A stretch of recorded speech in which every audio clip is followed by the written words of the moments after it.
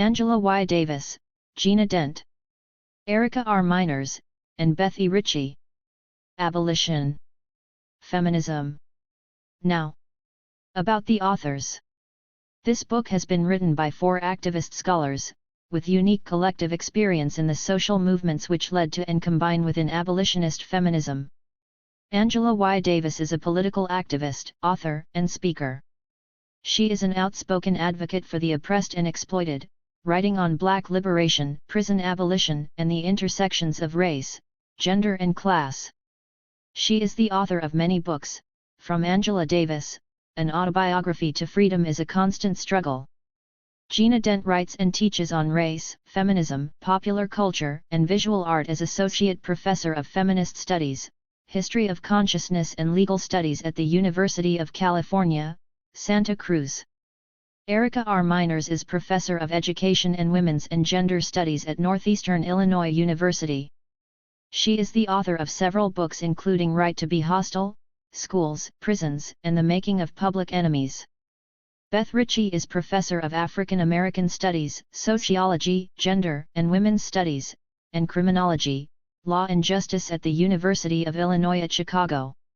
Her most recent book is Arrested Justice: Black Women, Violence, and America's Prison Nation. Praise for Abolition. Feminism.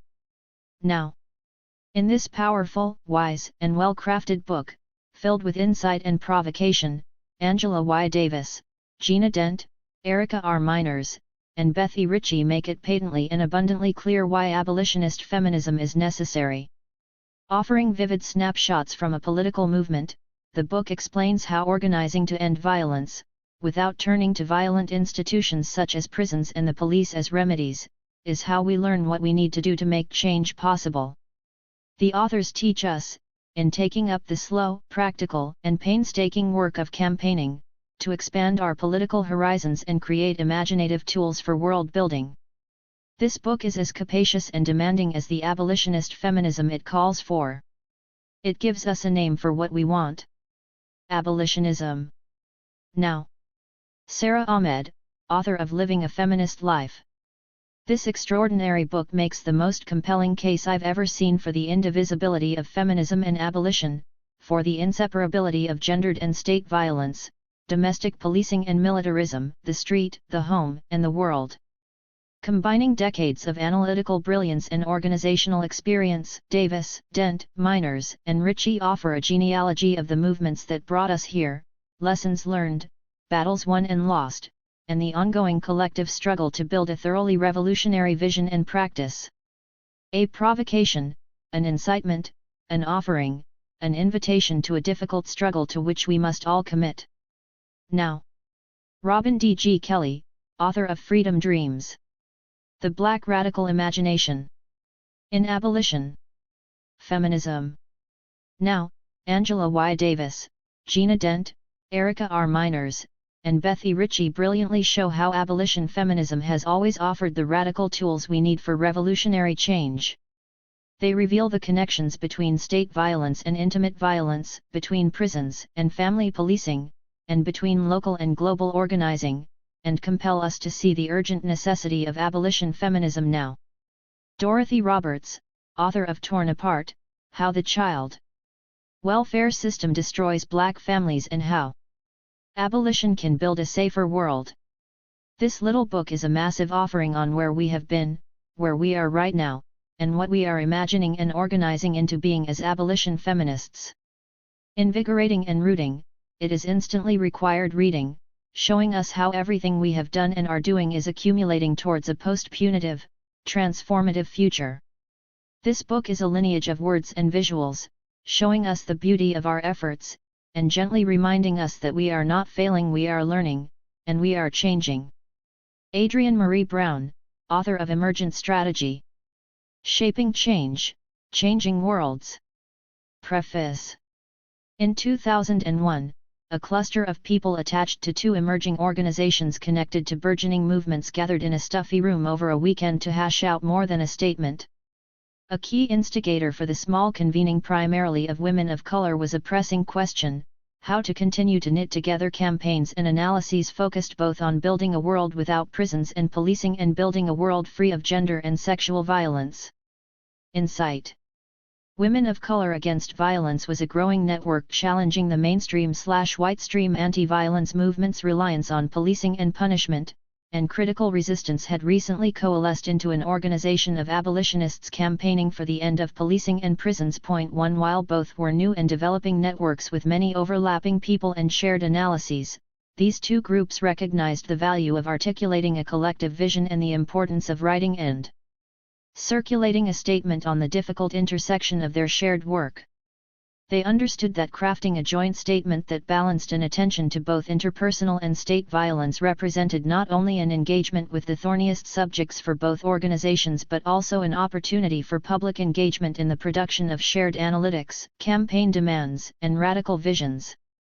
Members of the two newly formed groups spent an intense weekend at Mills College in Oakland, California, hammering out the Insight, Critical Resistance statement on gender violence and the prison industrial complex, which clearly named the vision and the challenge. Point 2. The statement reads in part: "It is critical that we develop responses to gender violence that do not depend on a sexist, racist, classist, and homophobic criminal justice system. It is also important that we develop strategies that challenge the criminal justice system and that also provide safety for survivors of sexual and domestic violence." Outlining how radical freedom, mutual accountability, and passionate reciprocity can build toward the survival and care of all peoples, this 11-point statement identified at its core precisely why abolition must be feminist and why feminism must be abolitionist. Like most collaborative political work, the Insight, Critical Resistance statement arrived in 2001 long past its due date and initially landed quietly. Originally published both as a poster and a manifesto, the statement circulated in feminist and abolitionist movement spaces, propelled by the clarity and compelling nature of its demands and the growing cadre of organizers with whom the statement resonated.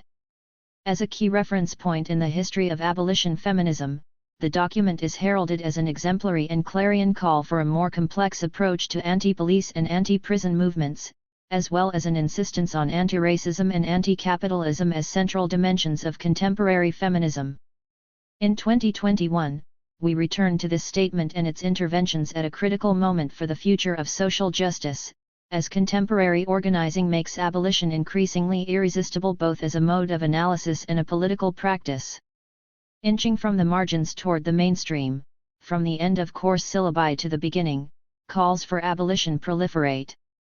Guardian headlines announce unprecedented support for defunding the police. Teen Vogue publishes multiple articles, all identifiable with the tag abolition, on topics ranging from how police do not make us safer to why hate crime laws will not end anti-Asian violence. 3 Crowds in the street chant abolition. The proliferation of abolitionist lawyering has been spurred in part by the National Lawyers Guild's resolution endorsing abolition in 2015, by formerly incarcerated people opening law offices like Pittsburgh's Abolitionist Law Center, and in webinars and organizing sponsored by groups such as Law for Black Lives. School boards from Oakland to Minneapolis are voting to cancel contracts with police departments. Colleges and universities are questioning the role of campus police and reconsidering contractual relationships with local law enforcement. Yet as abolition becomes more influential as a goal, its collective feminist lineages are increasingly less visible, even during moments made possible precisely because of feminist organizing, especially that of young queer people of color whose pivotal labor and analysis is so often erased. As some recognized 20 years ago, abolition is most effectively advanced by naming and elevating an analysis and practice that is collective and feminist. We return to the profound intervention of the Insight, Critical Resistance statement: abolition is unimaginable without our radical, anti-capitalist, anti-racist, decolonial, queer feminism. This small book argues that abolitionist traditions have relied on feminist analysis and organizing from their inception, and that the version of feminism we embrace is also not possible without an abolitionist imagination. Bridging the overlapping but sometimes discontinuous worlds of scholars and organizers, we explore recent movements and organizational formations, including those anchored by Insight. Women of Color Against Violence and Critical Resistance, revealing an ecosystem of abolition feminism that is often relegated to the background. As freedom is a constant struggle, abolition feminism has always been a politics, the refusal to consign humans and other beings to disposability inseparable from practice. Point 4. We look to the interventions offered by earlier feminist organizers. The Combahee River Collective Statement, 1977, for example, was one of several key political treatises that established a political path for radical feminist organizing and that functioned, like all manifestos and open statements, as both a declaration and a process. Point 5. While for many the Combahee River Collective Statement is a historical document establishing contemporary Black, lesbian/queer, anti-capitalist feminism, the organizing that shaped its creation was as central as the content of the statement. Centering the lives of Black women and other women of color, their collective organizing generated a sense of urgency for the kind of truth-telling in which on-the-ground feminist campaigns for liberation engaged deeply with larger, overarching political principles and debates. This broad, optimistic, action-oriented, complex sense of abolition feminism and its theory of change reverberates in the efforts of organizations that actively work to free people like the Brisbane, Australia-based Sisters Inside and the UK's Sisters Uncut, and across contemporary statements, open letters, posters, and manifestos from networks like the Crunk Feminist Collective, the Movement for Black Lives, the Statement of Solidarity with Palestine from the Abolition and Disability Justice Coalition, and, of course, the Insight, Critical Resistance Statement. We frame this book as a critical genealogy rather than a manifesto, one that emphasizes how important it is to trace political lineages.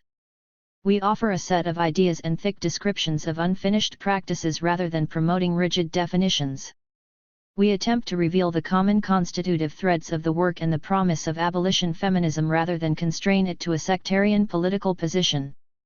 From storefronts in Chicago and prisons in Manchester to Sao Paulo streets and Johannesburg classrooms, our work proceeds genealogically to address subjugated histories of organizing that must inform and strengthen our present mobilizations. We use the term ecosystem to avoid a prescriptive or reifying framework and to amplify a dynamic ecology of political work, highlighting legacies, analytics, and questions often erased or obscured. We also use the term ecosystem to mark the complexity of a landscape populated with intertwined networks, campaigns, mobilizations, and organizations.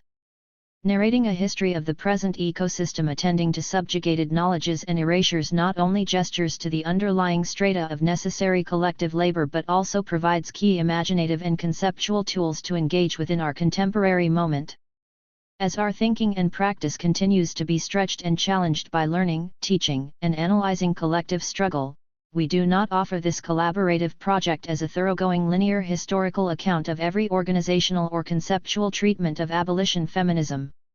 Instead, abolition feminism now puts abolition feminism as a concept into conversation with both the historical and contemporary ideological and political praxis that demands explicit and expansive ideas about how to go about freedom-making. As a critical genealogy, we start with a recognition that these overlapping histories of abolitionist and feminist movements are deeply intertwined, but they do not unfold alongside each other in neat chronological order.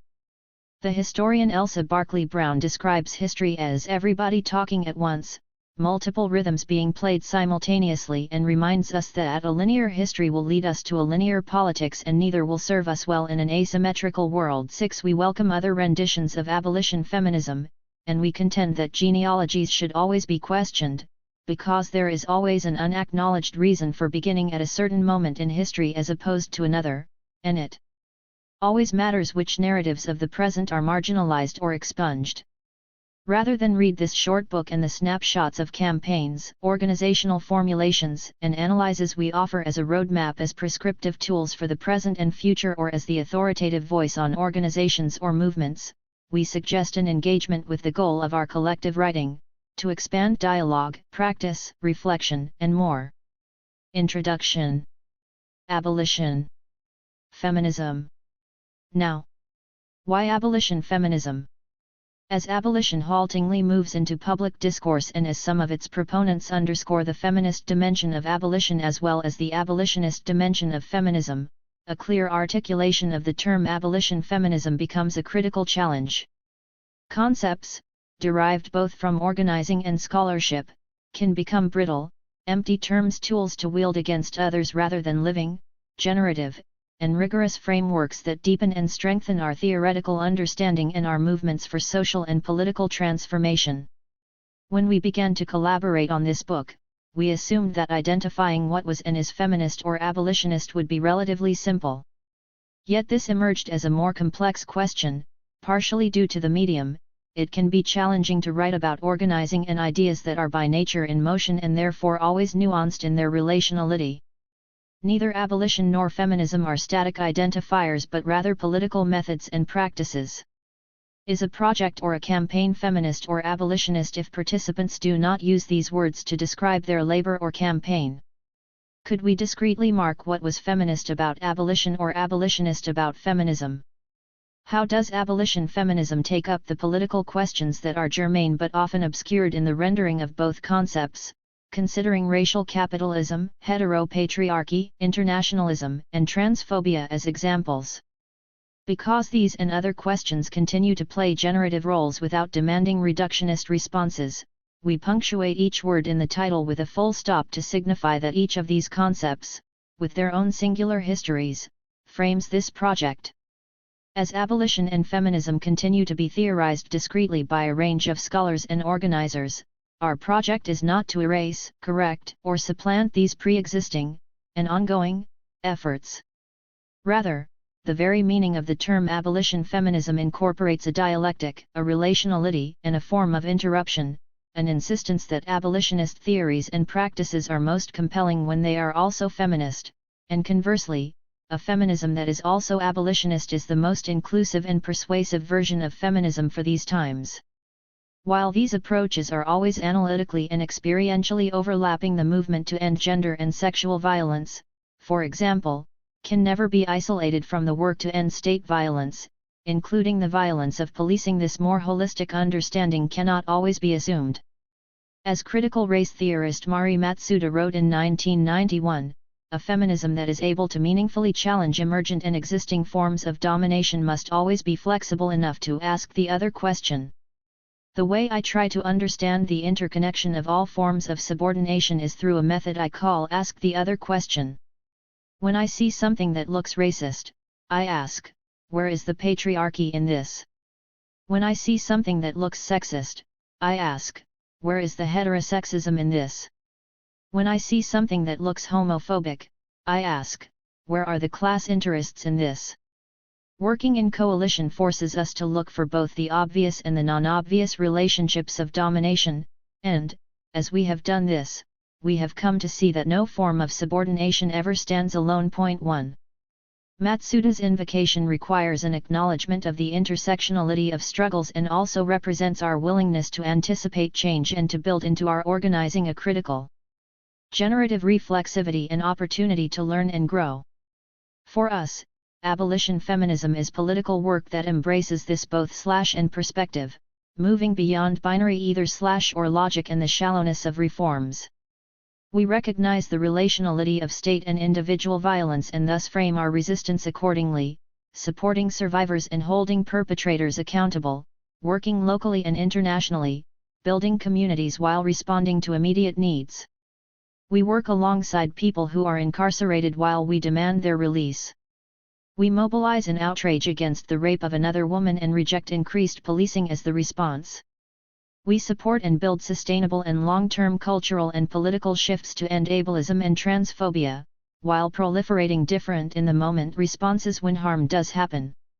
Sometimes messy and risky, these collective practices of creativity and reflection shape new visions of safety, animating complex landscapes that shape abolition feminism. An ability to look both inward and outward, to meet both immediate demands and confront broad systems of injustice, and to think in complicated and layered ways about abolition represents a feminist approach to change. Our approach builds on notions of double and triple jeopardy put forth by Fran Beal and the Third World Women's Alliance, along with Deborah King's theory of multiple jeopardy, or the idea that forms of domination and oppression both interrelate and compound, what Kimberlé Crenshaw would later define as intersectionality in the legal context, point to these ideas have important lineages, often stretching back to the 19th century. Abolition feminism is a praxis, a politically informed practice that demands intentional movement and insightful responses to the violence of systemic oppression. Building on these foundational approaches, this theory of change proclaims that we can and must do multiple things at the same time. We work locally and internationally. We hold people accountable and believe that people can change. We believe in being radical and active. We reflect, learn, and adjust our practices. We react to injustice. We build different ways of living. We are clear that organizing to end gender violence must include work against the prison industrial complex, against border patrols, against the incarceration of disability, against the criminalization of radical democratic protest, and as centrally, for mutual aid, cop-free schools, reproductive justice, and dignity for trans lives. Point 3. All this is possible because the we is not a set of individuals but rather a collective that grounds and defines its members and the projects, goals, and campaigns that are connected to the everyday, thus encompassing joy and struggle inextricably. Abolition feminism does not shy away from contradictions, which are often the spark for change. Holding on to this both/and, we can and do support our collective immediate and everyday needs for safety, support, and resources while simultaneously working to dismantle carceral systems. Unhoused people should be afforded a safe place to sleep while we organize campaigns to build housing for all. Campaigns to close jails and prisons can move forward as we continue to teach classes inside prisons and as we support restorative justice processes and organize around parole hearings. Protests continue against sexual assault and murders committed by police officers while we build international solidarity movements against the exportation of militarized police tactics. Discovering and in fact embracing this ambiguous terrain located in the space between necessary responses to immediate needs and collective and radical demands for structural and ultimately revolutionary change is a hallmark of abolition feminism. Rather than being limitations, prescriptive horizons, or opportunities for empty quick fixes that resolve little, these contradictions are generative and necessary sites for collective analysis and labor. The negotiation of this terrain also continues to create experimental and collective practices of safety, accountability, and healing untethered from the existing criminal legal system. Often named formally as community accountability or transformative justice, these tools and practices, with accompanying analysis, provide and proliferate responses without engaging the carceral or punitive state. Engagement is both reactive, what to do at the moment when harm and violence happen, and also provides examples and ideas for wider, longer-term preventative frameworks, or how to stop harm from happening. The practices of community accountability and transformative justice emanate from our political frameworks and offer multiple concrete ways for more people to become involved. This growing and internationalist abolition feminist ecosystem, sustained overwhelmingly by unpaid labor, continues to produce radical tools and other resources. Before dissolving in January 2020, Berlin's Transformative Justice Collective spent years documenting the multiple ways ordinary people try to respond to interpersonal harm, particularly gender and sexual violence, without resorting to police and prisons, and offered workshops and resources to share tactics and strategies. With reading and learning circles, discussion groups, and other workshops, Alternative Justice in India works to offer community-based, anti-carceral and feminist interventions to sexual harm and abuse in India. Through direct action, statements, and political education events, the United Kingdom's Sisters Uncut network concretely identifies and demands how budgetary resources can be removed from carceral forms and reinvested in communities, in healthcare, education, and the arts. Survived and Punished and Love and Protect support survivors who are criminalized for self-defense by developing campaigns that advocate for individuals, and they simultaneously make visible structural and systemic forms of state violence. Queer and trans networks, from the UK's Bent Bars Group to the Bay Area's Transgender, Gender Variant, and Intersex Justice Project, build and disseminate ways to guarantee safety, when calling the police is not an option, and when some are locked up in institutions predicated on violence. Among this rich ecology of resources, how-to texts about practicing transformative justice and community accountability circulate and ignite discussion and practice, and spur further invention. People Against Prisons Aotearoa in Aotearoa/New Zealand offers pamphlets to accompany their workshops, including Transformative Justice Workshop, Practical Ways of Solving Interpersonal Harm and Conflict in Our Communities, which provide tools to address everyday forms of conflict without engaging law enforcement. Point 4 Fumbling Towards Repair by Mariam Kaba and Shira Hassan is a workbook for community accountability facilitators. 5 Ejuris Dixon and Leah Lakshmi Pipes Nasamarazen Has Beyond Survival, Strategies and Stories from the Transformative Justice Movement, and the edited collection by Ching-In Chen and comrades entitled The Revolution Starts at Home, Confronting Intimate Violence Within Activist Communities, are full of stories reflecting on and analyzing how people are experimenting, sometimes unsuccessfully, with addressing conflict and harm within organizing communities. Point 6 The 576-page toolkit by Creative Interventions and the Storytelling and Organizing Project in Oakland offer tools, language, and a wealth of material to begin to study, and to practice.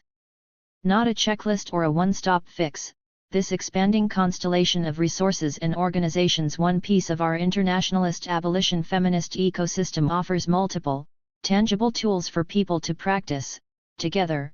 Now. Point 7 These resources and too many others are shared, critiqued, translated, and modified at grassroots convenings and gatherings across the globe, almost all organized by uncompensated labor.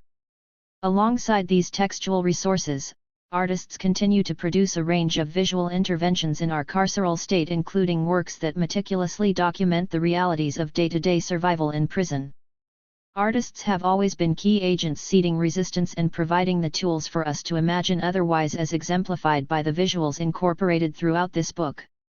Our posters, memes, banners, statements, slogans, Signal and Snapchat groups, and more also create, to tweak a phrase from the visual arts scholar Nicole Fleetwood, an anti-carceral aesthetics, or, as we would frame it, an abolition feminist aesthetics to grow our collective capacities to visualize the regime of heterogendered and racialized punishment that is the U.S. prison/police state, and also the myriad ways that people poor, queer, First Nations, brown, black, and/or non-citizens attempt to flourish and resist in spite of all of these obstacles. Over the past decade, the audience has also exploded for the work of writers who center speculative black female, and queer, futures such as Octavia Butler, N.K. Jemisin, and D. Okorafor. The growth of interest in these authors and artists who center the struggle for black futurity and the increasingly wide body of work that has emerged in dialogue with these speculative texts cannot be separated from the material demands that emerged during this time period. Fund Black Futures. Point 9 Abolition. Feminism. Now, while local organizing continues to transform the discursive environment, furthering and legitimizing abolitionist-oriented discourse on prisons and policing, cultural and artistic projects also help to denaturalize the carceral state and to frame this institutionalized violence as an essential topic for mainstream discussions.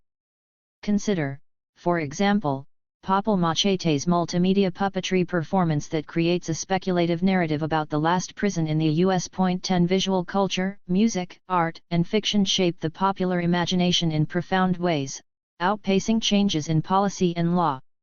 Illustration of Sci-Fi's Kindling of Radical Imagination by Ira M. Lee, 2015.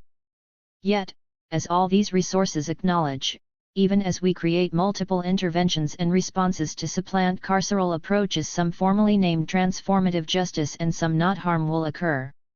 Women will be sexually assaulted, trans people will be beaten, disabled people will be held hostage in their households, and black and other people of color will hurt each other. Our work is not to pretend these forms of violence will not happen. Our own contexts, projects, worksites, and organizing are not immune.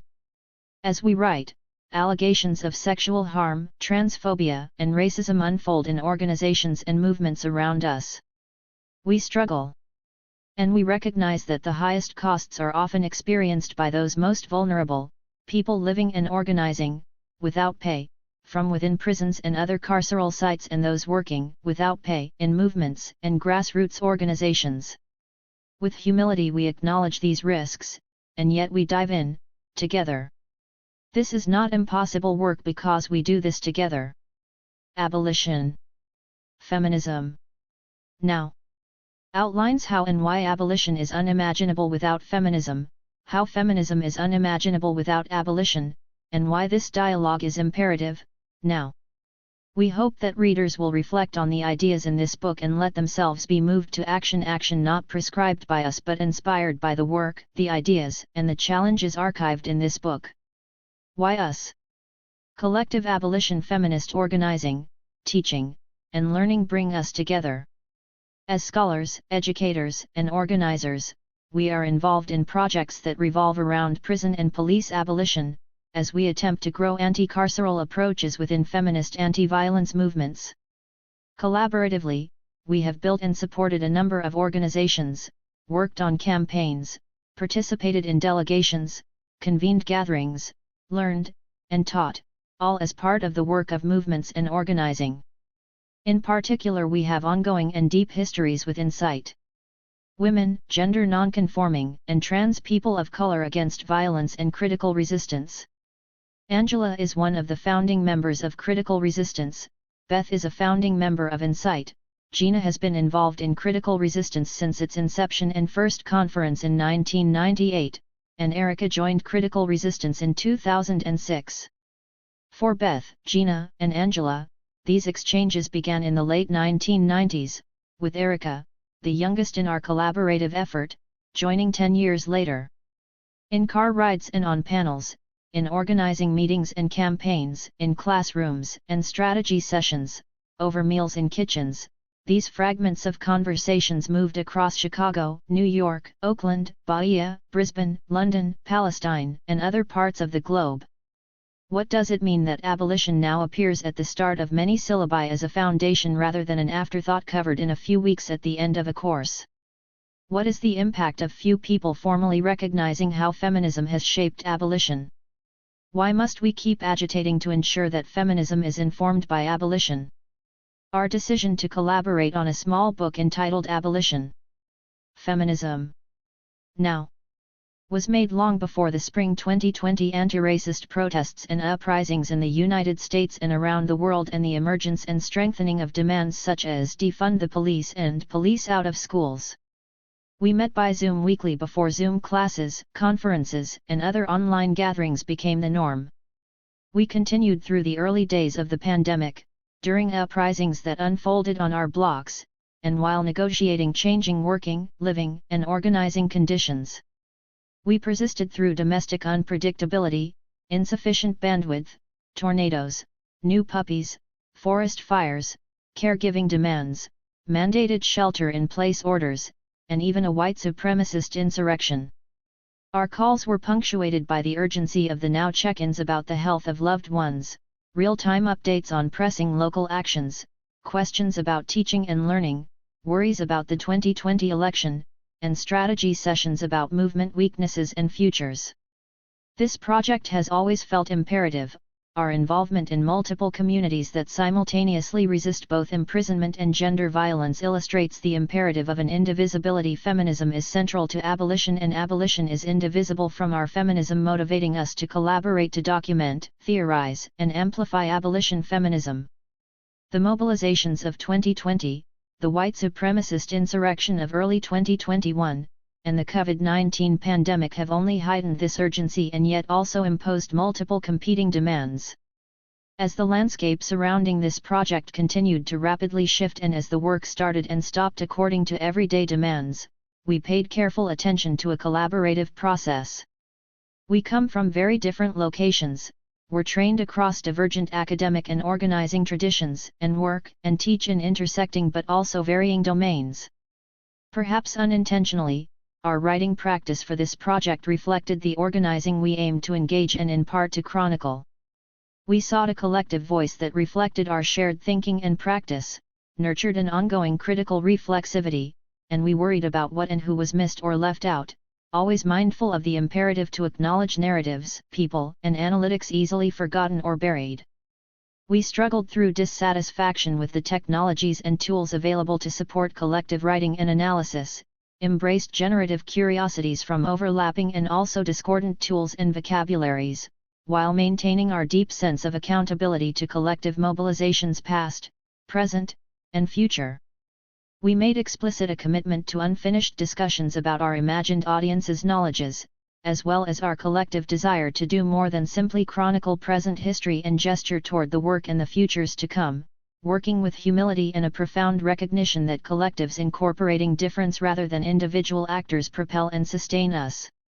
These modes of productive convergence and dissonance are laced throughout our writing and also reflected in the movements and mobilizations chronicled. Our key point of unity is an ongoing commitment to the practice and the politics of abolition feminism and a trust engendered from sharing labors, visions, lessons, spaces, and care over the last decade. This is the always slow time of collectivity, urgent and ungainly, deliberate and wholly in. Why collective? Key to this abolition feminist ecosystem are networks, organizations, and collectives. This work is never a solo project. Individuals tire, fade. Movements deepen and continue. Sometimes the group is only a few folks working together in a church basement, but these gatherings, networks, and ad hoc or formal groups create insurgent sites of political education that build relationships, share language, strategy, tools, and analysis, and create openings for people to learn and to practice. What tools are available to hold someone accountable if we don't call the police? Collectivism is a through line across generations, peoples, and mobilizations, undervalued and unrecognized but key to freedom making. We are careful here not to romanticize any network or campaign. People do the labor and therefore it, like all of us, is always flawed. And a turn to the community is fraught, sometimes mythic. Community is at once a radical vision, a fugitive possibility, and a struggle. Abolition feminism in practice. The networks and collectives represented in this genealogy, only a fraction of the emergent work across the abolitionist feminist landscape, remind us that abolition will not end all harm or interpersonal violence. We must do the work to both prevent and reduce harm, while we practice and grow transformative ways to respond when harm does happen. Abolition feminism is this intentional investment of our resources to support a flourishing of our collective best selves, while reclaiming accountability from the carceral regime. Collective organizing is always about learning and change, and we know the risks are borne unevenly. And while a recognition of the complexity of standpoint epistemology does not cosign learned ignorance, for example cisgender and/or white people whose fragility and incompetence is the result of a willful commitment to not knowing, not listening, or not learning, political consciousness is an ongoing, collective, and pedagogical process rather than a finish line.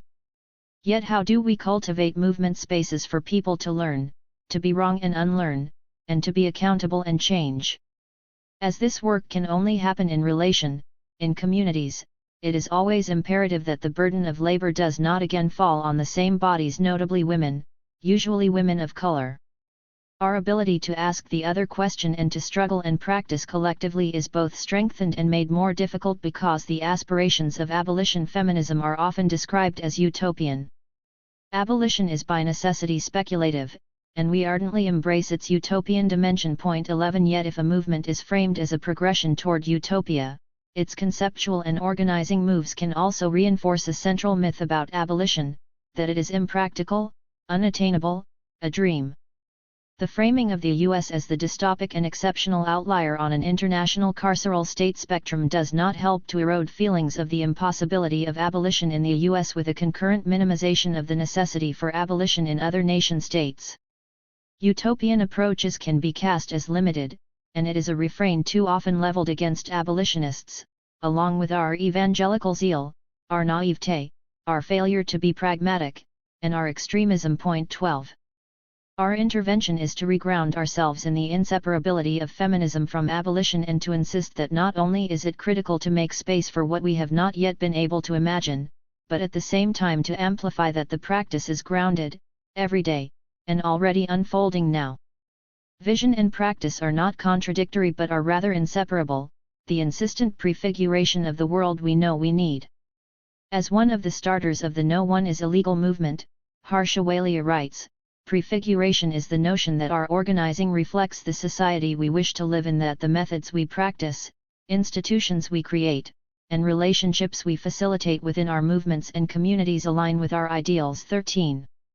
The organizations referenced in this project, and the many more in neighborhoods across the globe, form a dynamic constellation shaped by and through abolition feminism that circulates and deploys everyday tools to end our reliance on policing and punishment and create more authentically safe communities.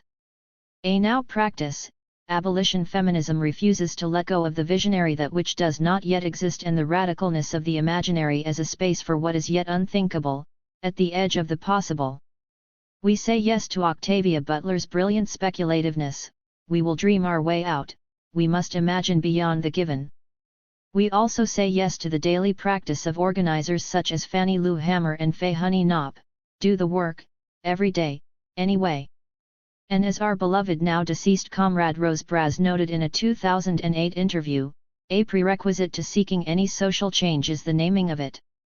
In other words, even though the goal we seek may be far away, unless we name it and fight for it today, it will never come. 14. The productive tension of holding on to a radical, real, and deep vision while engaging in the messy daily practice is the feminist praxis, the work of everyday people to try, to build, to make. And this requires collectivity. Always. Why now? Abolition feminism is our political moment. After the racist execution carried out in Minneapolis, Minnesota, by uniformed representatives of state power and recorded on cell phones by bystanders, the name of George Floyd echoed around the world. How also to echo the murders and ongoing assaults on Asian and Asian American women, or the violent arrests of black trans people, the detention of Latinx and other immigrant children at the border, or the disappearance of women in Ciudad Juarez, Mexico? Even though for the first time in our memory, officials almost immediately declared the police killing of George Floyd to be a murder and the mass murder of Asian women in Atlanta in 2021 to be a hate crime, the collective awakening was occasioned by the fact that tens of millions and perhaps more witnessed the last 9 minutes of George Floyd's life and the clear targeting of Asian women. 15. Even for those who may be unfamiliar with the history of racist violence in the United States, these scenes aroused the historical specter of lynching and femicide. But this time, we were all implicated. And to fail to respond was tantamount to implicit assent. As we prepare this manuscript for publication, like the vast numbers of protesters and those sympathizing with activists in the streets throughout the world, we are still reeling from the sense that historical time has fast-forwarded, even as the present illuminates how much we are still held captive by unresolved questions from the past. Demands put forward in 2020 by the No. 8 to Abolition campaign, aimed toward dismantling systems of state violence. This collective moment has been ushered in through a long trajectory of campaigns, mobilizations, and actions, often precipitated by violence and death. Although we know the names of vast numbers of black men who have lost their lives to police violence, the women, gender nonconforming people, trans people, and sex workers who are killed are most often relegated to the background.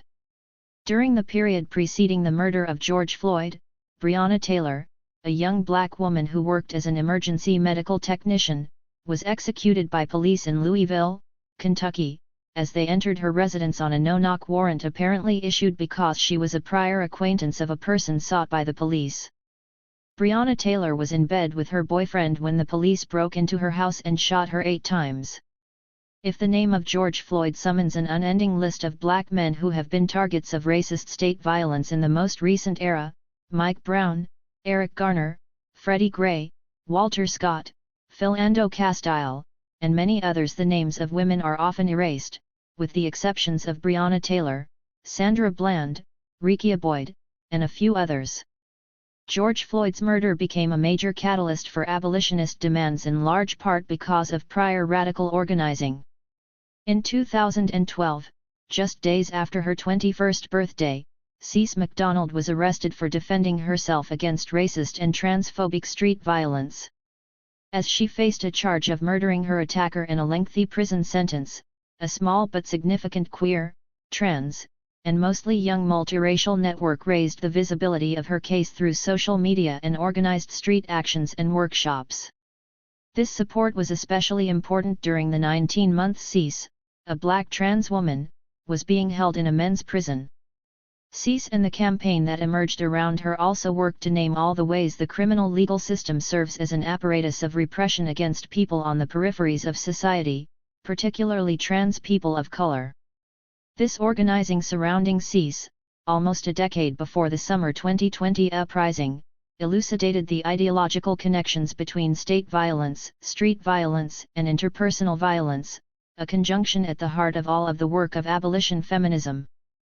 Campaigns centering black women who are the targets of the interlocking forms of interpersonal and state violence have emerged in the U.S., as they have in the rest of the imprisoned world, where race, gender, and marginality play a similar role in criminalization. On January 11, 2016, Sarah Reed, a 32-year-old black woman with a history of psychiatric disability, became the last woman to die in London's Holloway Prison, the largest women's prison in Western Europe until it was permanently closed 6 months later. Sarah was found dead in her cell with strips of linen around her neck. She was on remand in Holloway after having been charged with grievous bodily harm because she had attempted to defend herself from sexual assault by a patient in the secure unit of a mental health facility. Although the inquest found that her death was self-inflicted, officials were not persuaded that she actually intended to take her own life.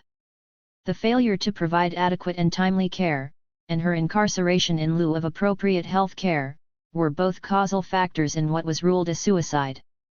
In the aftermath of this death in custody, Sisters Uncut, an anti-racist and feminist direct action group that organizes against cuts to domestic violence services, occupied the Visitors Center at Holloway in memory of Sarah Reed and the 10 other women who had died in Holloway since 2004. Demanding that this space of state violence be transformed into a building providing anti-violence services for women and non-binary people. While all of us have been involved in many such cases, the temporalities of our struggles were shattered during this period. What we understand as real time changed in drastic ways during the time that we were working on this book. As noted, the original idea was brewing for years, originating during our discussions at conferences, over meals at events, while reading books together and thinking through campaign strategies, during long drives to meet with our students in courses that we teach at Stateville Prison.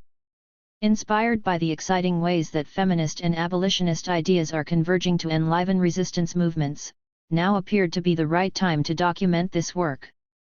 The title of our book, Abolition, Feminism, now reflects these feminist theories and practices in many parts of the world that acknowledge, like Sisters Uncut, the Cease MacDonald campaign, and the movement for justice for Breonna Taylor and others, the multiple ways in which struggles against individual and intimate violence are integrally tied to struggles against state violence. Across the globe, forms of resistance to state violence accentuate the historical and contemporary entanglements of systems of oppression. The work, for example, of Rio de Janeiro Council member Marielle Franco, a queer, feminist, anti-racist organizer assassinated in March 2018, who passionately challenged the militarization of Brazilian police forces, has deeply inspired many of us engaged in similar work in the United States. Marielle Franco's feminist approach and her articulation of race and gender made it absolutely clear that the defense of black women must be linked to the struggle against police violence even when its immediate targets are predominantly male.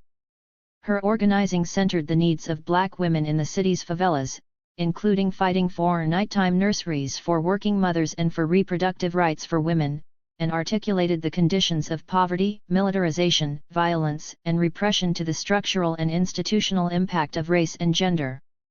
Those who are attempting to radicalize electoral politics have been further emboldened by the fact that in the aftermath of Marielle's assassination an unprecedented number of black women ran for office in Brazil, often referred to as the Seeds of Marielle. Semillas de Marielle Erica Malunguinho da Silva, for example, became the first black trans woman to be elected to the São Paulo Legislative Assembly.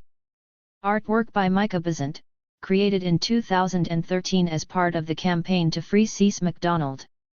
Us-centric discourses and organizing can saturate contemporary abolitionist political movements, reinforcing and deepening U.S. imperialism and potentially eliding local histories of violence and resistance. Thus, internationalist engagements are imperative to illustrate the continuing and global repercussions of colonialism and imperialism embedded in police and carceral institutions. In 2020, in the context of a global Black Lives Matter insurgency, a South African collective published an action report, Reimagining Justice in South Africa Beyond Policing. Highlighting the long history of the violence of incarceration and policing in South Africa, the collective, Cops Are Flops, has maintained that the South African police service purportedly kills 3 times more people per capita than U.S. police forces. The report noted, "It is not about fitting a South African narrative into an American narrative. We are fundamentally having the same conversation 16 by asserting that police violence in different places can be understood as different facets of the same conversation. As Cops Are Flops suggests, we develop more capacious analytical approaches as our strategies and the ranks of our struggles expand. Local mobilizations have global tentacles. For example, campaigns to challenge the militarization of U.S. police have often focused attention on the Israeli army's role to train police departments around the world, including the very small force in Ferguson, Missouri. In the San Francisco Bay Area, Critical Resistance, the Arab Resource and Organizing Center, Zikana Moratorium Coalition, and other organizations led a protracted campaign that eventually caused the termination of Urban Shield, the Weapons Expo and SWAT training program that took place annually on September 11, attracting law enforcement agencies from throughout the world including from the State of Israel. This campaign reflected shifts from positions that simply call for more humane police practices without changing existing law enforcement structures toward a more complex understanding of the way local police departments are affected by and in turn strengthen tendencies toward militarization. Thus the 2019 victory in the campaign to stop Urban Shield represented not only a local win but a significant moment in the forging of internationalist approaches toward state violence. Cover artwork by Michaela Boerni for Reimagining Justice in South Africa Beyond Policing, 2020. This internationalism can help trace and build a vibrant and complex genealogy, reminding us to think beyond what constitutes the given within particular geopolitical contexts. The goal is not to aspire to any of these conditions. Furloughs from prison for people serving long sentences is not an end goal. Yet an internationalist lens at least does the needed work to jar us out of familiar, everyday horizons and build analyses, linkages, and organizing. For example, recognizing that those in Montreal and London are involved in the same conversation as our South African counterparts strengthens our capacity to argue that policing can be driven by structural racism even when the majority of police officers are Black people. Perhaps one of the most compelling examples can be found in the work of the newly formed Palestinian Feminist Collective Action Network and its radical commitment to anti-colonialism and life-affirming decolonization in the face of Zionist violence. These and other opportunities to learn from organizing beyond our own violent borders also function as reminders that current arrangements are historically produced and can therefore be altered, and that racial capitalism, like COVID-19, holds no fidelity to any nation-state. 17. Because abolition feminism is a politics and a practice, we have structured this book around short chapters that offer snapshots from our collective and individual practices, campaigns, projects, learnings, and engagements.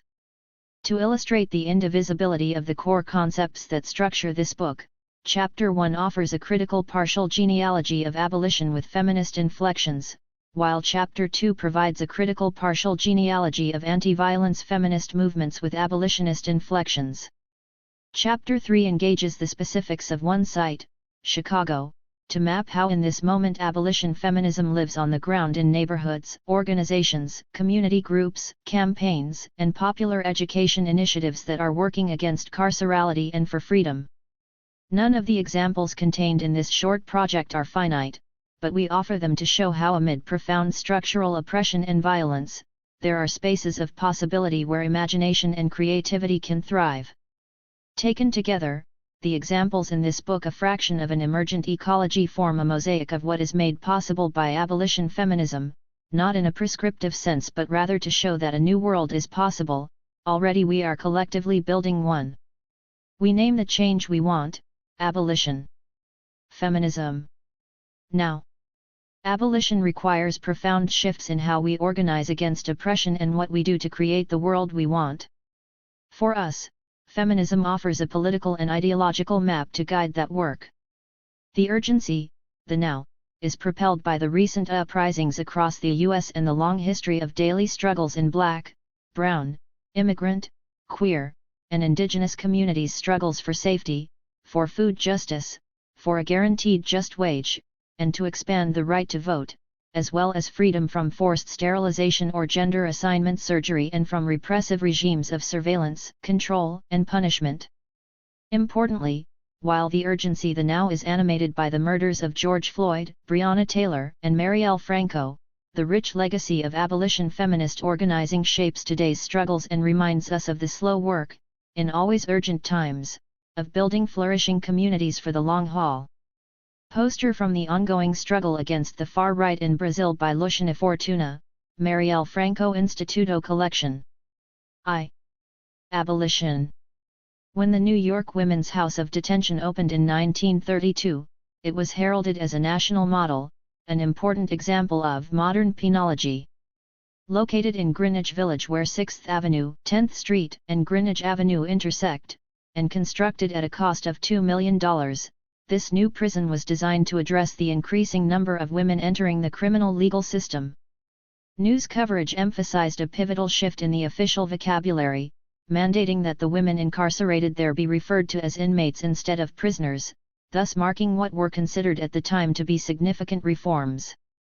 The Women's House of Detention was also praised for its incorporation of emergent scientific research, particularly the practice of carceral isolation as a response to the assumption that one of the leading causes of crime was the ease with which young offenders become influenced by older lawbreakers in prison. In what has become a familiar echo, building an innovative new prison in line with the best emerging science was framed as the necessary and most developed idea of reform. 1. Yet despite the prison's goal of isolation, its nearness to the street and to the core of the city created tangible pathways for communication and exchange. Visitations by people inhabiting the free world were not always confined to officially sanctioned meetings inside the prison via telephone and through the small and eventually degraded plexiglass panes, which required both parties to remain standing for the duration of the visit. There were also decidedly unsanctioned street visits during which people screamed up from Greenwich Avenue calling upon anyone inside who happened to be listening to ask the person they wanted to visit to come to her window. Audre Lorde described this communication strategy in 1982. Information and endearments flew up and down, the conversants apparently oblivious to the ears of the passers-by as they discussed the availability of lawyers, the length of stay, family, conditions, and the undying quality of true love. The Women's House of Detention, right smack in the middle of the village, always felt like one up for our side, a defiant pocket of female resistance, ever present as a reminder of possibility, as well as punishment. 2. Because its proximity to the street provided access to communication that was unregulated and to a great extent unsurveilled by the prison, it also created conduits for organizing. However temporal and fractured, inside and outside organizers found ways to interrupt and destabilize the prison's regimes of isolation. In 1969, during the days between Christmas and the New Year, the emergent Gay Liberation Front protested for 24 hours a day in front of the prison in response to the incarceration of Afeni Shakur and Joan Bird, two Black Panthers whose cases attracted substantial media attention. During the time Angela Davis spent in the House of D, as it was nicknamed, supporters helped to organize a bail campaign that was coordinated in part through this unregulated communication between the incarcerated and the streets. Prefiguring the Black Mamas Bailout Action campaign initiated in 2017 by Mary Hooks of Southerners on New Ground, song, those on the outside raised money for bail, and women on the inside collectively decided who would benefit from the bail campaign. 3 There were women who spent many months behind bars even though their charges were relatively minor, because they and their family members outside had few or no resources. From their perspective, a bail set at $500 might as well have been $500,000. The organizing and collective decision-making among the imprisoned women was especially important because those who got out on bail committed to raising funds for the bail campaign after their release. While the mission of isolation was supported by what was presented as scientific evidence, literally concretizing the modern penology that the House of D symbolized, the history of this institution was also always characterized by resistance. The collective practices established by people inside and outside of the House of D emerged from the tools and resources at hand: voices, people, money raised. While not explicitly named as abolitionist or often even as feminist, these collective practices are nevertheless important elements in the genealogy of abolition feminism. While bail funds had been created for political prisoners like H. Rap Brown, most incarcerated people did not have access to these networks. However, as far as we can determine, the campaign at the House of D was one of the earliest instances of bail campaigns for people with no public profile, like the contemporary Black Mamas bailout action and the emergence of grassroots bail bond funds across the United States. For the establishment of bail funds, the communication networks developed from shouting up to cell windows from the street, and the willful and collective refusal by those inside and outside to acquiesce in the isolation enacted by the prison constituted a powerful early abolition feminist intervention. Current efforts to abolish bail altogether, such as the 2020 announcement by San Francisco District Attorney Chesa Boudin that his office was terminating cash bail, owe a great deal to these earlier abolition feminist efforts. Black Mama's bailout action image designed by Mickey Jordan for Mother's Day in 2019. In 1974, the population of the Women's House of Detention was moved to Rikers Island Prison. The House of D was demolished. Joan Nessel suggests that imprisoned women's persistent interruptions to the daily life of Greenwich Village streets, considered bad for real estate and tourism, eventually prompted the mayor to close the prison. 5 After significant organizing, a garden was created on the former site of the House of D. These rich organizing histories have been largely scrubbed from abolitionist movement histories. Yet the emptiness of the 1932 argument for modern penology echoes in contemporary calls to create so-called kinder, nicer jails across the U.S., particularly in New York City, during struggles over an alternative plan to the now delegitimized Rikers Island prison. San Francisco, Denver, Bellingham, Los Angeles, and many other cities and counties are organizing against and sometimes successfully defeating proposed new jail and prison constructions, expansions, and associated financing schemes. Inconceivable to many even 10 years ago, jail closure, the elimination of money bond, clemency, and compassionate release are now debated in mainstream media outlets such as the Washington Post and lauded in progressive public policy forums as examples of necessary change. These ideological and material shifts represent enormous gains. Yet an abolition feminist lens teaches us that our work is not simply about winning specific campaigns but reframing the terrain upon which struggle for freedom happens. Indeed, one of the fundamental precepts of abolition is that winning a campaign is not the only measure of success. How we struggle, how our work enables future struggles, and how we stay clear about what we are fighting for matters. Working from this snapshot of the generative analysis and histories of people organizing for liberation around and within the House of D, this chapter offers one pathway for thinking about how abolitionist practice was shaped by feminism. Incorporating the organizational formation of critical resistance and other networks that built contemporary abolitionist movements, the influence of the historical insights of W.E.B. Du Bois, and analysis from contemporary campaigns, this chapter traces the feminist through lines propelling abolitionist practice.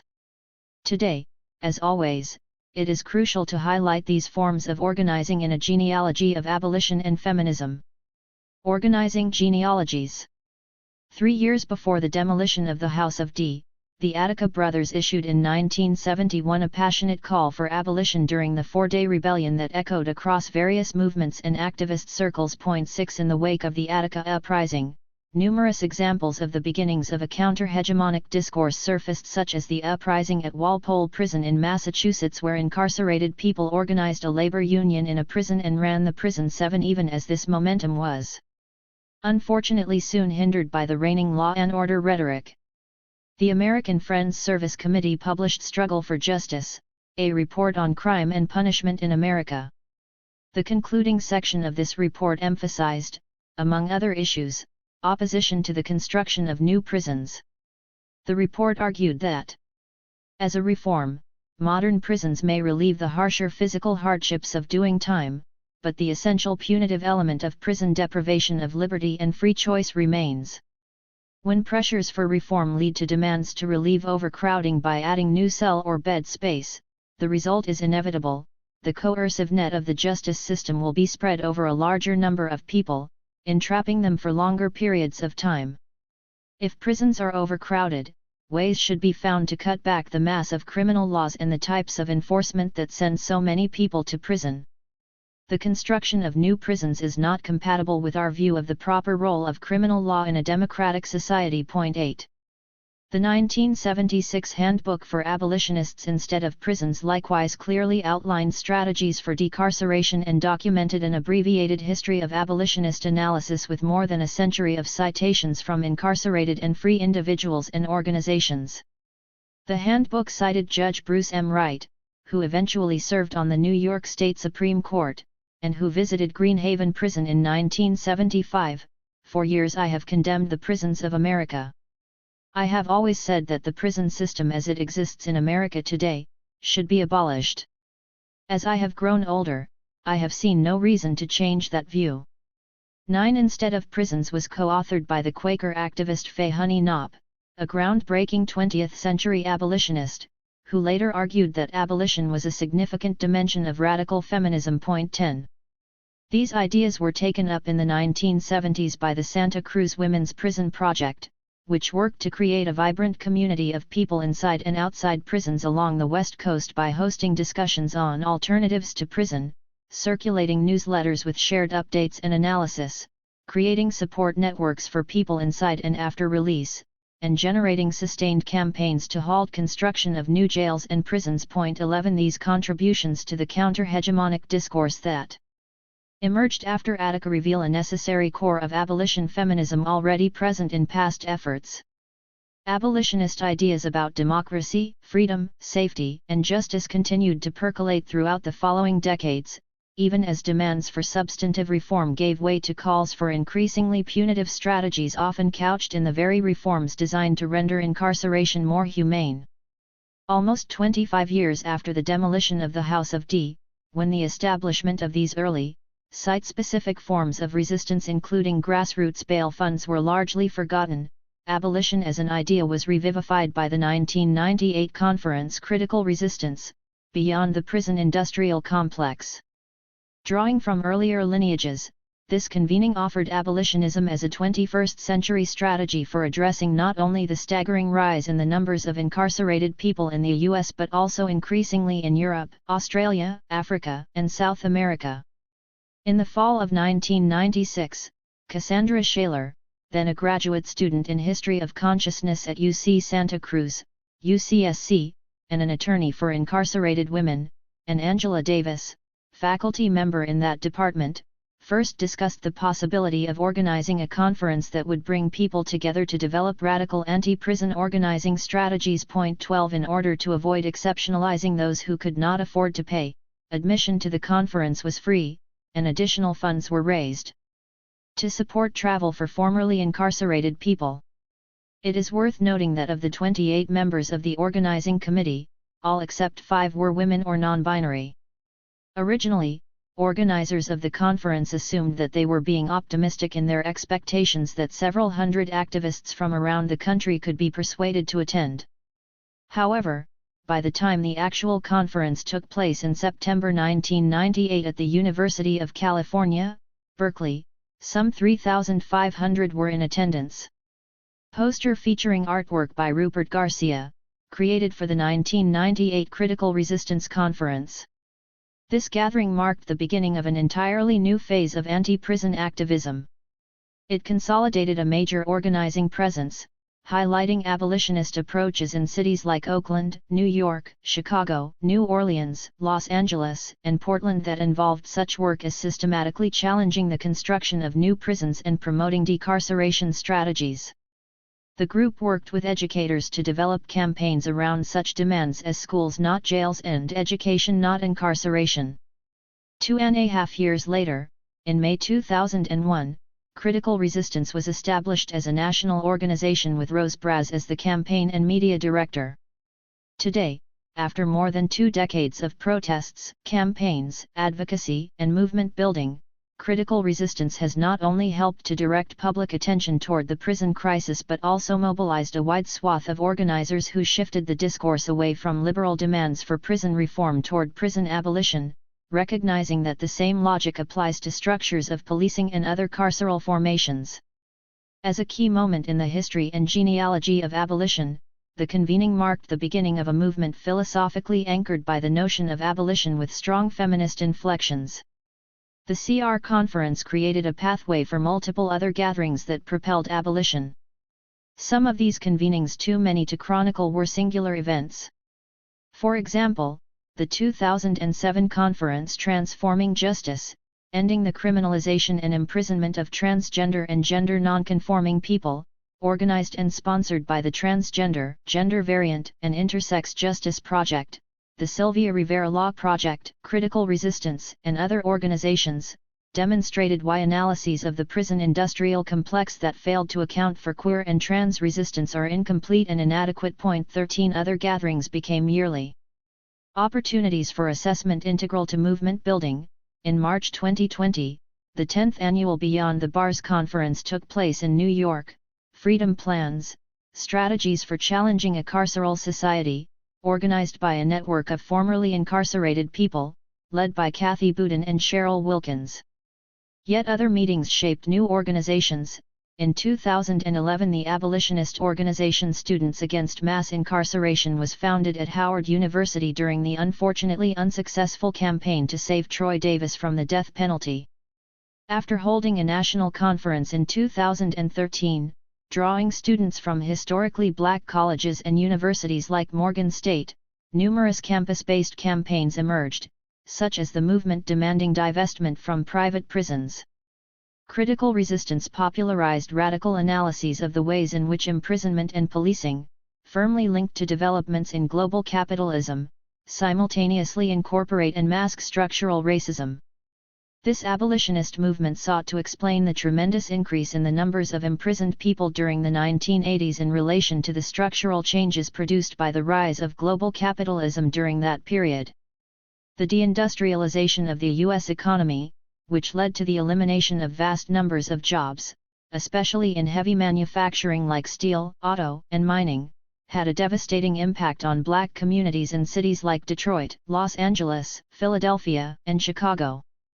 Because the rise of global capitalism also involved neoliberal strategies to disestablish services associated with the welfare state, unemployed people lost any vestiges of a safety net. Instead of directly addressing problems created by structural shifts in the economy, the stopgap solution of punishment consolidated the link between racism and criminalization. Poster created for the Critical Resistance 10-year anniversary conference in Oakland, California, in 2008 by Pete Rayland.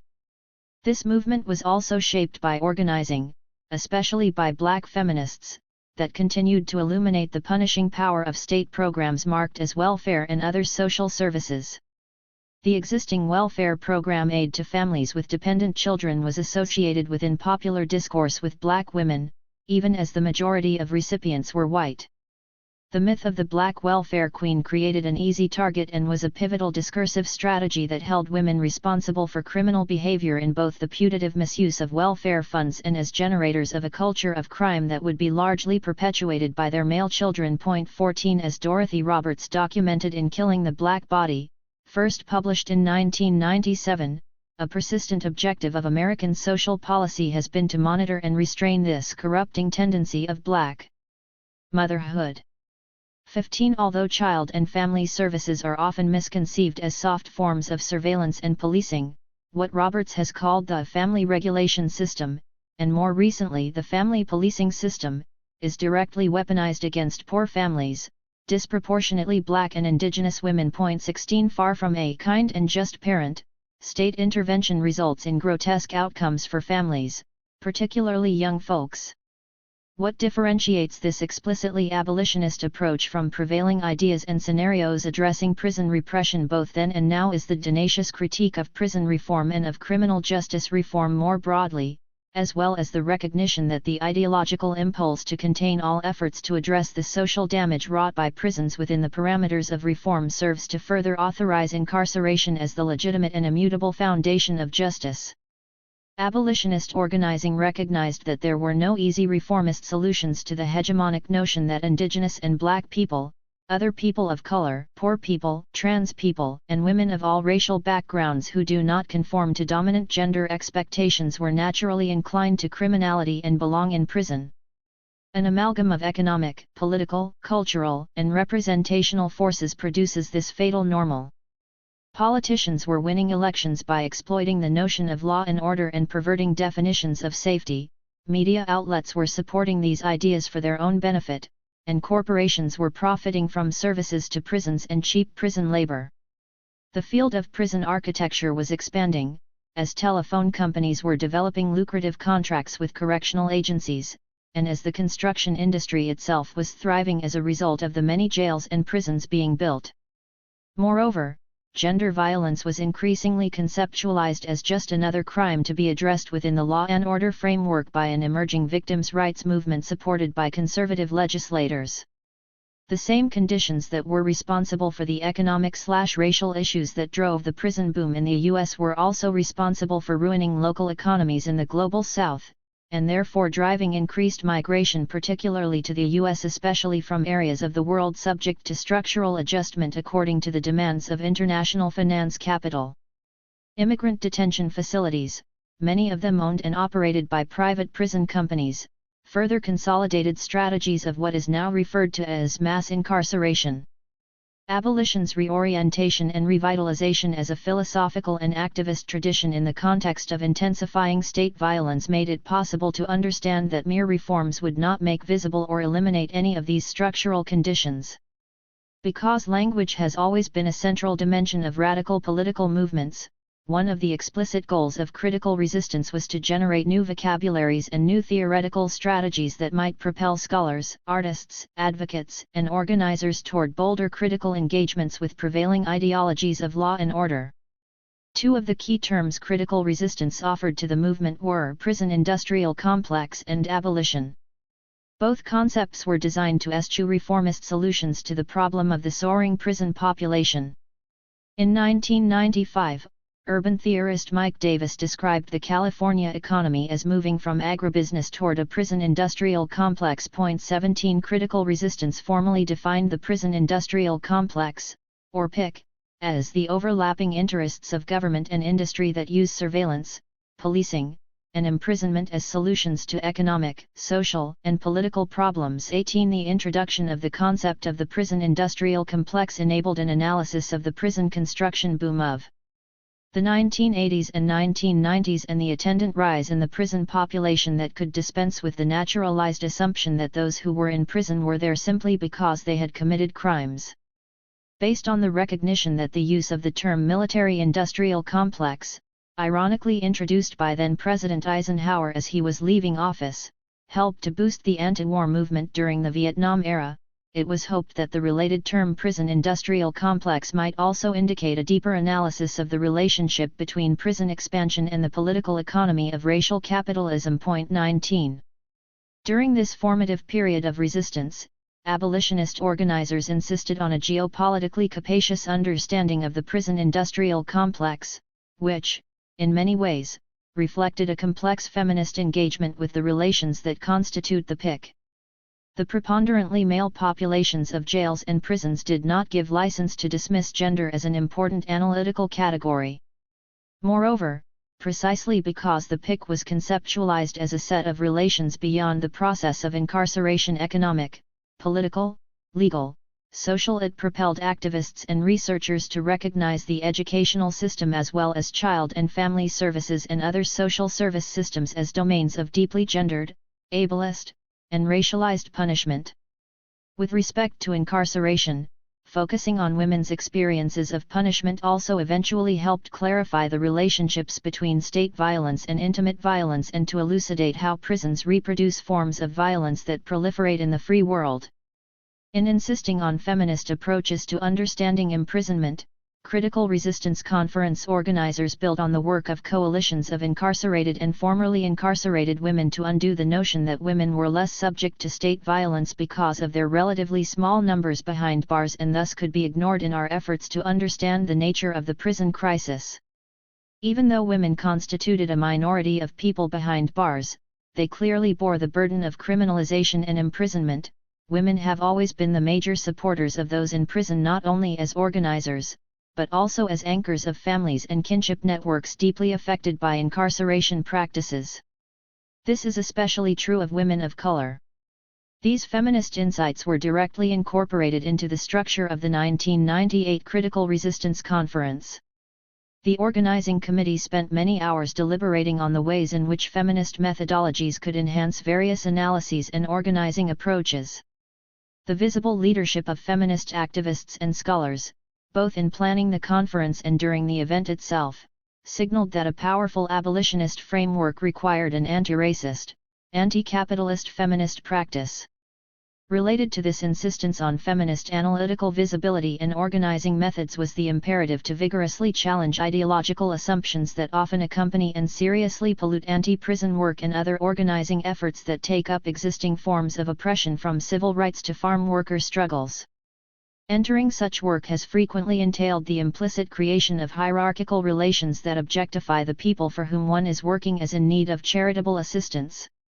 This missionary position implicitly defines the beneficiaries as inferior and the benefactors as superior in relationships that are structured in such a way as to render egalitarian sociality impossible. 20 In other words, people in prison always remain inmates or prisoners, just as women who experience gender violence are relegated to the status of victims and their advocates and helpers become categorically more capable than the objects of their charity.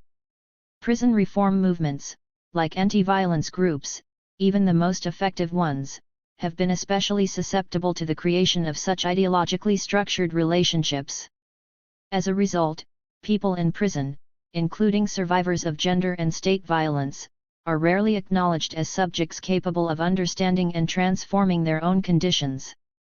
Precisely to avoid this charity syndrome, critical resistance organizers, a group that included formerly incarcerated people, insisted that people in prison be directly involved at every level, including in the program of the conference itself.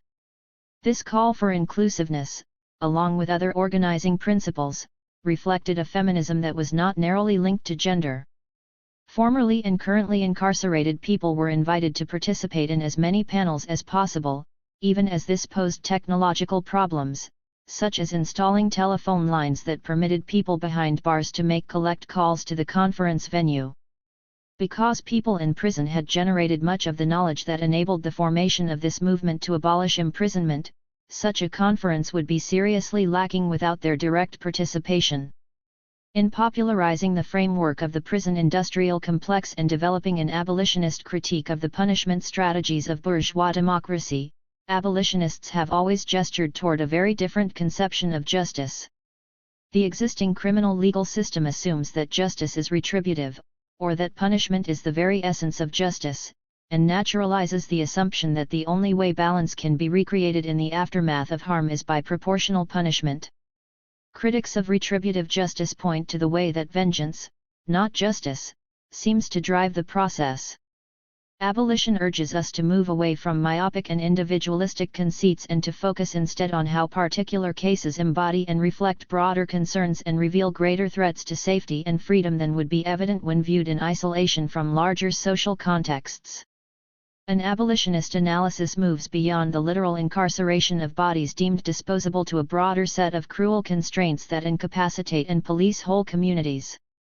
To generate wide-ranging conversations about the prison industrial complex, abolitionists, borrowing from cultural theorist Stuart Hall, effected a disarticulation of crime and punishment. 21 Popular discourses on the prison most frequently assumed that punishment existed in a causal relationship to crime, as implied by the adage "don't do the crime, if you can't do the time." Transforming public opinion regarding the reason for soaring numbers of people in prison required convincing enough people that crime was not the unqualified cause of punishment. This process of disarticulating crime and punishment created an opportunity to engage in a politics of re-articulation to counter the notion that prison was simply the appropriate sequel for the commission of crimes, with the recognition that there are many reasons people end up behind bars and many needs experienced by those who are harmed. Central to this process of re-articulation was the recognition that race, gender, class, and sexuality were more important determinants of who goes to prison than simply the commission of a crime. In fact, the current activist practice of referring to people in prison, and this is especially true of women, both cisgender and trans, as criminalized rather than criminal, helps us to understand the dangerous ideological work that the prison and the criminal legal system performs. This abolitionist and feminist attention to language and power is reflected in Eddie Ellis's open letter to our friends on the question of language, published in 2007. We are not called mad dogs, animals, predators, offenders, and other derogatory terms. We are referred to as inmates, convicts, prisoners, and felons, all terms devoid of humanness, which identify us as things rather than as people. These terms are accepted as the official language of the media, law enforcement, prison industrial complex, and public policy agencies. However, they are no longer acceptable for us, and we are asking people to stop using them. In an effort to assist our transition from prison to our communities as responsible citizens and to create a more positive human image of ourselves, we are asking everyone to stop using these negative terms and to simply refer to us as people. People currently or formerly incarcerated, people on parole, people recently released from prison, people in prison, people with criminal convictions, but people. 22.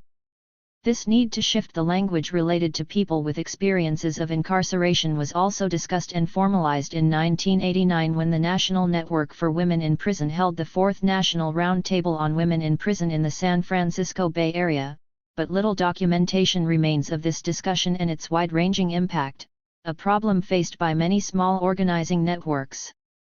Some documentation does remain: posters of convenings, but often not detailed minutes, snapshots of people gathered, but rarely lengthy summaries of the debates and discussions, images of people at actions, but not recordings of the planning meetings that shaped these strategies.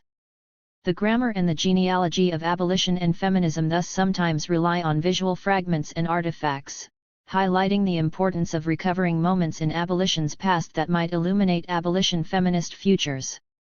Writing with history also reveals the way in which abolitionism has always unfolded within an international context. 23 Global capitalism, financial strategies associated with the World Bank and the International Monetary Fund, and neoliberal scenarios that define poverty as individual rather than social, travel around the world alongside the exportation of carceral ideologies and strategies. Organizing the conference created opportunities to connect with anti-carceral efforts in Australia, Europe, the Middle East, especially Palestine, and South America. In the aftermath, critical resistance activists began to cultivate connections with campaigns in Canada, Australia, the United Kingdom, and other parts of the world. These internationalist relations offered new ways of building interventions at the intersection of feminism and abolition. In Queensland, Australia, the organisation Sisters Inside, founded by Debbie Kilroy and Anne Warner in 1992, eventually began to centre abolition as the most effective solution to the incarceration of Aboriginal women. They shared their organisational structure, which insists on the inclusion of currently incarcerated women in leadership, with activists outside Australia. 24 Concurrently, the Elizabeth Fry Societies across Canada, historically a traditional charitable organisation supporting women impacted by the criminal legal system, gradually adopted an abolitionist lens, centering organising for decarceration, under the leadership of current Canadian Senator Kim Pate. 25 Political prisoners in Turkey, Kurdish people and their allies began to protest the institution of US-style prisons, called F-type cells there, by engaging in prolonged hunger strikes or death fasts. Women leaders central to this struggle brought a feminist analysis to the forefront of these actions. The fact that they specifically targeted forms of incarceration developed and promoted by the US meant that US anti-prison activists should pay much more attention to the global dimension of the prison industrial complex. Moreover, because feminist challenges to gender violence and socialist feminist analyses are at the core of the ongoing Kurdish struggle for democracy, there are crucial lessons regarding abolitionist futures to be learned. Point 26. Abolition, as a tradition, a philosophy, and a theory of change, moves away from a myopic focus on the distinct institution of the prison toward a more expansive vision of the social, political, and economic processes that defined the context within which imprisonment came to be viewed as the legitimate hand of justice. As a practical organizing tool and a long-term goal, abolition is a political vision with the goal of eliminating imprisonment, policing, and surveillance and creating lasting alternatives to punishment and imprisonment. Point 27. As illustrated by the history of the prison and the police, reforms sold as progressive all too often function to mask expanding mandates, logics, and budget lines. Abolitionist movements require struggles about strategy and vision. What, for example, are the non-reformist reforms, to use the phrase coined by Marxist theorist André Gorz and employed by Thomas Mathieson in his Politics of Abolition, that make sustainable and material differences in the lives of people living under the control of oppressive systems. 28. Despite the long historical development of an abolition feminist framework that is both revolutionary and internationalist, mainstream interpretations of this contemporary movement have often narrowly focused on negation or absence, what abolitionists aim to remove or dismantle. In a December 2020 interview, former President Barack Obama offered a familiar critique: snappy slogans such as "defund the police" are damaging. He stated, "You lost a big audience the minute you say it, which makes it a lot less likely that you're actually going to get the changes you want done." What is obfuscated by this sentiment are the immense gains and ruptures offered by the language of social and political movements. As our reliance on one critical genealogy of abolition indicates, abolition has always been as much about the work that focuses on building and experimenting as it has on what must be dismantled. As Ruth Wilson Gilmore has pointed out, abolition is about presence, not absence. It's about building life-affirming institutions. 29. Building has always been central, particularly for those working at the intersection of feminism and abolition. For example, as feminists recognize the pervasiveness of gender and sexual violence, the work cannot be only to defund police, as this will not address harm endemic to communities. Abolition feminism has always required a practice, an engagement, preventative community-based responses that can be implemented to both reduce the incidence of gender and sexual violence and address harm when it does happen, without calling the police. By definition, this requires revisioning, experimentation, and engagement, not simply the absence or removal of police or prisons. Free Our Queens, made by Melanie Cervantes and the Women in Reentry Fellows at the People's Paper Co-op to raise money for the Philadelphia Community Bail Fund, 2020. Crucial antecedents. Abolitionist as adjective and identity in the contemporary moment draws profoundly on the 19th century as inspiration.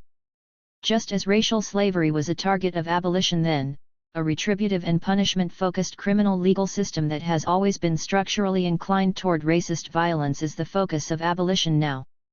Abolition has also been compared by some to the use of the term revolution, amorphous, shape-shifting, defined only through use.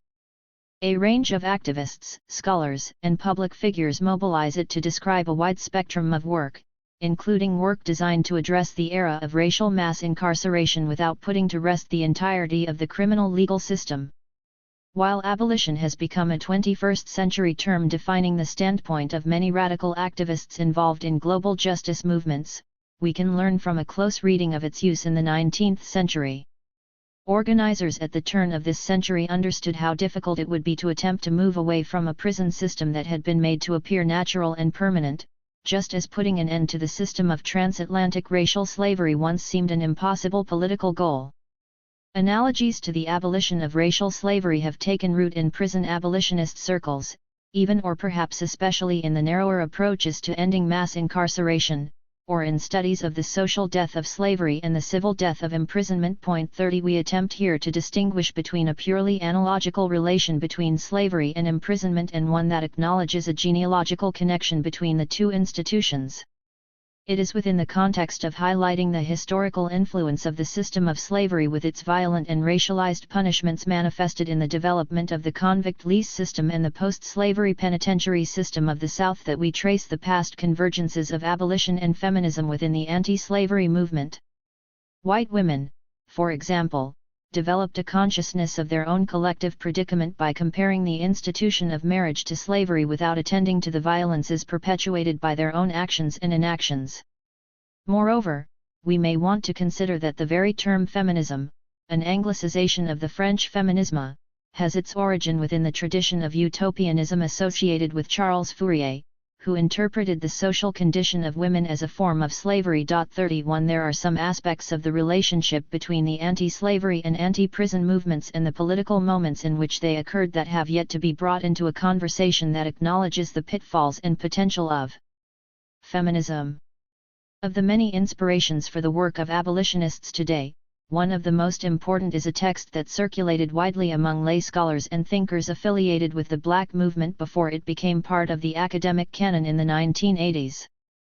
W.E.B. Du Bois' Black Reconstruction in America, an essay toward a history of the part which Black folk played in the attempt to reconstruct democracy in America, 1860-1880 was published in 1935.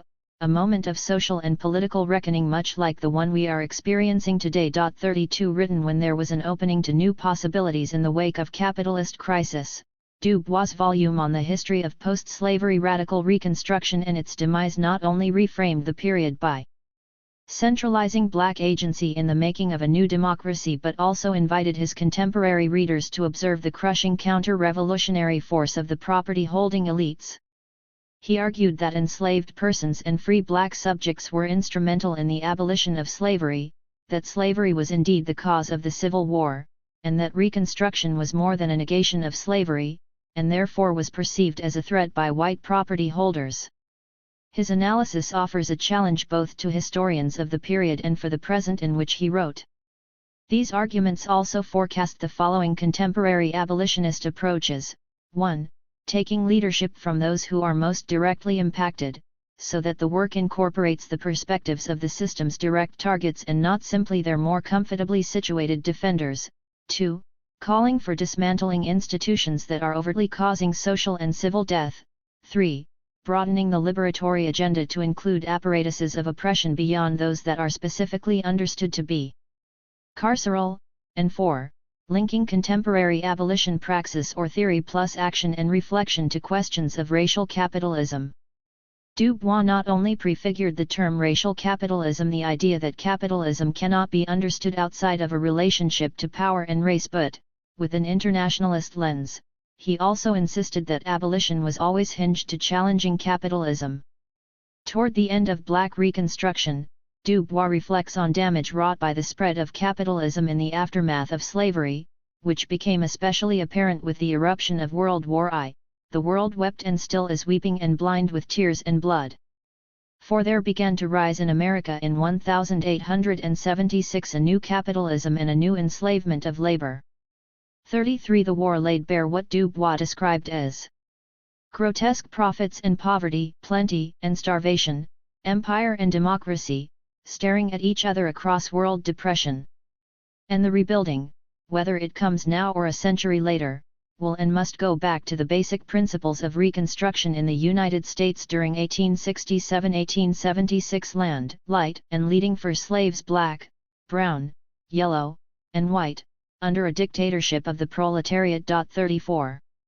A Depression-era text infused with the vision of what Du Bois referred to as abolition democracy, Black Reconstruction was conceptualized as a history of the present, and more specifically a description of the historical developments that had produced the Jim Crow era. Despite its necessary focus on humanizing the Black subjects who abolished slavery in remaking democracy, Du Bois' work still challenges prevailing assumptions about the project and the discipline of history.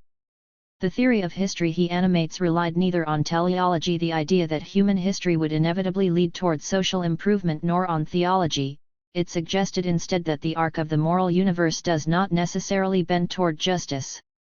Reconstructing democracy required the labor and sacrifice of many, and the study of its suppression did not simply target Southern planters and those who had owned slaves but also the Northern capitalists who joined with them to consolidate the property interest in whiteness. 35. From a collective reading of Black Reconstruction, we are led to re-examine the post-civil rights era, an era in which the dramatic rightward turn of the prison-building period bears a relationship to the demise of radical Reconstruction.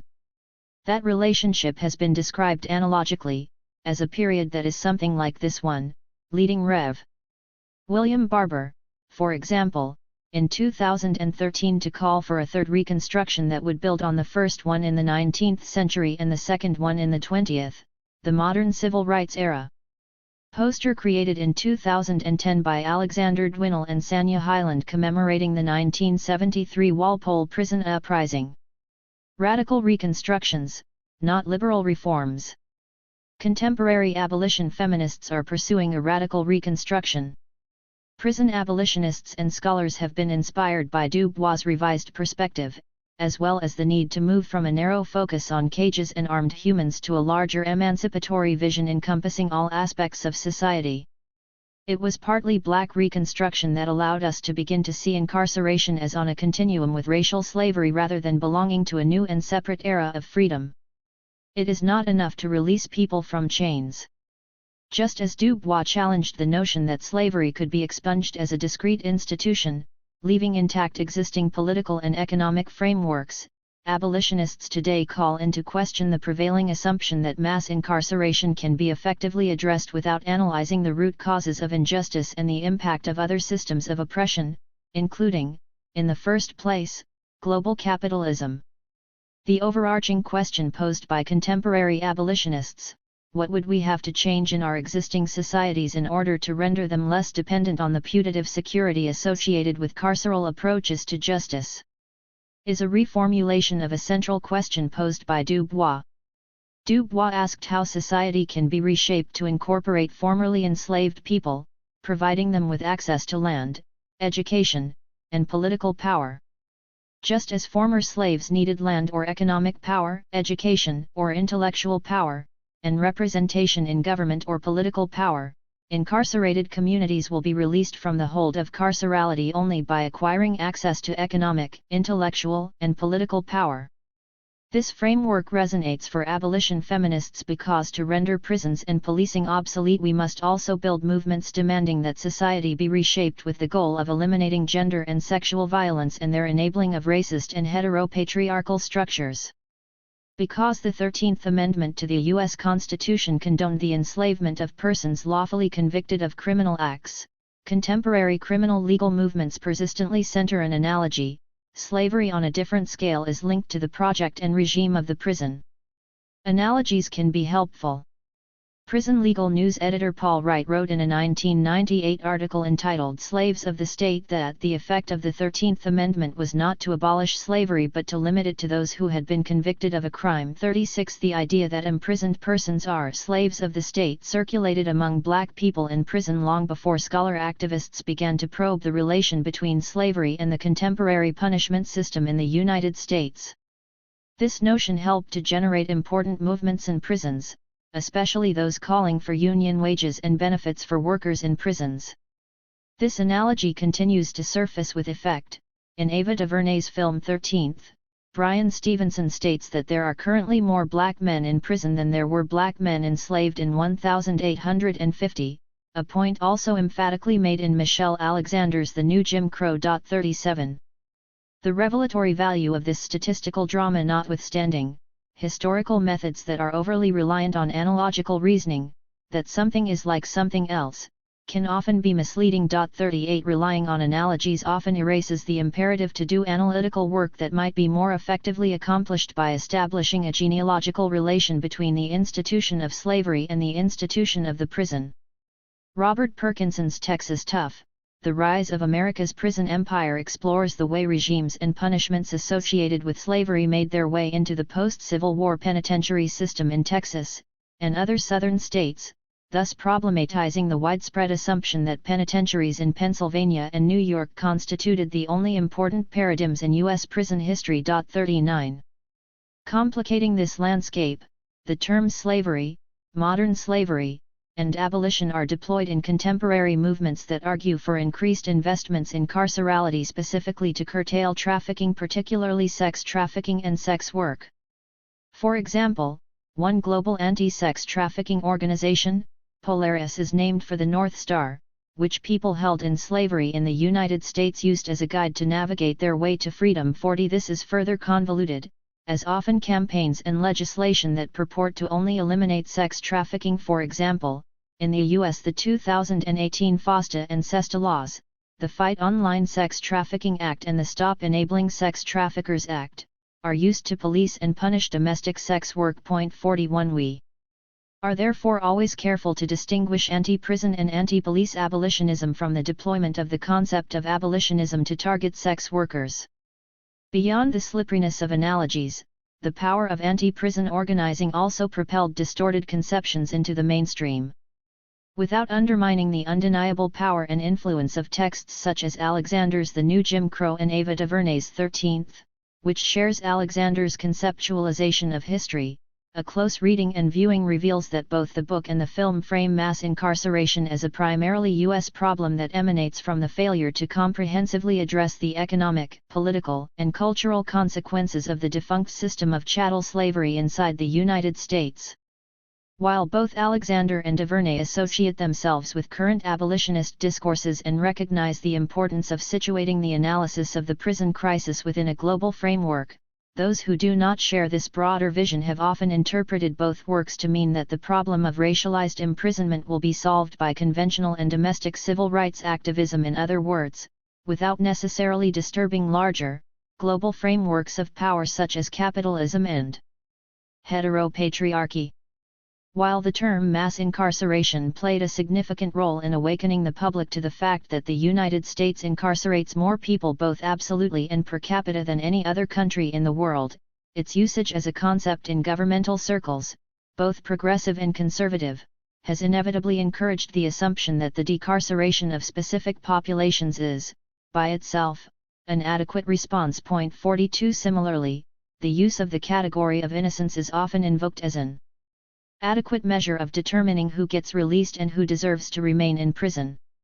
Official reactions assume that the problem of mass incarceration can be addressed by simply releasing a certain number of people from prison, and that the problem of gender violence can be solved by simply imprisoning individual perpetrators, especially prominent male figures. Yet the demonstrations and uprisings in the spring of 2020 with demands to defund the police demonstrated not only that many years of developing abolitionist organizing strategies were finally having a major impact, but that reform pathways, for example federal legislation like the First Step Act, which opened up potential pathways for releasing a very limited number of people from the federal system, cannot even begin to address the structural character of carceral racism. While galvanizing wider audiences, these analogies, concepts, and texts often propelled and naturalized reforms that did not disturb the conditions of structural racism responsible for the police abuse and incarceration of so many people of color. The First Step Act, as a salient example, was greeted with resounding ovations from both liberal and conservative circles when it was finally signed into U.S. law at the end of 2018. Hailed as the most significant criminal justice reform bill in decades, some expressed the hope that it might serve as a step forward. Granted, a few more people in federal prisons were released earlier than previously expected, but the overall impact on the incarcerated population on people in state prisons, county and city jails, jails in Indian country, immigrant detention facilities, military prisons, as well as in federal prisons will be minimal. The federal prison population of 181,000 consists of less than 10% of the total number of people behind bars in the United States. If the 2020 occupant of the office of the president had pardoned all those incarcerated in federal prisons, it would have simply decreased the country's imprisoned population from 2.1 million to 1.9 million. 43. Legislation such as the First Step Act and its relatively minor measures have been embraced as important solutions to the problems included under the category of mass incarceration, which is unfortunately most often interpreted in isolation from police expansion, U.S. Immigration and Customs Enforcement, ICE, raids, the expansion of public registries, the family policing system, and other dimensions of the prison industrial complex. The rich and extensive history of abolition feminism from the late 20th century to the present militates against simplistic approaches to issues related to prisons, police, and gender violence. It is therefore especially disheartening, although unsurprising, to abolition feminists to witness the overly simplified strategy designed to address the continuing crisis that has been named mass incarceration, and especially to consider that the most prominent mainstream approaches to gender and sexual violence rely precisely on carceral solutions. We know that the very history of the prison system has been one of putative reforms, which have carefully safeguarded the system itself from the kind of criticism that not only might have assisted in developing new strategies for addressing harm but also recognized that it is impossible to productively address modes of punishment without deep analyses of the socio-economic and ideological factors that structure the societies that prisons purport to serve. As abolitionist theory and practice demand a focus on structural forces, this attention cannot come to a standstill once we point out that these structural forces are deeply embedded in the prison industrial complex. What, for instance, is the relationship between the massive numbers of Black, Indigenous, and Latinx people behind bars and the system of racial capitalism more broadly? The posing of such a question warns us about the pitfalls of assuming that racism is simply a given, and, by itself, a foundational explanatory concept needing no further examination. Such a truncated analytical sequence leads, for example, to the fallacious assumptions that what is often referred to as mass incarceration driven by racism is a peculiarly U.S. phenomenon, even as we witness similar developments under the pressure of global capitalism in countries like South Africa, Colombia, and Brazil. Poster created by Jesus Barraza of Dignidad Rebelde, 2020. A myopic focus on the institution of the prison has protected the institution itself from abolitionist criticism. But it is not enough to focus on abolition in the narrow sense. Indeed, abolitionists have come to recognize that our advocacy must identify much more than the institution itself as the site for abolition.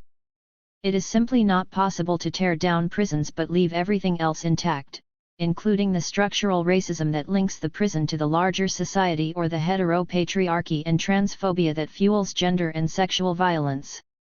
This is the abiding message that Du Bois' Black Reconstruction in America conveys to activist intellectuals in the 21st century, as prisons and policing continue to constitute the afterlife of slavery. 44. Strategy: care not cops. Abolition also demands that we answer to communities that want meaningful, affirming, and accessible services, including healthcare and housing, but not when these are annexed to punishment. Across the globe, abolitionist analysis and language emerged in a range of struggles in the second decade of the 21st century. Abolitionist campaigns against new jails or other forms of carceral expansion and criminal legal reform intersect with the material consequences of the state's abandonment of people with diverse needs. Delinking healthcare and mental health services and so many other necessary flourishing life functions such as housing and education from jailing and other facets of the carceral apparatus is crucial. This process of delinking represents an important principle of abolition, which is to challenge the migration of carcerality from brick-and-mortar jails and prisons to the places in everyday life where surveillance and punitive control dominate other aspects of the state's enterprise. Again, unsurprisingly, this careful work toward abolition to parse punishment from authentic forms of care, to push back on how the state absorbs the language of community-based demands for affirmation and support and deftly translates these into coercion and repression has always been the labor of feminists who oppose racial capitalism.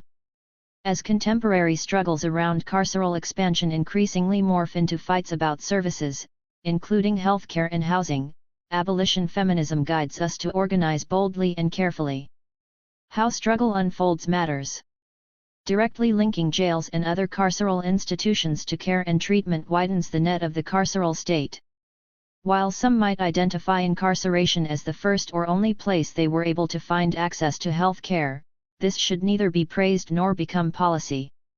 As many scholars and activists suggest, drug treatment programs and mental health services, particularly in an environment where most poor people do not have access to these resources untethered to punishment, are rarely liberatory or affirming. Kerwin K's research on one reform often depicted as progressive drug courts, or courts that offer supervised treatment as an alternative to prison sentences for some drug-related crimes, illustrates that not only do approximately 50% of people diverted to these courts fail in their treatment, but in order to first participate, a person must plead guilty. 45 The 50% who fail must then serve the sentence attached to their original guilty plea, and they are unable to negotiate any plea arrangements. Far from care or treatment, K illustrates that drug courts and mandated treatment programs are simply fresh forms of therapeutic governance, or new annexes to the prison industrial complex. Of course, unarticulated is that this failure does not trigger the programs or the treatment providers' accountability. This fluid ability of the prison industrial complex to incorporate community demands for care and treatment is not novel. Disability organizers, addicts, youth activists, and particularly feminists have all recognized how vulnerability, in the form of needed care, protection, treatment, and a respect for difference, is weaponized by the carceral system.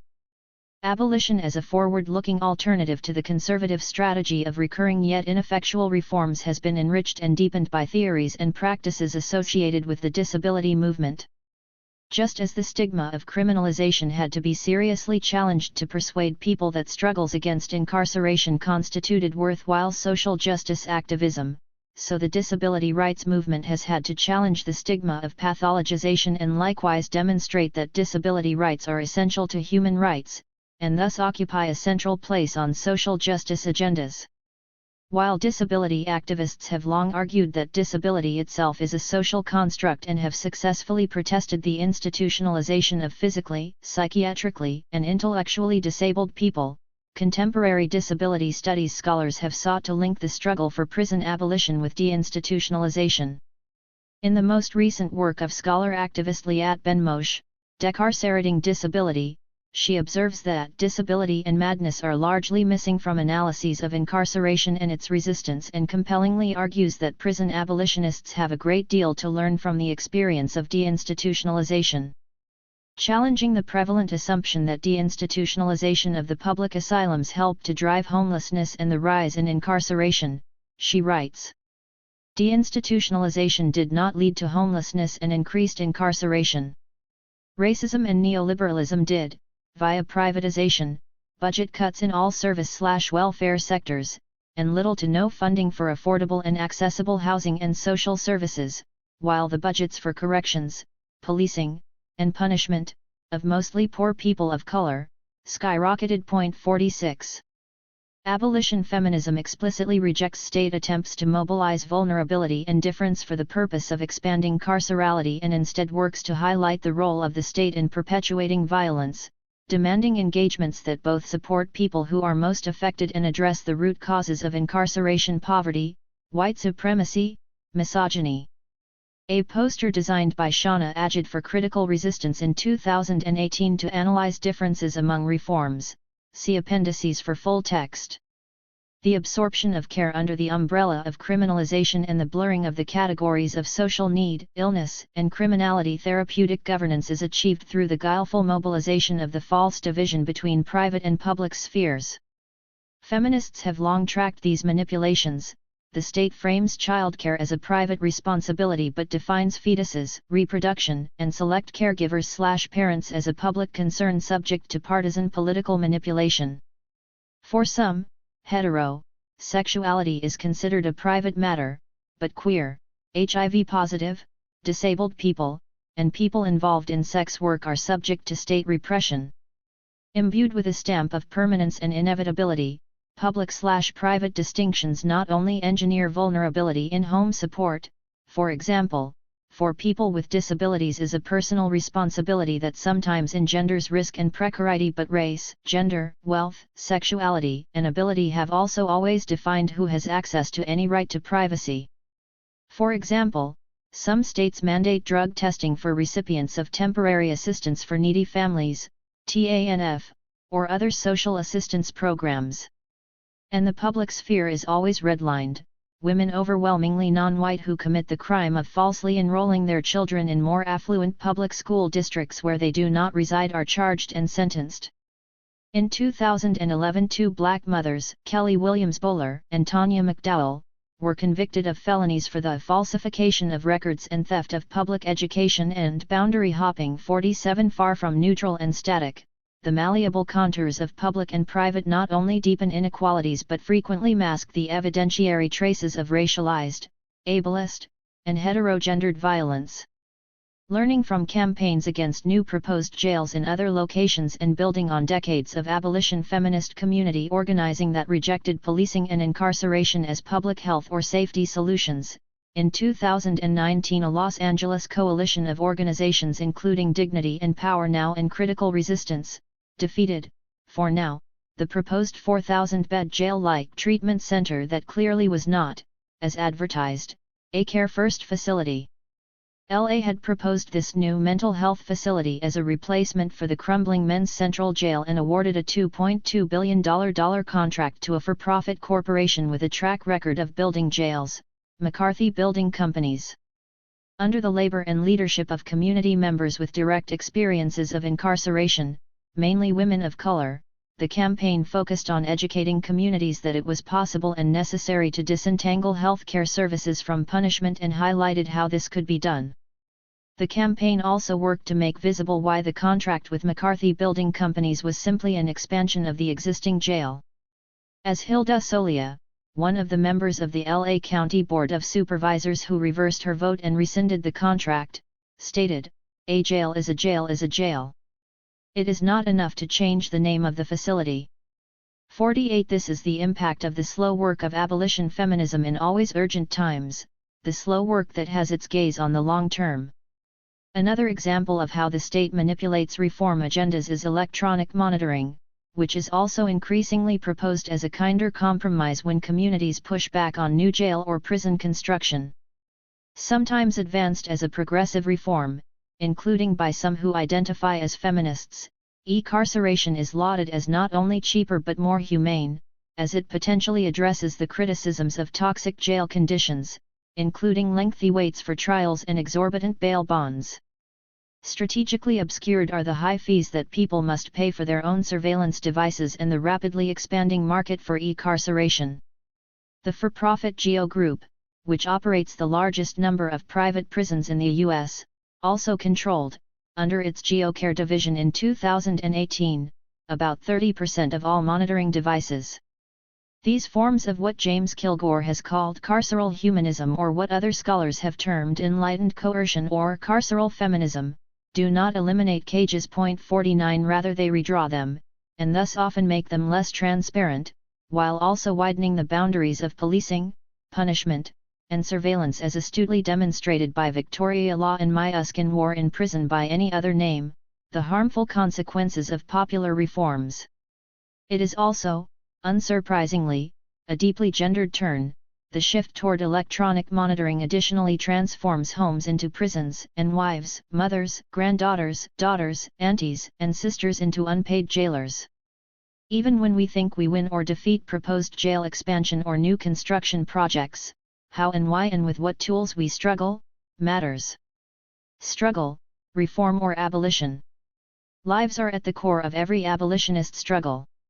In 2015, 22-year-old K-Life Browder, a little brother and a son whose mother nicknamed him Peanut, died by suicide after being imprisoned for over 2 years at Rikers Island while awaiting trial for allegedly stealing a backpack. K-Life Browder was held in part because he could not post the $3,000 bail bond. K-Life Browder's death and the accompanying media attention placed both the jail and the bail bond industry under increased public scrutiny. While brown, black, queer, and poor communities have long railed against the toxic conditions in jails and the extortion of money bonds, and while groups across New York, including the Sylvia Rivera Law Project and the New York chapters of Critical Resistance, have histories of organizing that include explicit demands for the closure of Rikers Island, K-Life Browder's death deepened mobilizations. Almost 50 years after people inside the House of D established bail bond funds, the movement to end cash money bond, and the campaign to close Rikers, gained powerful momentum. In response to mounting pressure from grassroots movements, led and shaped by abolition feminist organizing after K-Life Browder's death, in 2019 a commission appointed by then-Mayor Bill de Blasio proposed to close Rikers Island Correctional Facility, the largest jail in the United States, and to open new 4 jails, one in each borough of the city, with an estimated price tag of almost $11 billion. This plan would build what an architecture news source described in an unironic statement that borrowed from Michel Foucault's framework as a dispersed carceral archipelago 50. Many recognized that 4 new jails would clearly expand, not shrink, the footprint of incarceration in the city of New York.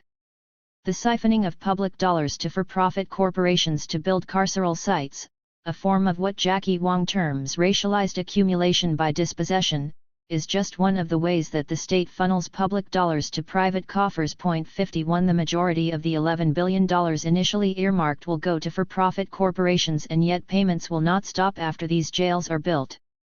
While many have rightly criticized how political and social movements against mass incarceration have often stalled around a narrow focus on divestment from private prisons, as if public prisons might be just fine, abolitionists contend that the ongoing dexterity of racial capitalism requires continual interrogation, particularly of how democratic forms of governance are weaponized to extract wealth from communities.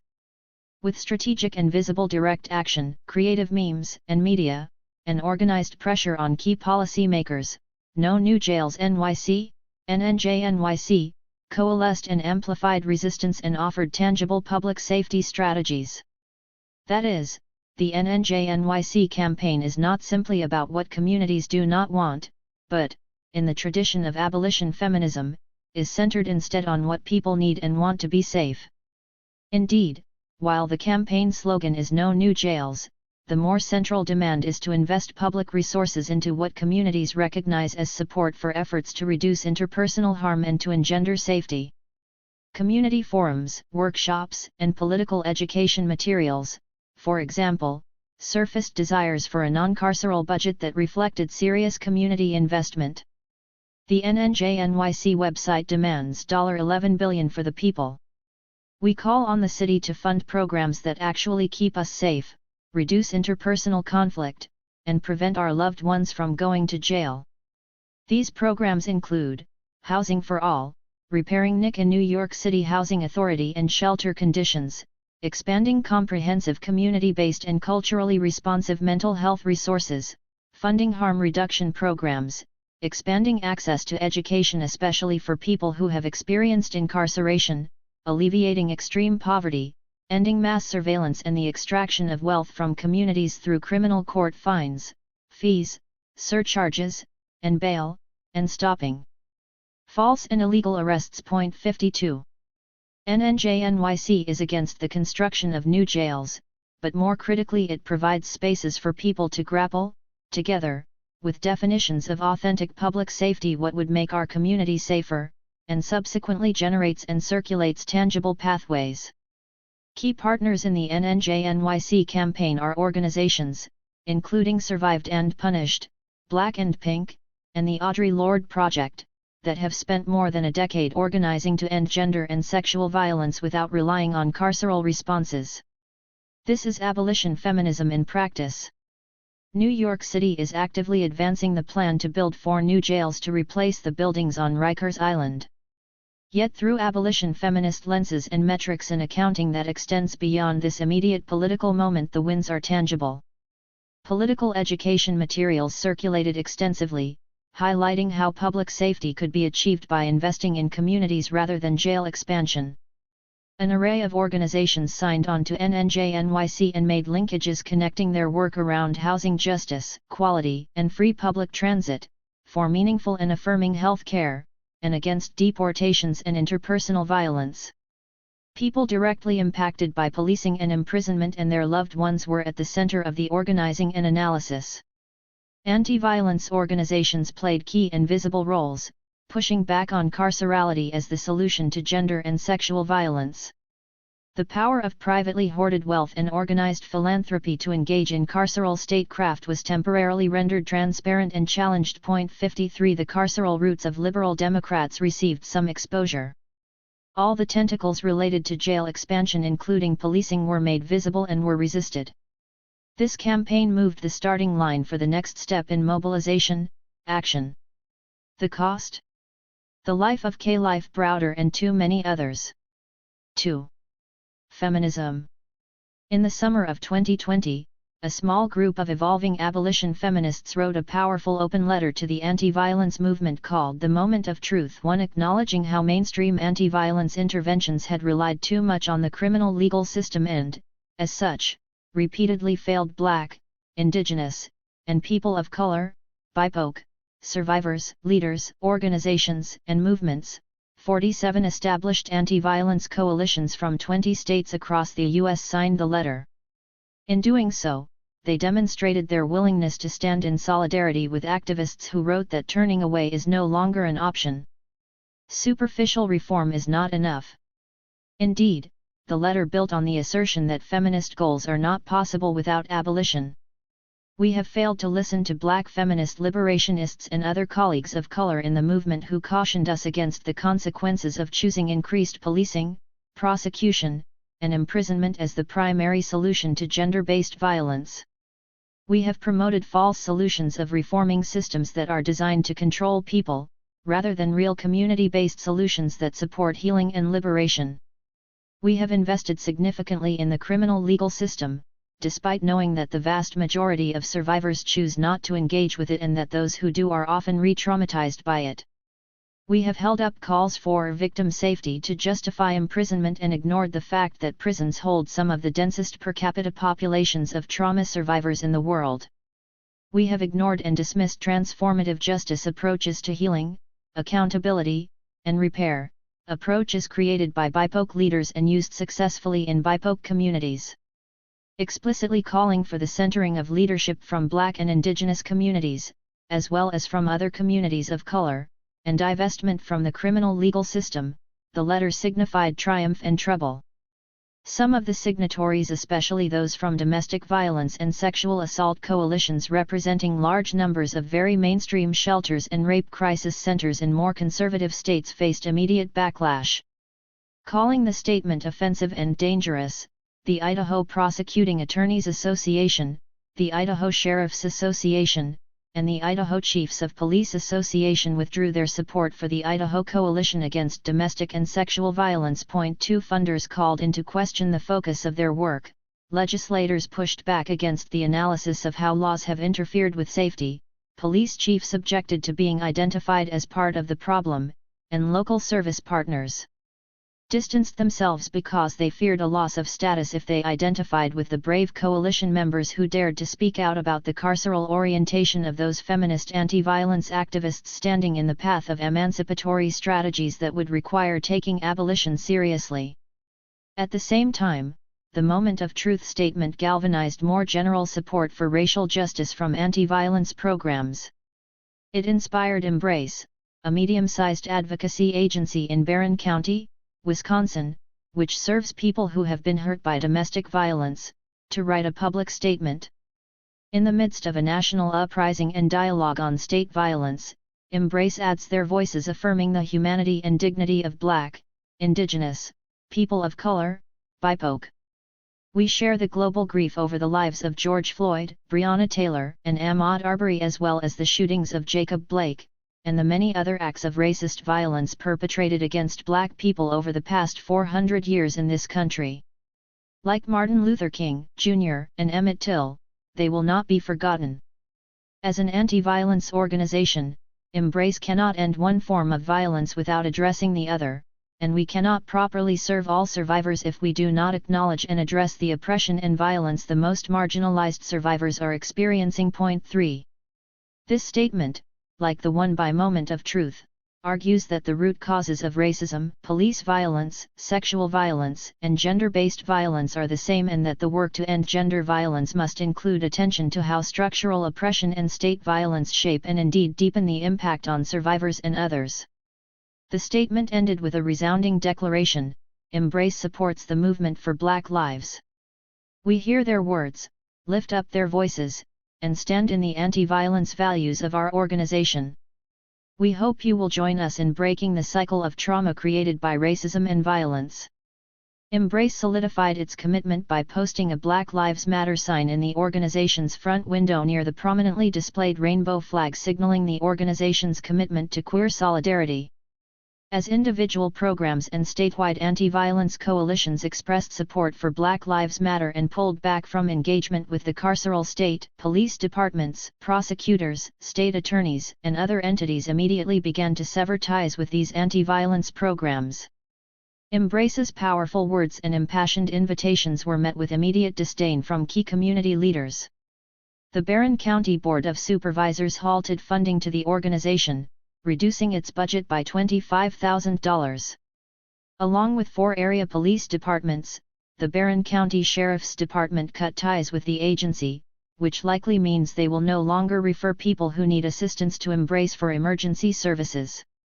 Other anti-violence groups that have taken vocal positions like Embrace and the signatories of the Moment of Truth statement have experienced similar forms of swift retaliation from law enforcement and other state and carceral entities. Point 4. The speed with which relationships between carceral actors and anti-gender violence groups with abolitionist orientations unraveled reveals their inherent fragility.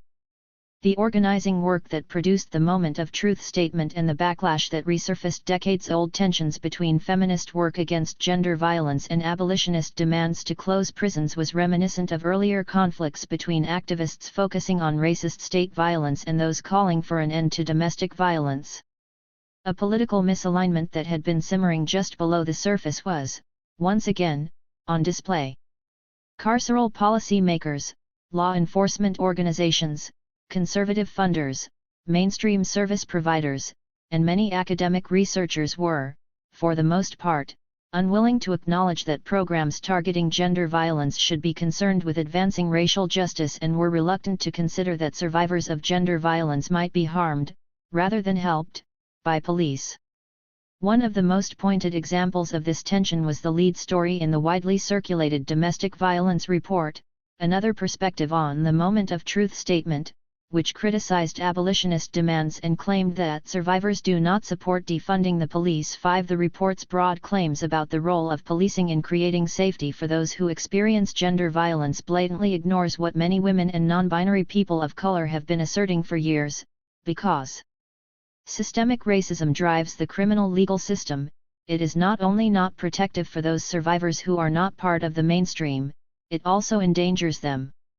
Indeed, tensions between abolition and feminism, exemplified by the article in Domestic Violence Report, are as old as they are familiar.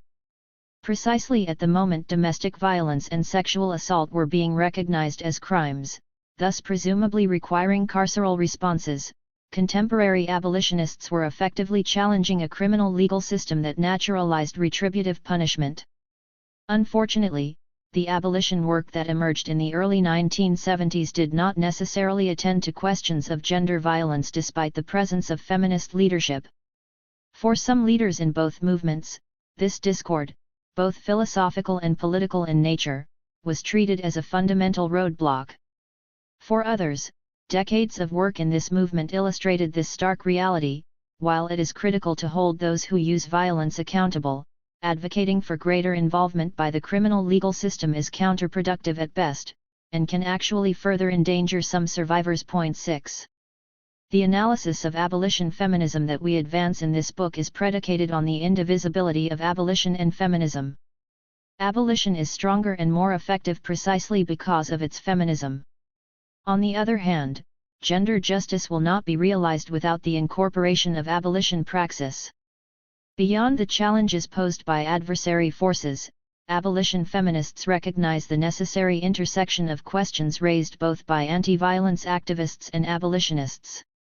For example, do calls for defunding the police fully reckon with the danger of having classified gender violence as a crime like any other, leading to even larger investments in police and prisons? Or do analyses of the way structural racism in the criminal legal system promotes transphobia also include attention to disability justice? Where is the feminist imperative to acknowledge intersectionalities of struggles as an explicit politics and praxis in current abolitionist mobilizations? Where is the sustained political commitment to abolition in feminist anti-violence work? These are urgent questions, posed here as part of a rhetorical strategy for rethinking the current movement and to invite a recognition within the more prominent genealogy of abolition of its roots in radical organizing against both state and intimate violence. We return here to the historical legacies of abolition feminism as a way of showing how women of color and other radical anti-violence activists have long called for divestment from the criminal legal system. Illustration by Christy C. Rode, 2003, featured on the cover of the Insight Toolkit, Law Enforcement Violence Against Women of Color and Trans People of Color, published in 2018. Insight. The abolition feminism at work in the moment of truth statement emerged as a consequence of long-term and persistent organizing, coupled with deep thinking about that work, represented by the histories with which this book engages.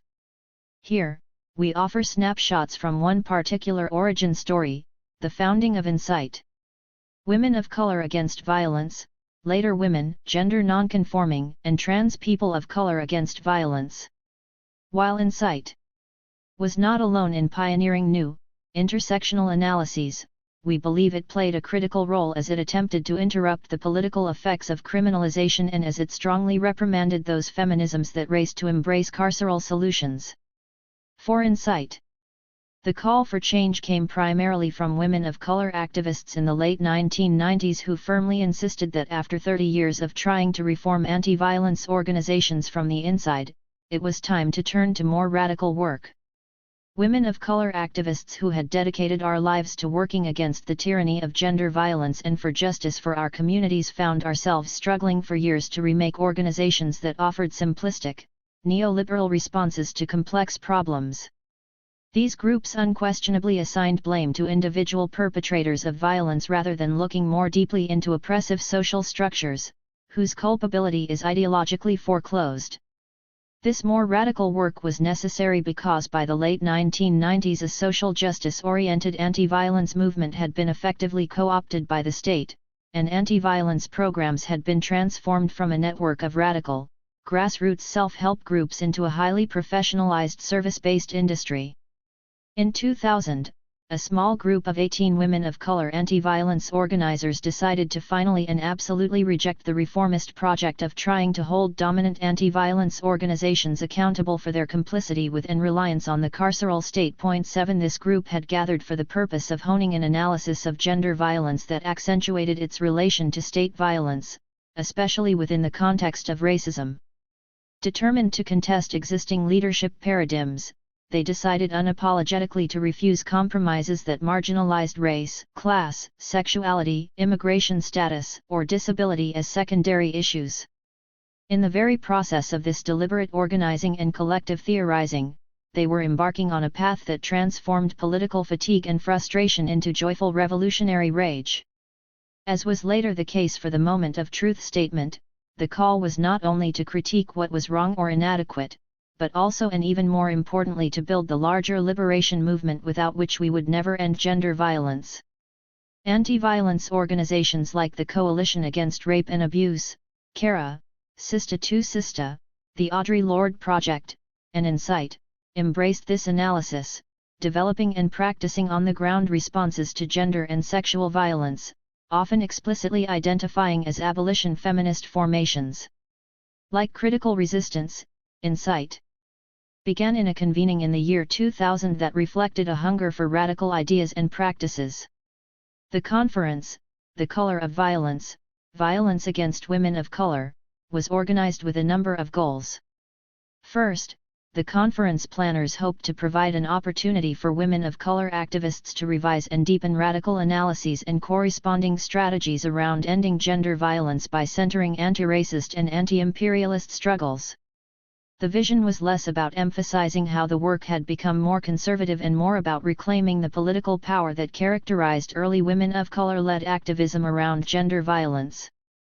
It was an attempt to reverse the fact that WE won the mainstream but lost the movement. 2nd, conference organizers hoped to revoke the tendency to consider gender violence in isolation from other forms of violence. Moving beyond merely responding to partner violence and sexual assault, this more expansive approach led to the inclusion of immigrant rights, indigenous treaty rights, and reproductive justice, as well as the violence of incarceration and militarism. This more inclusive analysis also identified the profound and persistent harm of homophobia and heterosexism within mainstream movement work. Shaped by abolitionist organizing and feminist analysis, Insight advanced the idea that gender violence was systemic and symptomatic of larger patterns of oppression. Importantly, the conference agenda encouraged practical involvement in political organizing campaigns and centrally, a transition from providing highly regulated emergency crisis intervention services and toward advancing social justice strategies to ensure safety.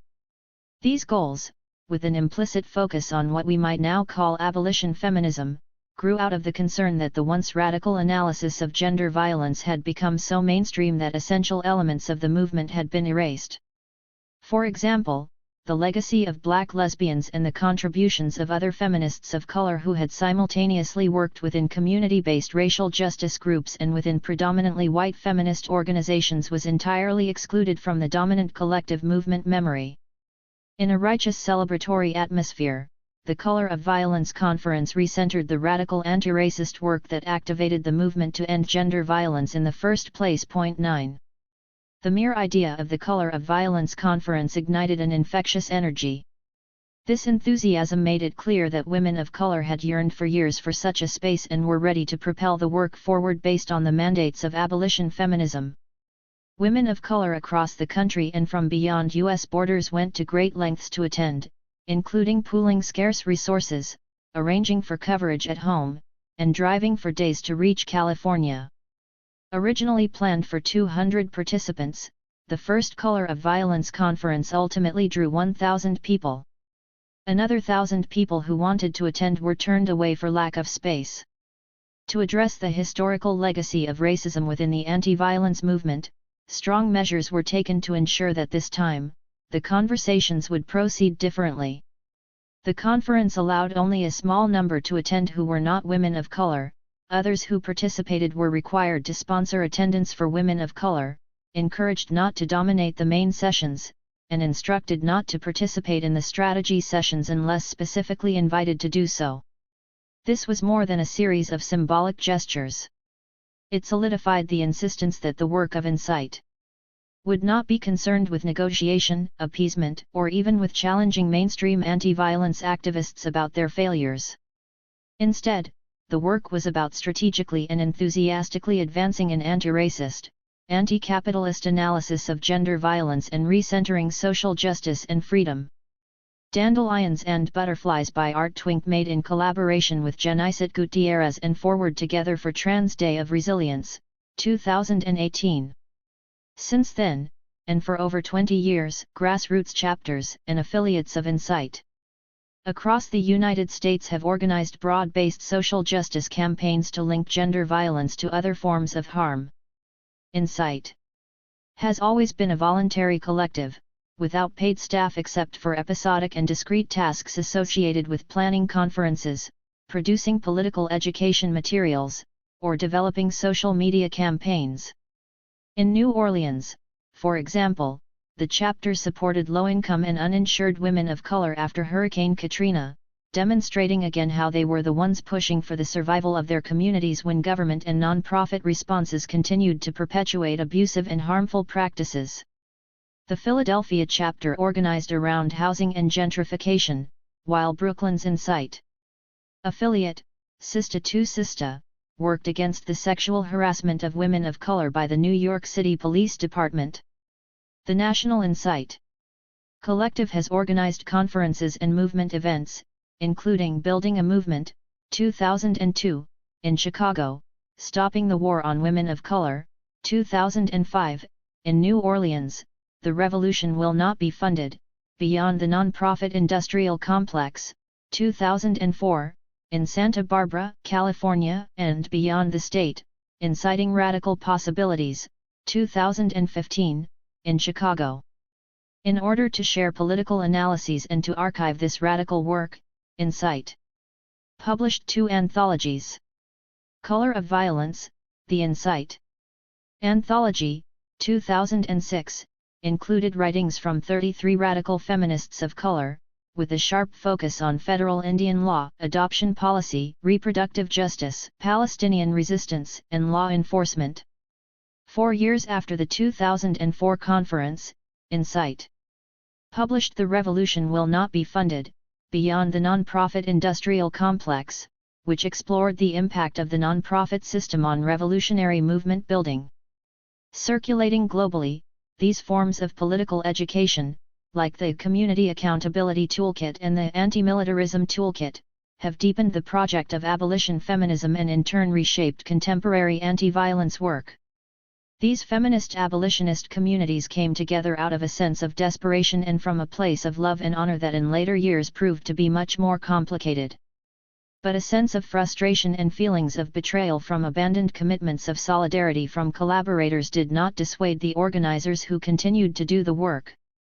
Those who had initially responded to the Insight call brought energy, hope, and the conviction that a different way was possible. This optimism, which brought a sense of urgency, and belief in the possibility of anti-violence work that resonated more broadly, was infectious and quickly spread across the country and beyond U.S. borders. At the same time, this overarching optimism managed to overshadow important disagreements and enduring controversies. Formalized local chapters, loose affiliates, and countless individuals considered themselves members of Insight. Engaging in small and large resistance projects, protesting new prisons, providing mutual aid, collective reading and writing for political education campaigns, and most importantly supporting survivors of gender violence in all its varied forms. Insight also confronted harm within its own ranks and struggled with internecine tensions and betrayals. Among the most serious failures over the 20-year history of Insight was the initial exclusion of trans people in the framing of the work. It is now virtually axiomatic that any effective challenge to gender violence must center the multiple violences inflicted on trans and gender nonconforming people. Like many networks, Insight struggled to establish systems of accountability and transparency. More recently, widely publicized investigations regarding indigenous identities of founding members have come to light. These are critical aspects of Insight's history and must be factored into any story of its achievements. In exploring genealogies of abolition feminism, it should be pointed out that Insight's influence as a movement and a political identity embodying a radical abolition feminism went far beyond its influence as an organization. Even as it struggled, sometimes unsuccessfully, with an array of organizational problems, the enduring legacy of Insight's anti-capitalist, anti-racist internationalism, is what drives abolition feminism. An ongoing challenge to carceral feminism, it is a collective commitment to end all forms of violence from the bedroom to the streets to police stations and prison cells. It is a collective commitment to forge new futures grounded not in violence but in the flourishing of life. Radical beginnings, again. We situate Insight within a genealogy of abolition feminism because it signals how radical feminists of color have historically troubled gender essentialism, forging over time a collective political consciousness of gender violence as always also shaped by racism, class bias, transphobia, heterosexism, and so on. This genealogy resists mainstream histories of anti-violence movements that continue to center whiteness and carceral responses. While it is true that a major catalyst for the late 1960s women's movement was the recognition of the ubiquity of physical and sexual abuse of women within circles that had previously demanded their silence, there is a long history of work against sexual abuse and gender violence more broadly linked to what we now recognize as Black feminist activism. The fact that the U.S. anti-violence movement is often conventionally periodized in connection with the 1966 founding of the National Organization for Women, NOW, and the later creation of a NOW task force on rape, erases signal contributions of women of color. While gender violence has always crossed borders of race and class, the speakouts and consciousness-raising sessions, the strategy of encouraging women to publicly reveal violence within intimate relationships that they had previously kept secret, that attempted to break the silence regarding rape and domestic violence were primarily associated with white feminism. To be sure, these teach-ins, speak-outs, and consciousness-raising sessions were radical political acts. But women of color, white working-class women, and others with a more expansive political consciousness insisted on making important linkages to anti-racism, reproductive justice, anti-imperialist campaigns, labor movements, and other social justice struggles. For example, radical white women activists who were part of Santa Cruz Women Against Rape released the 1977 letter to the anti-rape movement, which stated that the racist and sexist criminal legal system makes the problem of rape worse. Even the term women of color, popularized during that era, signified the political formation of a radical feminist alliance among women who shared oppression from a range of structural forces in addition to heteropatriarchy, including the generalized criminalization of their communities. Third World Women's Alliance Newsletter, Triple Jeopardy, 1971. First page of Letter to the Anti-Rape Movement by Santa Cruz Women Against Rape, published by Off Our Backs in 1977. Without underestimating the eventual emergence of a strong anti-rape and anti-violence movement, an abolition feminist lens troubles conventional histories that too frequently still center white women and mainstream organizations. The group Sisters Testify, ST, is a storytelling project dedicated to ensuring that black women's resistance to sexual abuse is not lost in the historical accounts of anti-violence movement organizing. ST is focused on lifting up the work that Barbara Ransby, Deborah King, and Elsa Barkley Brown lead in response to the sexual harassment and legal mistreatment of Anita Hill by the soon-to-be appointed U.S. Supreme Court Justice Clarence Thomas. African American Women in Defense of Ourselves, AAWDO, was formed in 1991 after 1,600 black women and our allies signed a letter that appeared in the New York Times expressing the particular outrageous racist and sexist treatment of Professor Anita Hill, and that the malicious defamation of Professor Hill insulted all women of African descent and sent a dangerous message to any woman who might contemplate a sexual harassment complaint.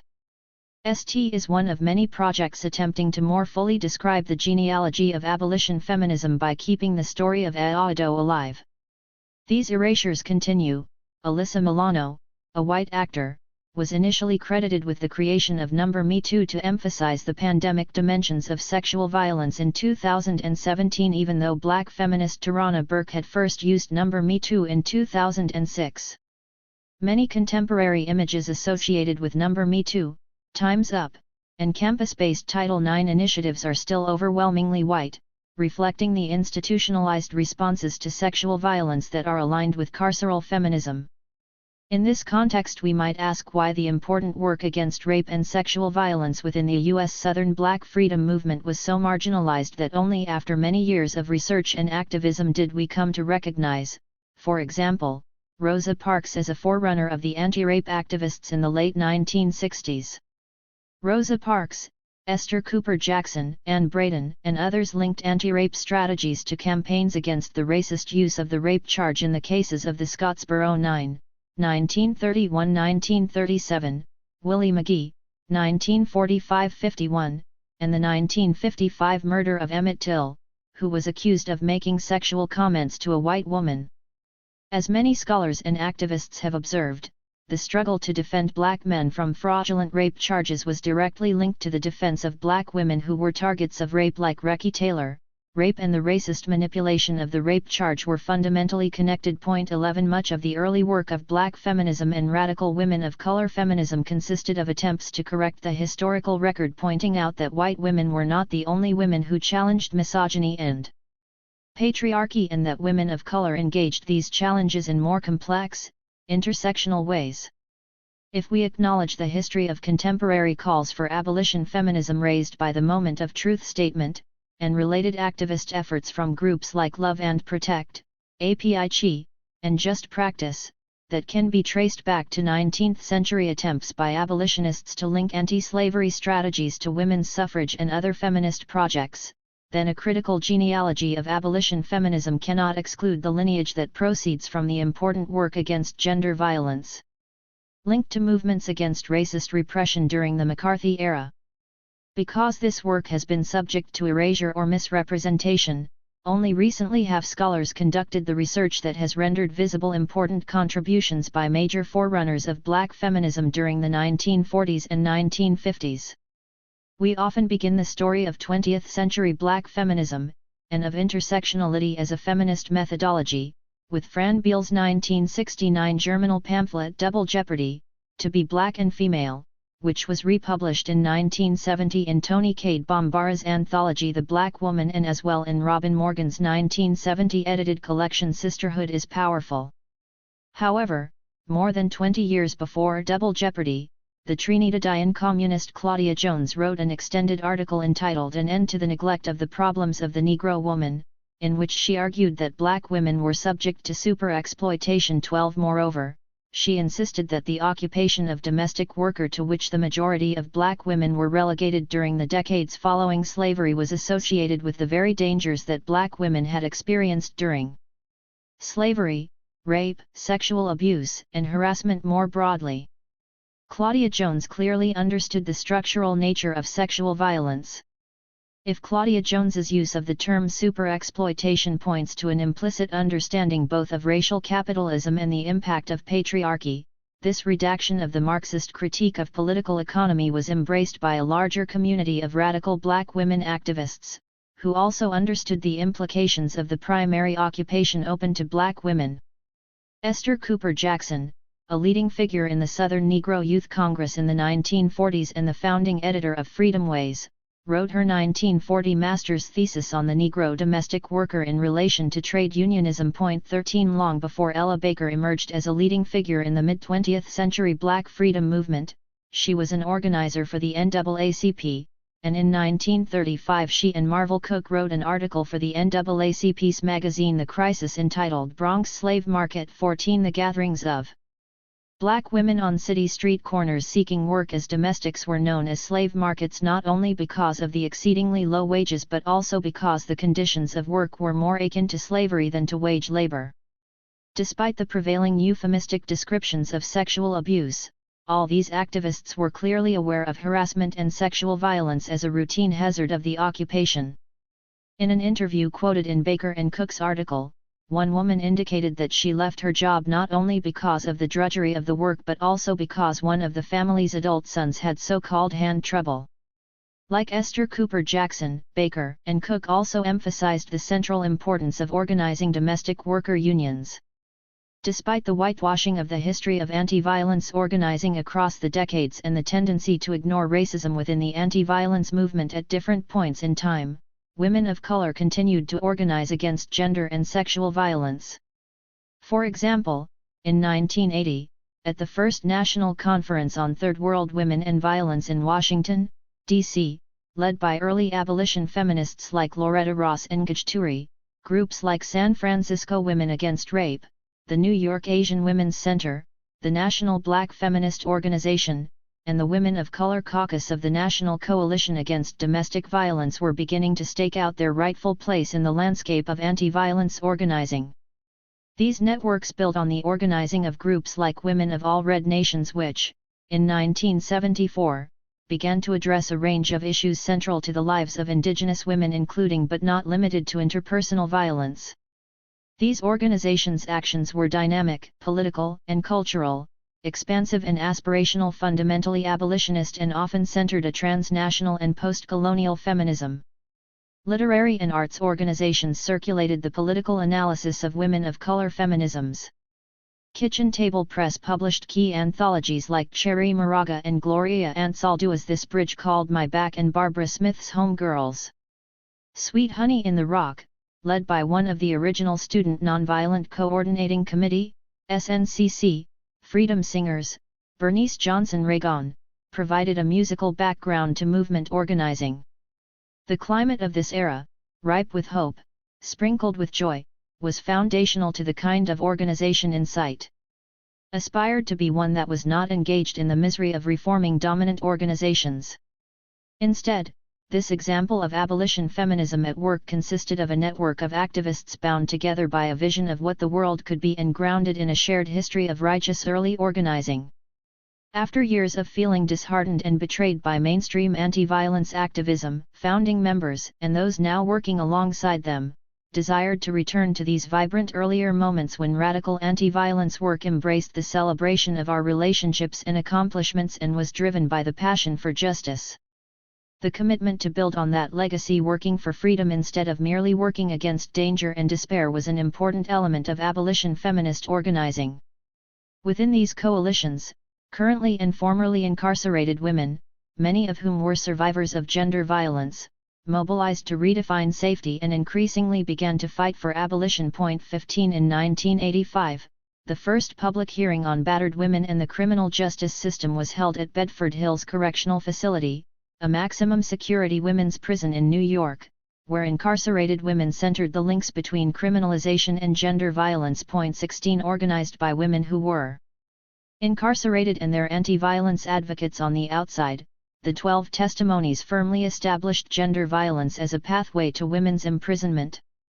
These hearings illuminated the profound and persistent ways that gender violence, including intimate partner violence and state violence, intersected and contributed to the incarceration rates of both women and the people who hurt them. Consistently, incarcerated women, who are not named in the report for safety reasons, testified that police failed to offer solutions. I felt that they were giving my husband consent to come back and beat me some more after they left, and he did. These testimonies led, unfortunately, to a set of recommendations in the final report that actually enhanced the criminal legal response to gender violence: more police training, harsher penalties, in part because they ignored the context of state violence. That is, while the report attempted to center the experience and analysis of criminalized survivors, its narrow analytical frame stands as an example of why abolition feminism is so important.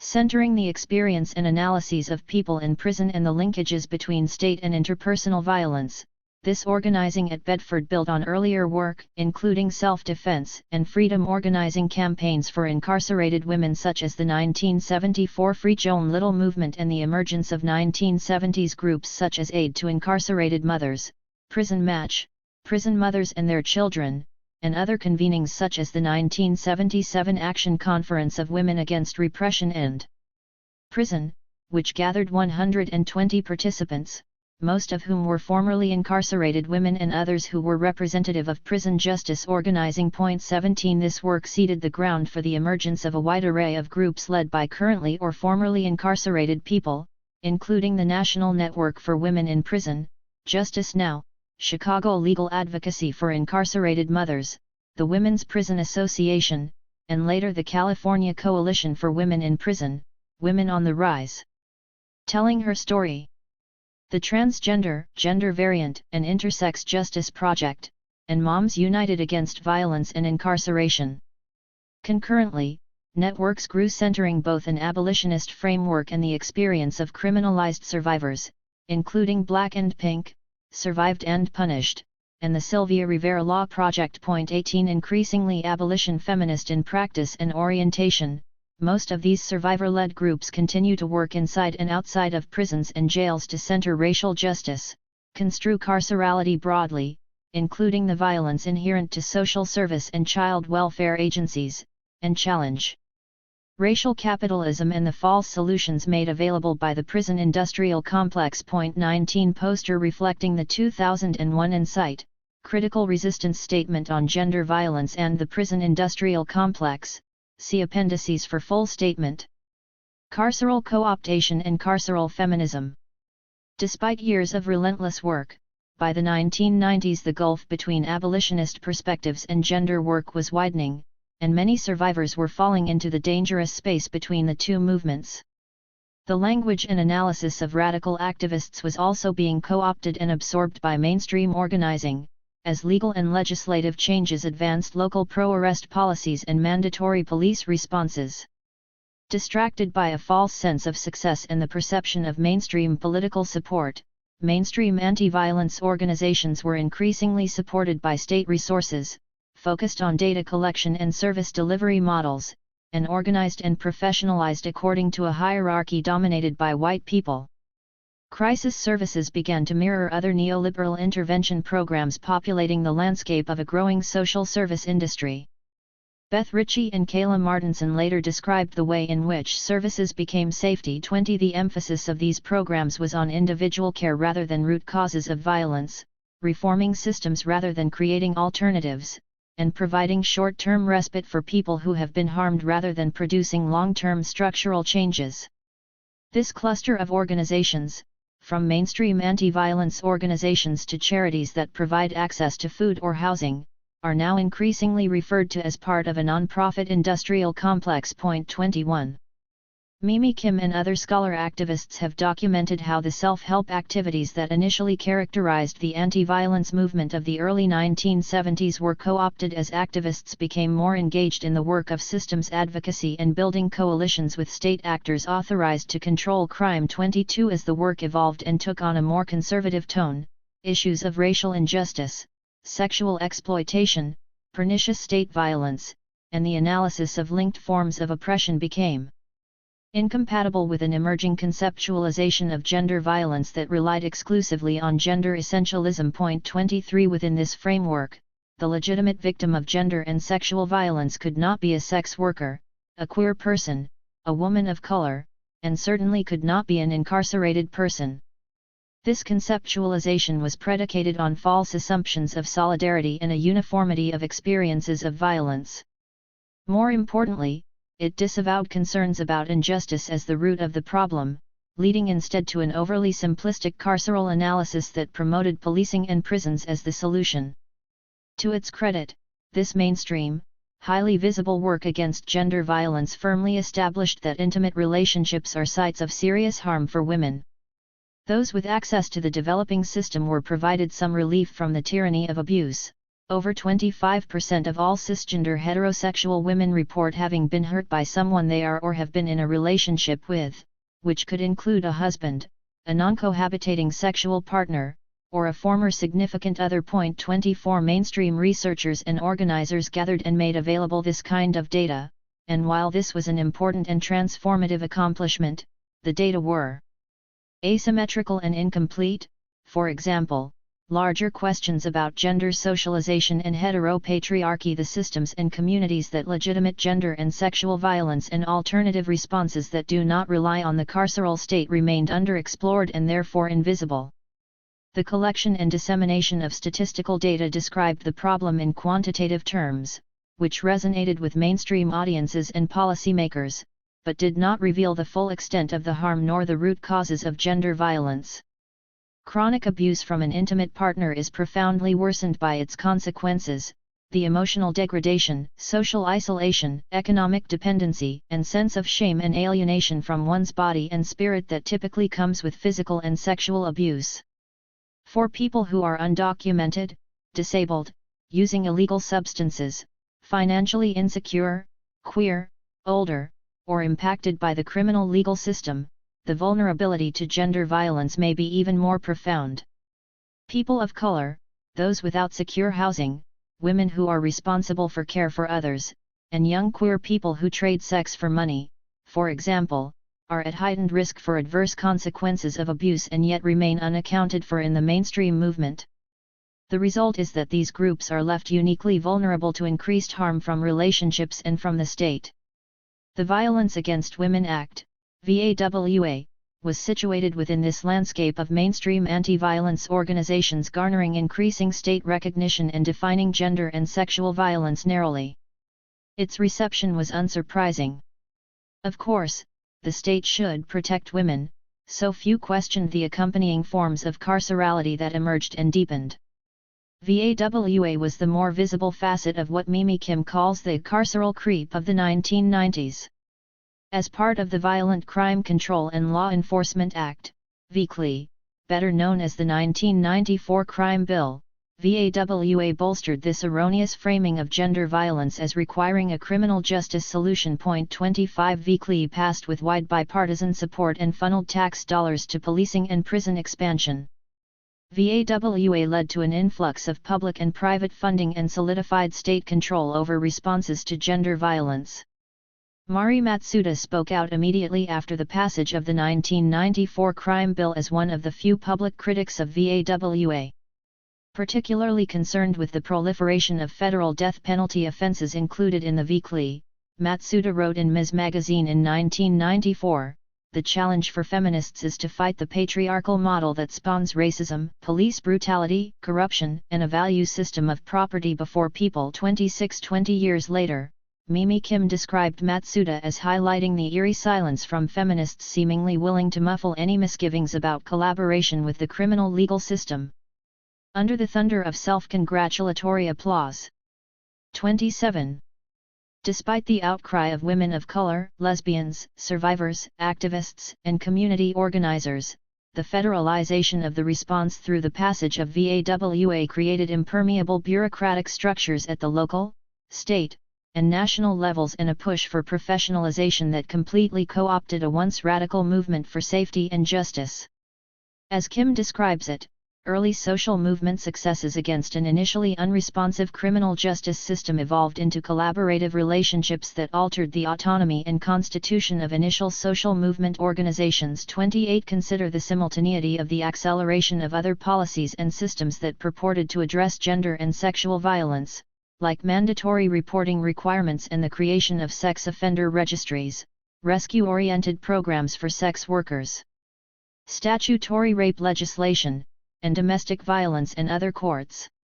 By deploying rhetorical ruses about the generalized vulnerability of, particular, women and children, the omnipresent risk to individuals, rather than structural violence, and the capacity of the state to deliver benevolent, paternalistic, safety, the mainstream anti-violence movement uncritically accepted carcerality as the solution to what women of color activists had long argued was a social justice problem for which the state was partially culpable. If state violence and gender violence are inseparable, the corresponding explosion of carceral solutions augmented harm and created more dangerous circumstances for survivors of violence. It is here, where conservative responses to gender violence became absorbed into the popular rhetoric of carcerality and the concomitant buildup of a prison nation, that we most clearly see the trajectory of a movement veering toward what has come to be called carceral feminism in direct political opposition to abolition feminism. 29. Carceral feminism refers to an over-reliance on carceral approaches to solve the problem of gender violence, despite research that clearly establishes that the carceral regime harms Black and other people of color and other marginalized groups. Asserting that the criminal legal system has the potential and obligation to protect victims of violence, carceral feminism authorizes the state to use laws and law enforcement to legitimately exercise power. The state judges and controls behaviors deemed bad, defining as bad those who engage in criminal acts. This framework assumes that gender oppression is a common experience, primarily a problem of individual cisgender men using violence against cisgender women, and that the state should intervene by increasing policing, making legislative changes, creating new laws and arrest policies, prosecuting more people, expanding imprisonment, and implementing other carceral strategies. The result is not safety or justice but the greater criminalization of marginalized groups. We emphasize the simultaneity of the evolution of radical abolitionist consciousness and mainstream trends in gender violence work. As critiques of incarceration moved into the mainstream, so did critiques of mainstream responses to gender violence. A wider public became familiar with mass incarceration and sexual assault, physical and verbal, because of many decades of persistent and often unrecognized organizing in both areas. Gender violence became recognized as the most pandemic form of violence in the world but was also understood in decontextualized individualistic terms. As attention is most often focused on individual perpetrators, as if they themselves are the beginning and end of these violences, the structural and institutional underpinnings of sexual assault and other forms of gender violence are neglected. This is an unfortunate example of the failure to learn from struggles against racism. Remaining at the level of the individual will compel endless repetition of legal and other proceedings in efforts implicitly predicated on the impossibility of purging our societies of these harms. In this way, the perpetual reliance on structures of policing was guaranteed. Critical interventions. Women of color feminist activists spent years trying to disrupt patterns in the individualization of violence and the resultant investment in the criminal legal system. Around the turn of the millennium, a series of gatherings produced position papers and statements forecasting the deleterious impact that over-reliance on the criminal legal system would have on anti-gender violence work. One noteworthy example is a 2001 paper by Ananya Bhattacharjee entitled Whose Safety? Women of Color and the Violence of Law Enforcement, and published by the American Friends Service Committee. 30 As one of the first direct challenges to over-reliance on the carceral state in the new millennium, Whose Safety? Considered human rights and reproductive and environmental justice from within an anti-gender violence framework in a decidedly abolitionist feminist way. Bhattacharjee asked provocatively, what does it mean in practice to fight violence against women while simultaneously addressing the structural violence faced by the larger community? Or, as we formulate the question today, how to acknowledge the structural character of gender violence alongside its intersections with violences generated by racism and capitalism. A button distributed in 2019 by Project Nia, based on a quote by Mariam Kaba. Of course, the very posing of such questions builds on generations of previous work, such as that by white anti-racist community organizer Anne Braden in the last century and turn of the 20th century anti-lynching activist Ida B. Wells, that challenged the state's failed carceral engagements that purported to protect women, specifically white women. 31 Black feminist intellectuals and community-based activists have relentlessly attempted to articulate gender violence with anti-Black racism. Because the very history of the United States proceeds from the noxious interrelatedness of colonialism and slavery, anti-Black racism and racist violence directed against indigenous people have always involved mutually connected systems. As indigenous feminist scholar activists have pointed out that sexual violence was an indispensable tool of colonial violence, so have Black feminists explored similar dynamics under slavery, and these insights further entail acknowledging the entangled histories of imperialism and gender/sexual violence. In short, any attempt to theorize violence directed at women and gender non-binary people must go beyond addressing interpersonal violence to ending forms of violence from the state. Thus, projects undertaken by many feminist of color organizations have involved arguing that gender oppression is central to an understanding of racist violence, and that conversely, white supremacy is central to an understanding of gender violence. Capitulating to a carceral feminism that calls upon the state to protect women from gender violence would replicate the very conditions that needed to be challenged. While carceral feminism is a relatively new term, the turn to the state that it describes is not at all new. This is precisely one of the reasons why women of color have been historically hesitant to identify with feminism.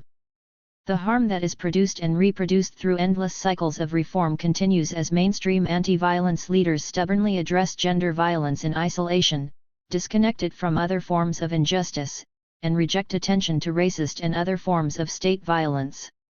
Addressing attempts at reform that inevitably fail, abolition feminism challenges the ideological conceptualization of safety and protection as achievable through the state's punitive authority.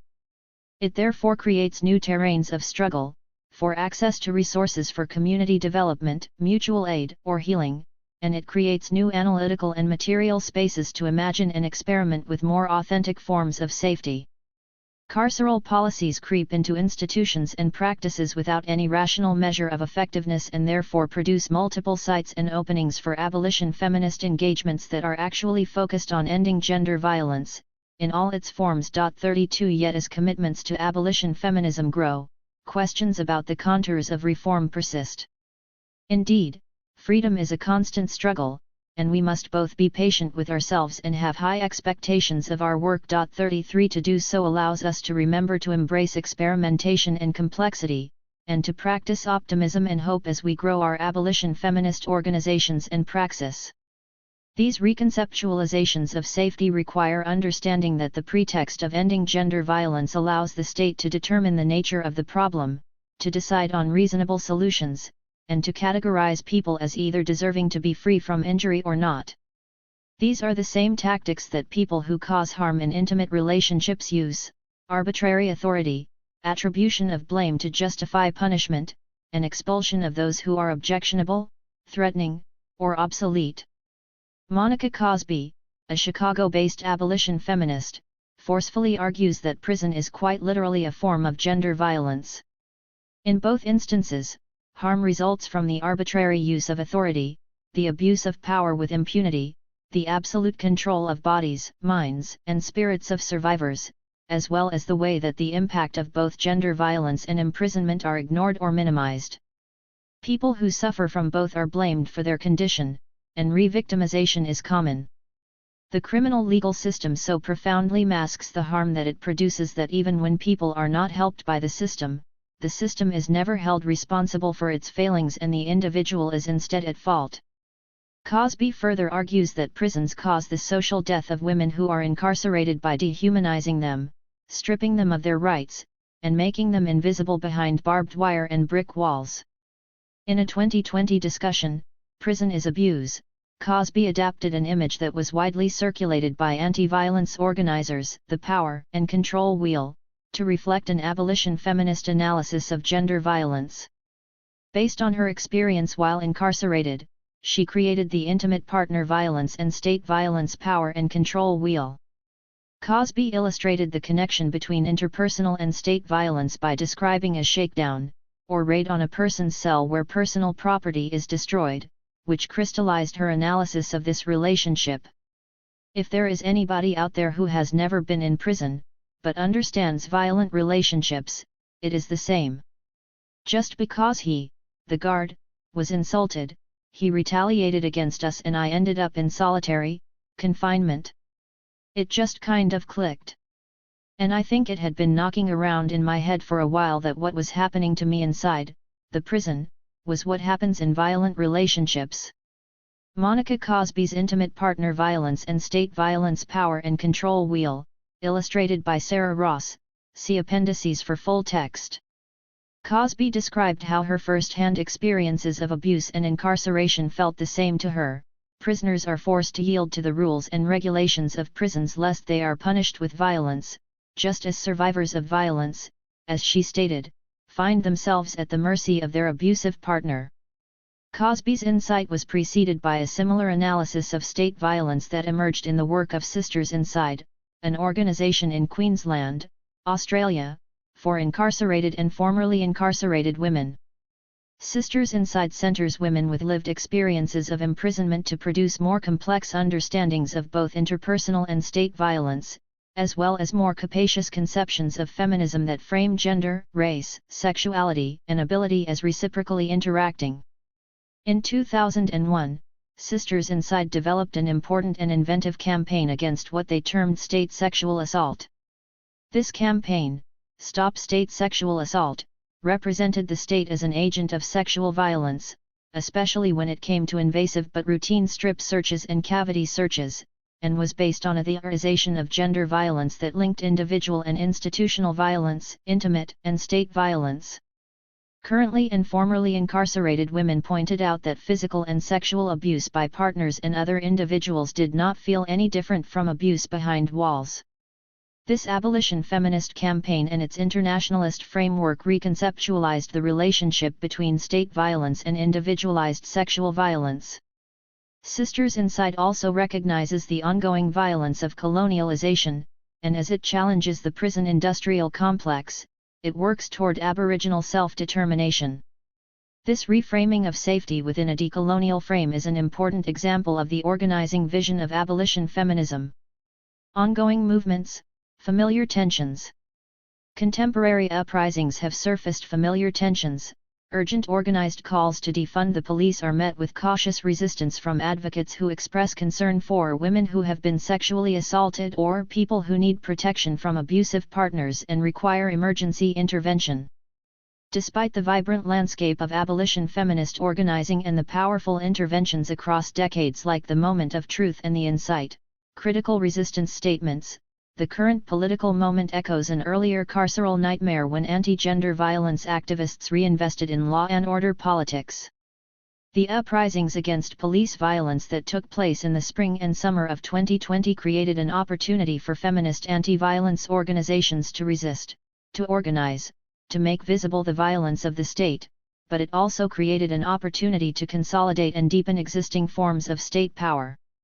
Each new iteration of federal and state laws ostensibly designed to protect vulnerable women and girls also represents potential concessions to carceral responses, framing carceral creep as inevitable. 34 In the same way that struggles for accountability from the state for one killer cop can deflect attention away from the omnipresent violence of policing, concerns about what to do with the serial rapist or the long-term domestic abuser are put forth as a reality check for overly optimistic abolitionists and to illustrate their dismissal of gender violence.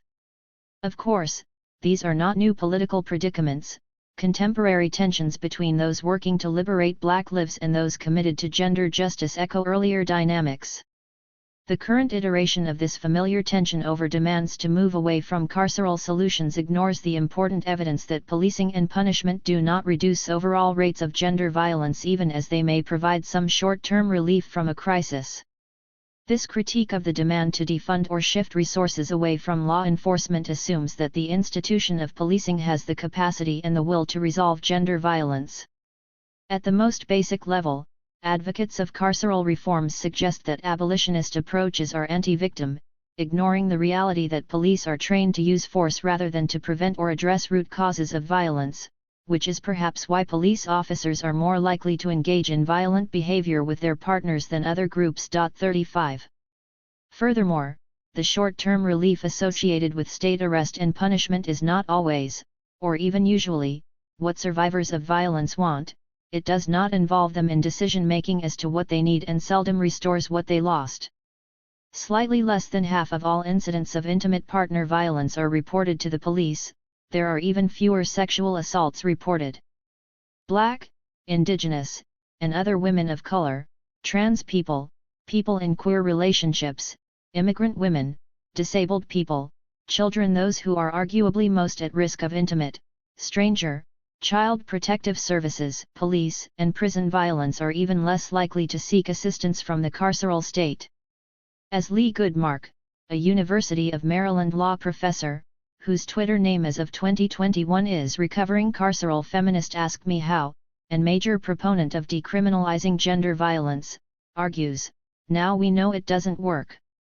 We have the data that shows involvement in the criminal legal system does not deter intimate partner violence, does not lower rates of intimate partner violence, and it does not make violence less severe. 36 Portrait of Esha Love, who was incarcerated for defending herself and spent nearly 4 years in jail because she couldn't afford bail, by Micah Besant. Abolition feminism teaches us that gender violence is a complicated social issue with deep cultural roots and has been incorporated by the mainstream into the larger carceral project. Turning to punishment agencies and tactics of social control will not protect women and others harmed by gender violence. Survivors of violence would be much more likely to benefit if the over $8 billion spent on VAWA between 1995 and 2018 supported free and subsidized services like safe permanent housing, education, accessible health and mental health care, high-quality childcare, and job training and employment placement, in addition to collective and environmental assets such as neighborhood services that promote health and well-being, safe parks, healthy food options, cultural and arts activism, and mutual aid projects. 37. Even as the backlash to the call for defunding the police deploys gender violence as a smokescreen, abolition feminist engagements with gender-based harm, often unfolding at a different register and on a different timetable, continue to alter the landscape. For example, Black queer feminist organizational initiatives work to create everyday forms of safety outside of policing. Both the Audre Lorde Project's Safe Outside the System initiative and the Black Youth Project, BYP, 100's She Safe, We Safe campaign aim to shift culture and establish new ways of keeping each other safe within our communities and work to fight against the violence of the state, particularly the patriarchal violence of the police. 38 Survived and Punished supports women who have been criminalized in freeing themselves from the after effects of incarceration, partly through community education on violence prevention, one means of creating a softer landing and welcoming criminalized survivors home from prison. In 2020, the Movement for Black Lives organized ongoing strategic discussions on patriarchal violence in an attempt to fully integrate abolition feminist work into its political agenda. At the same time, Broader state coalitions organizations once funded by federal agencies are also calling for abolitionist alternatives. Spurred by the Moment of Truth statement, the California Partnership to End Domestic Violence, the National Coalition of Anti-Violence Programs, and an emerging network of more radical state anti-violence coalitions are reflecting on their own collusion with the carceral state and shifting to invest in practices that address gender violence while not increasing vulnerability to the violence of the carceral state. Motivated by the need to correct the course of anti-violence work, these initiatives span from creating alternatives to calling 911 and developing new funding streams to explicitly changing laws that criminalize or encourage over-policing. Dorothy Roberts persuasively argues for an expansion of the frame of abolition to include the violence of the foster care system and what she calls the family policing system. Issues related to institutions that are frequently referred to as children's protective services contribute to the normalization of carceral responses as the only means of addressing the social problems experienced by poor Black families and other families of color ensconced in poverty. When, for example, the presence of rats in an apartment is used as evidence for the initiation of proceedings to protect the children by removing them from their family, it is the mother or parent who is considered culpable and penalized by having her children removed. Neither the landlord nor the larger social system is assigned responsibility. According to Roberts, the abolitionist mission to liberate Black people from captivity must include freeing family caregivers from state surveillance and children from foster care. Ultimately, movements to dismantle different parts of the carceral state are working toward the same world, a world where all children are safe and cared for without the need for police, prisons, and family separation. A more expansive understanding of policing and abolition that contests the state's benevolent terror is essential to collectively building a new society that supports rather than destroys families and communities. 39.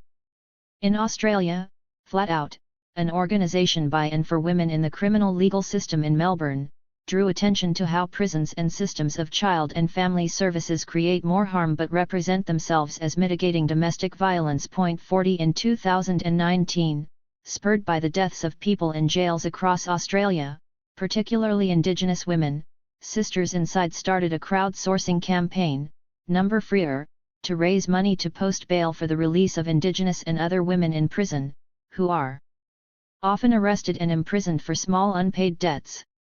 Sisters Inside raised over $300,000 and made visible in the process the open secret of the fundamentally capitalist and colonial roots of the prison industrial complex. 41 These creative efforts are building in many parts of the world. In Black townships outside of Johannesburg, queer and trans women have developed safety patrols and are slowly organizing broader systems of support in their communities. 42 This abolition feminism ecosystem is rarely mapped, formally named, or recognized as part of a wider internationalist movement.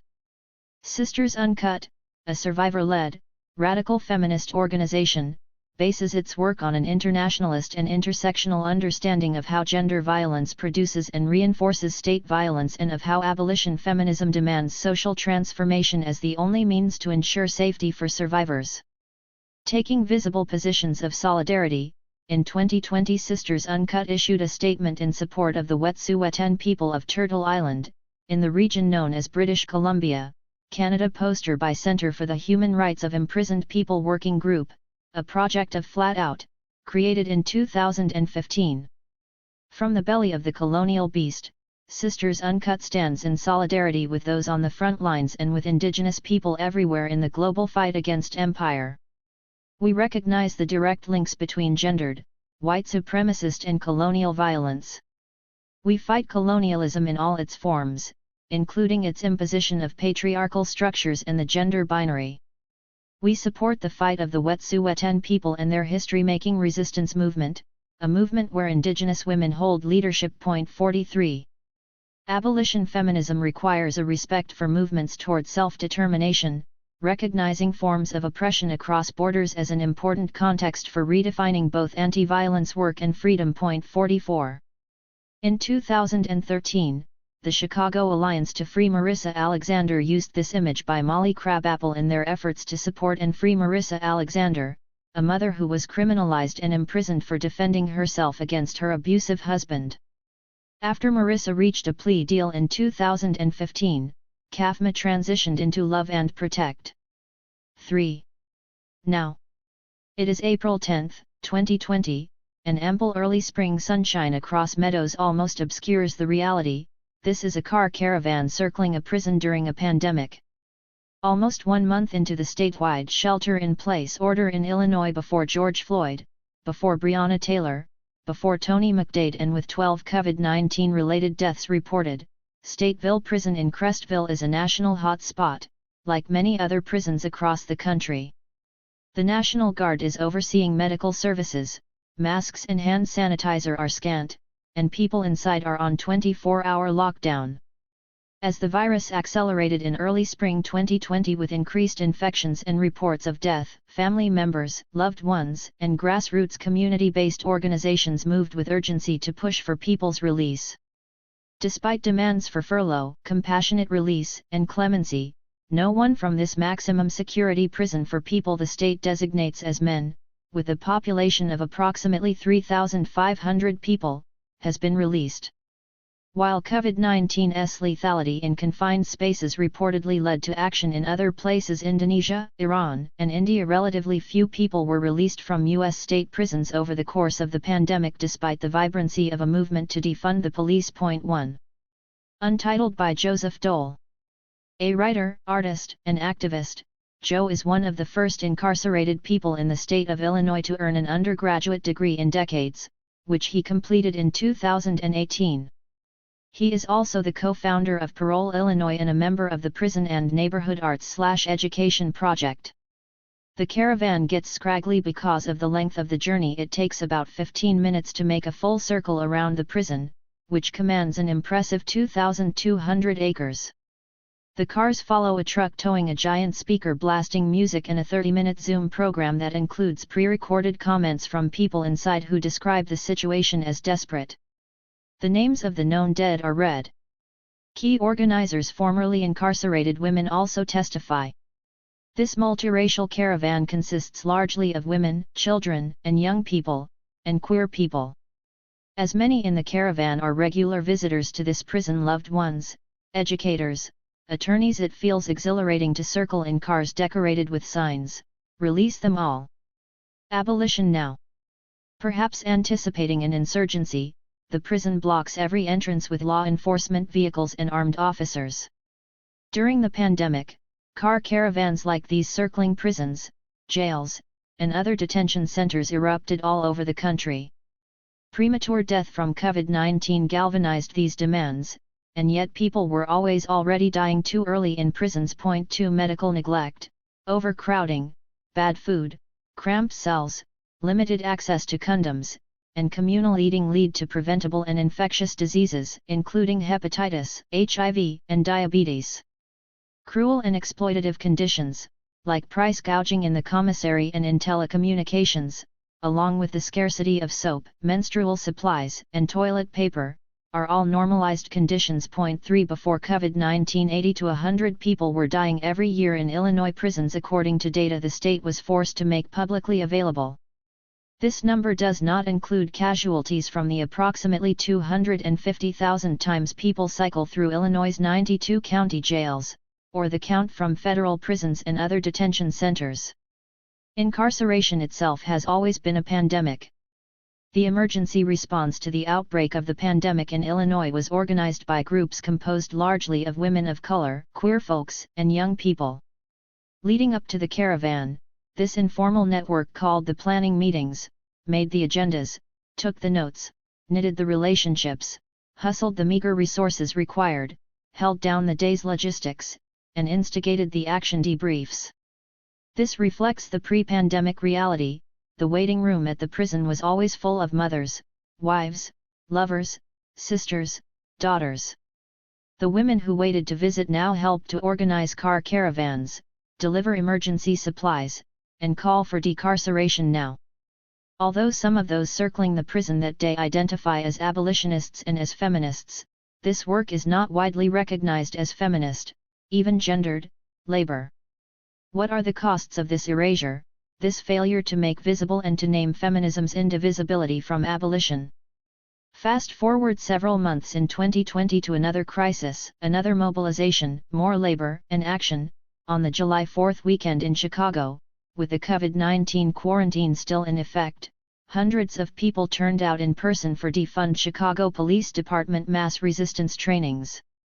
With a social media call to show up for an orientation to police/prison abolition and a discussion of how we are going to defund the police in Chicago, and how we can use organizing, direct action, and movement building to win, this weekend was organized just days in advance by a new collective that mobilized almost overnight, the Black Abolitionist Network, BAN.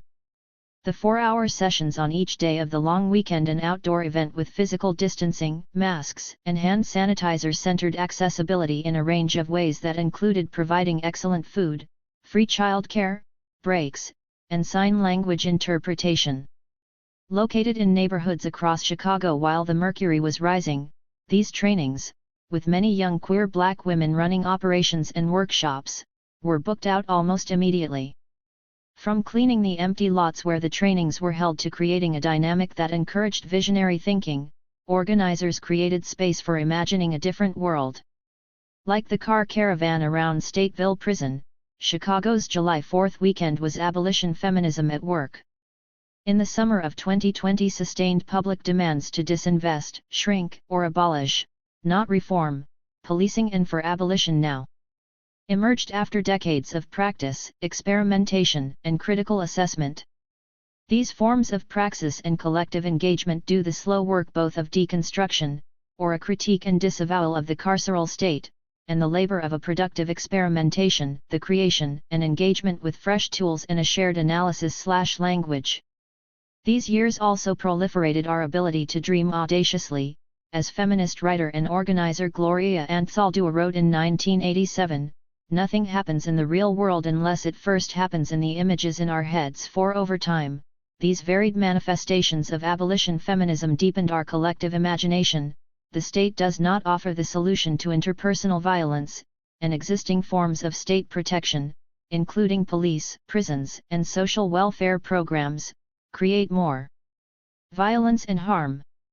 Collective formations of abolition feminism, ad hoc and formal, from the Combahee River Collective to Sisters Uncut, from the germinal anti-violence work of the National Black Women's Health Project to the founding of Insight, continue to build daily responses to a wide range of harms while working to challenge systemic and structural forms of state violence.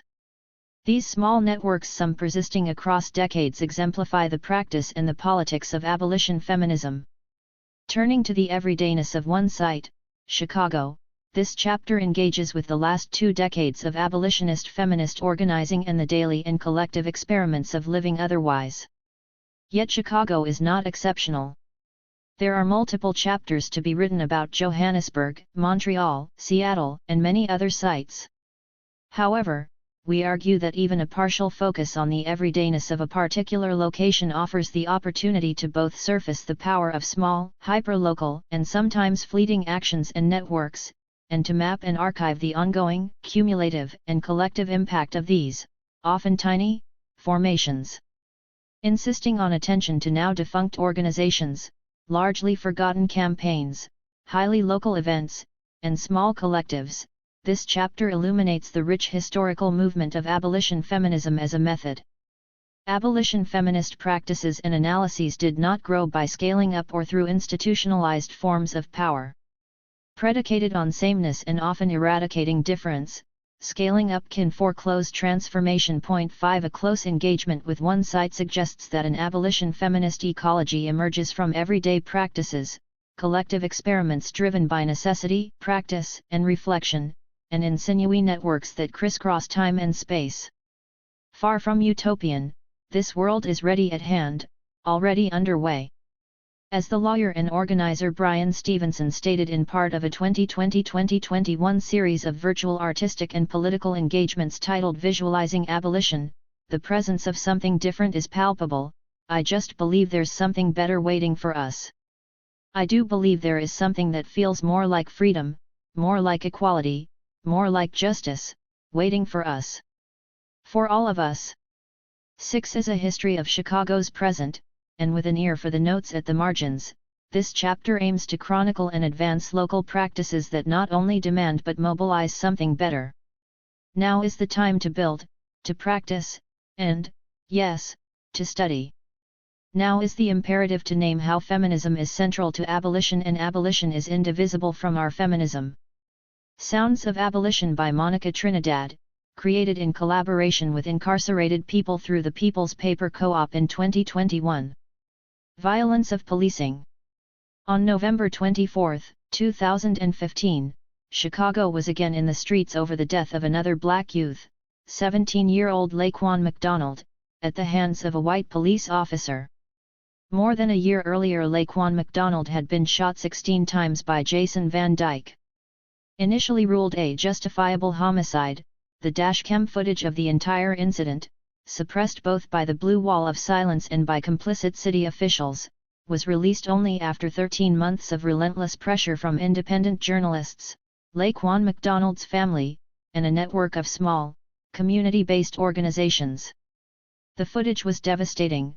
30 seconds after he arrived at the scene, Van Dyke fired his gun at McDonald, who was not lunging toward the police but running away. Until recently, the varied forms of police violence and their familiar targets black and brown people, poor people, queers, labor organizers, sex workers, migrants rarely made headlines.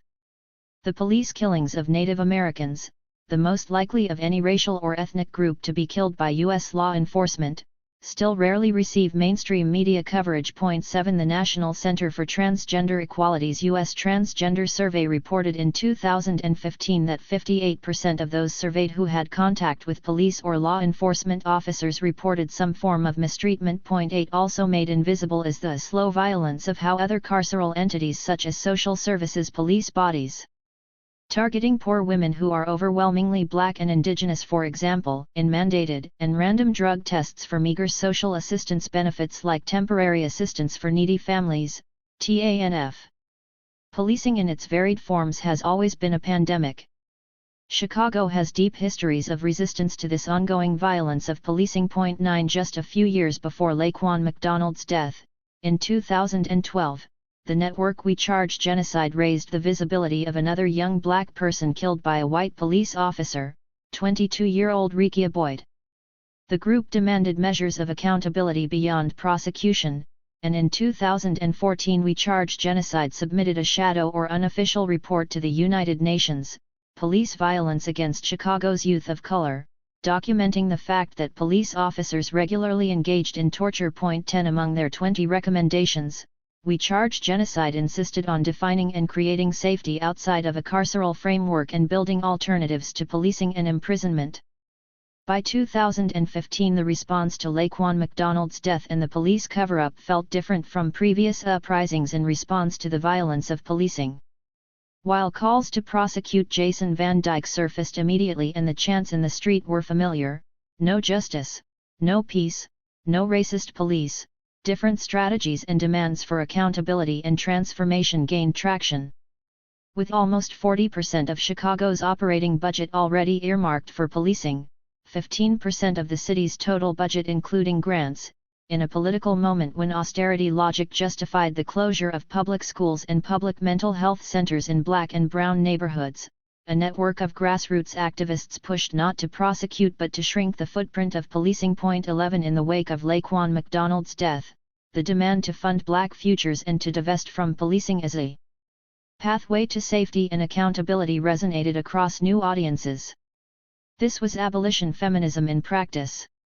The outrage in Chicago over the murder of Laquan McDonald echoed across the country, accentuating the fact that everywhere, from New York City to Ferguson to Minneapolis, police kill with impunity. State violence also plays out in other ways, targeting women, trans people, and gender nonconforming people. In the rare cases when state violence is made visible, accountability is thinly individuated, the problem is a discrete incident, a specific officer. In 2015, former Oklahoma City police officer Daniel Holtzclaw was convicted of raping 13 black women. In 2020, 2 police officers in Kansas City, Missouri, were indicted after assaulting Breonna, B.B., Hill on a city sidewalk. 12 While these prosecutions are rare and convictions rarer, policing is a key mechanism of state violence. The murders of Breonna Taylor, Tony McDade, Sandra Bland, and thousands of other Black and Indigenous women and queer and trans people, are grim evidence of the misogynist and transphobic character of policing, which, alongside racism, is expressed in the murder of cisgender men of color. 13 Given this landscape, anti-violence organizers and scholars work to critically examine the gendered and heterosexist dimensions of the violence of policing. Noteworthy among these efforts is the Number Say Her Name campaign organized and led by Professor Kimberly Crenshaw of the African American Policy Forum, AAPF. Since releasing the original May 2015 Say Her Name, Resisting Police Brutality Against Black Women report, AAPF has been documenting the specific ways that Black women, girls, femme, and trans people are targets of violent policing and how silence creates further danger for women who are outside of the gaze of most anti-violence and racial justice activists. From holding public tribunals to co-producing a song by Janelle Monáe, AAPF has challenged the movement to include the names and therefore never forget the lives of Black women killed by police. One key difference in this moment of police violence is that camera phones and social media now document and amplify some of the more recent and egregious instances of state violence.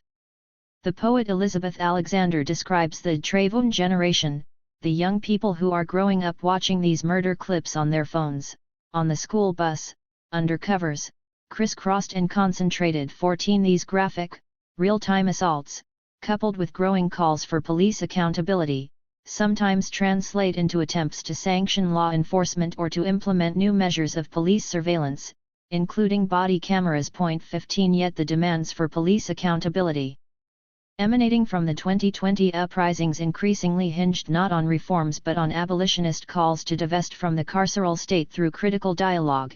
While we know that prosecution and the state will not protect us, what do we do with the killer cops, the rapist cops, and the transphobic cops that white supremacy and heteropatriarchy produce and protect?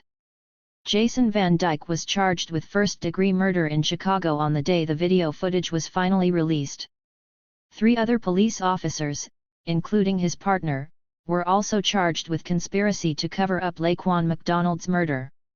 While there are undoubtedly individual police officers who are racist and transphobic, systems and institutions empower, educate, reproduce, validate, and arm these individual actors. Yet if the criminal legal system is barely equipped to indict its own employees, it is completely unable to critically examine and indict its own structure. With approximately 20 civilian complaints in Van Dyke's personnel record largely related to the use of excessive force and above average number of complaints for a Chicago police officer, none resulted in any disciplinary action. Through another lens, Van Dyke was neither particularly exceptional nor an outlier. He was just caught. Feminist genealogies. 17 years before Laquan McDonald was murdered and a decade before Rekia Boyd was killed, communities across Chicago were organizing by necessity to build and define safety outside of policing. We draw attention to the Young Women's Empowerment Project, YWEP, which started in 2002 and closed in 2013, as a self-described social justice organizing project that is led by and for young people of color who have current or former experience in the sex trade and street economies. 16 With a mantra of "We are not the problem, we are the solution" and a practice of mutual aid and harm reduction, YWEP's highly local organizing highlighted how state entities charged with protecting young people, including social workers and police, are a primary source of danger and harm for street-based young people. YWEP's popular education campaigns focused on safer sex, needle/syringe exchanges, free and affirming health care, DIY legal support, and access to free food and technology. From inception, their political education materials, campaigns, and public events functioned to educate, and often alarm, other groups working with young people in the street economy. YWEP was preceded by and sometimes overlapped with a cluster of local feminist anti-violence networks that coalesced in response to everyday forms of gender and sexual violence. These formations, including A Long Walk Home, Mango Tribe, Aquamoon, Gabriella Network Chicago, Ella's Daughters, Females United for Action, Girl Talk, Women and Girls Collective Action Network, Female Storytellers Igniting Revolution to End Violence, and the Rogers Park Young Women's Action Team, centered the violence experienced by young women of color, including street harassment, sexual assault, racism, transphobia, and homophobia. 17 Recognizing that families, schools, and policing do not offer support or protection, and that harm is not individual and private but endemic and ideologically sustained. These networks, both ad hoc and formal, both autonomous and attached to existing larger organizations, demanded not simply services or recognition but structural and systemic change. In tandem with the ongoing national dialogues outlined in Chapter 2, these forms of organizing and direct action often tied racism, ableism, and capitalism to gender and sexual violence, and moved beyond simply indicting individual perpetrators to offering pathways for communities and neighborhoods to imagine and develop collective responses to gender and sexual violence. While very few of these Chicago-based anti-violence groups explicitly identified as abolitionist or even feminist during the early 2000s, their zines, spoken word events, street actions, and popular education workshops rejected the criminal legal system's ineffective response. Their work spotlighted the state's inability to recognize sexual and gender violence as harm, particularly when experienced by young people of color, including and especially those who are queer. 18. Chicago was prepared to make different demands after Laquan McDonald's murder, in part because of the labor and analysis of these preceding grassroots anti-violence networks. One key layer was the coalition in Chicago that built collaborative frameworks for restorative justice and for ending racist, ableist, and heterogendered disciplinary policies and practices in schools. Young people of color came together in cultural and political formations, including Blocks Together, Southside Together Organizing for Power, Southwest Youth Collaborative, and Beatty Urbano, to force policymakers to pay attention to school pushout where policies and practices make it impossible for young people to stay in school. In 2006, two lawyers, Ora Shub and Cheryl Graves, started Community Justice for Youth Institute to generate restorative justice practices across the city. Shub and Graves are almost single-handedly responsible for training an entire generation of restorative justice practitioners in Chicago, and for creating openings for a wide range of people, in intimate contexts, to collectively dialogue and struggle around hard concepts like accountability and transformation. 19 In 2005, Community Organizing and Family Issues, a Southside organization by and for Black family caregivers, overwhelmingly women, came together to challenge suspension and punishment policies in their neighborhood schools. 20 They created resources and trainings for adults to build free or low-cost restorative justice practices in schools that work to stem the movement of young people of color into the criminal legal system. 21 Even though these organizations still train communities in radical alternative ideas and practices of safety, accountability, and transformation, the landscape that shapes and defines restorative justice has changed. As noted in an earlier chapter, the carceral system has co-opted the language and some of the practices of restorative justice, disconnecting this work from its origins as a community-driven practice of accountability and transformation. These practices of abolition feminism made visible and challenged both the state's failure to support women and other structurally vulnerable constituencies and the violence inherent in state-run, or state-supported, systems and institutions ostensibly designed to protect.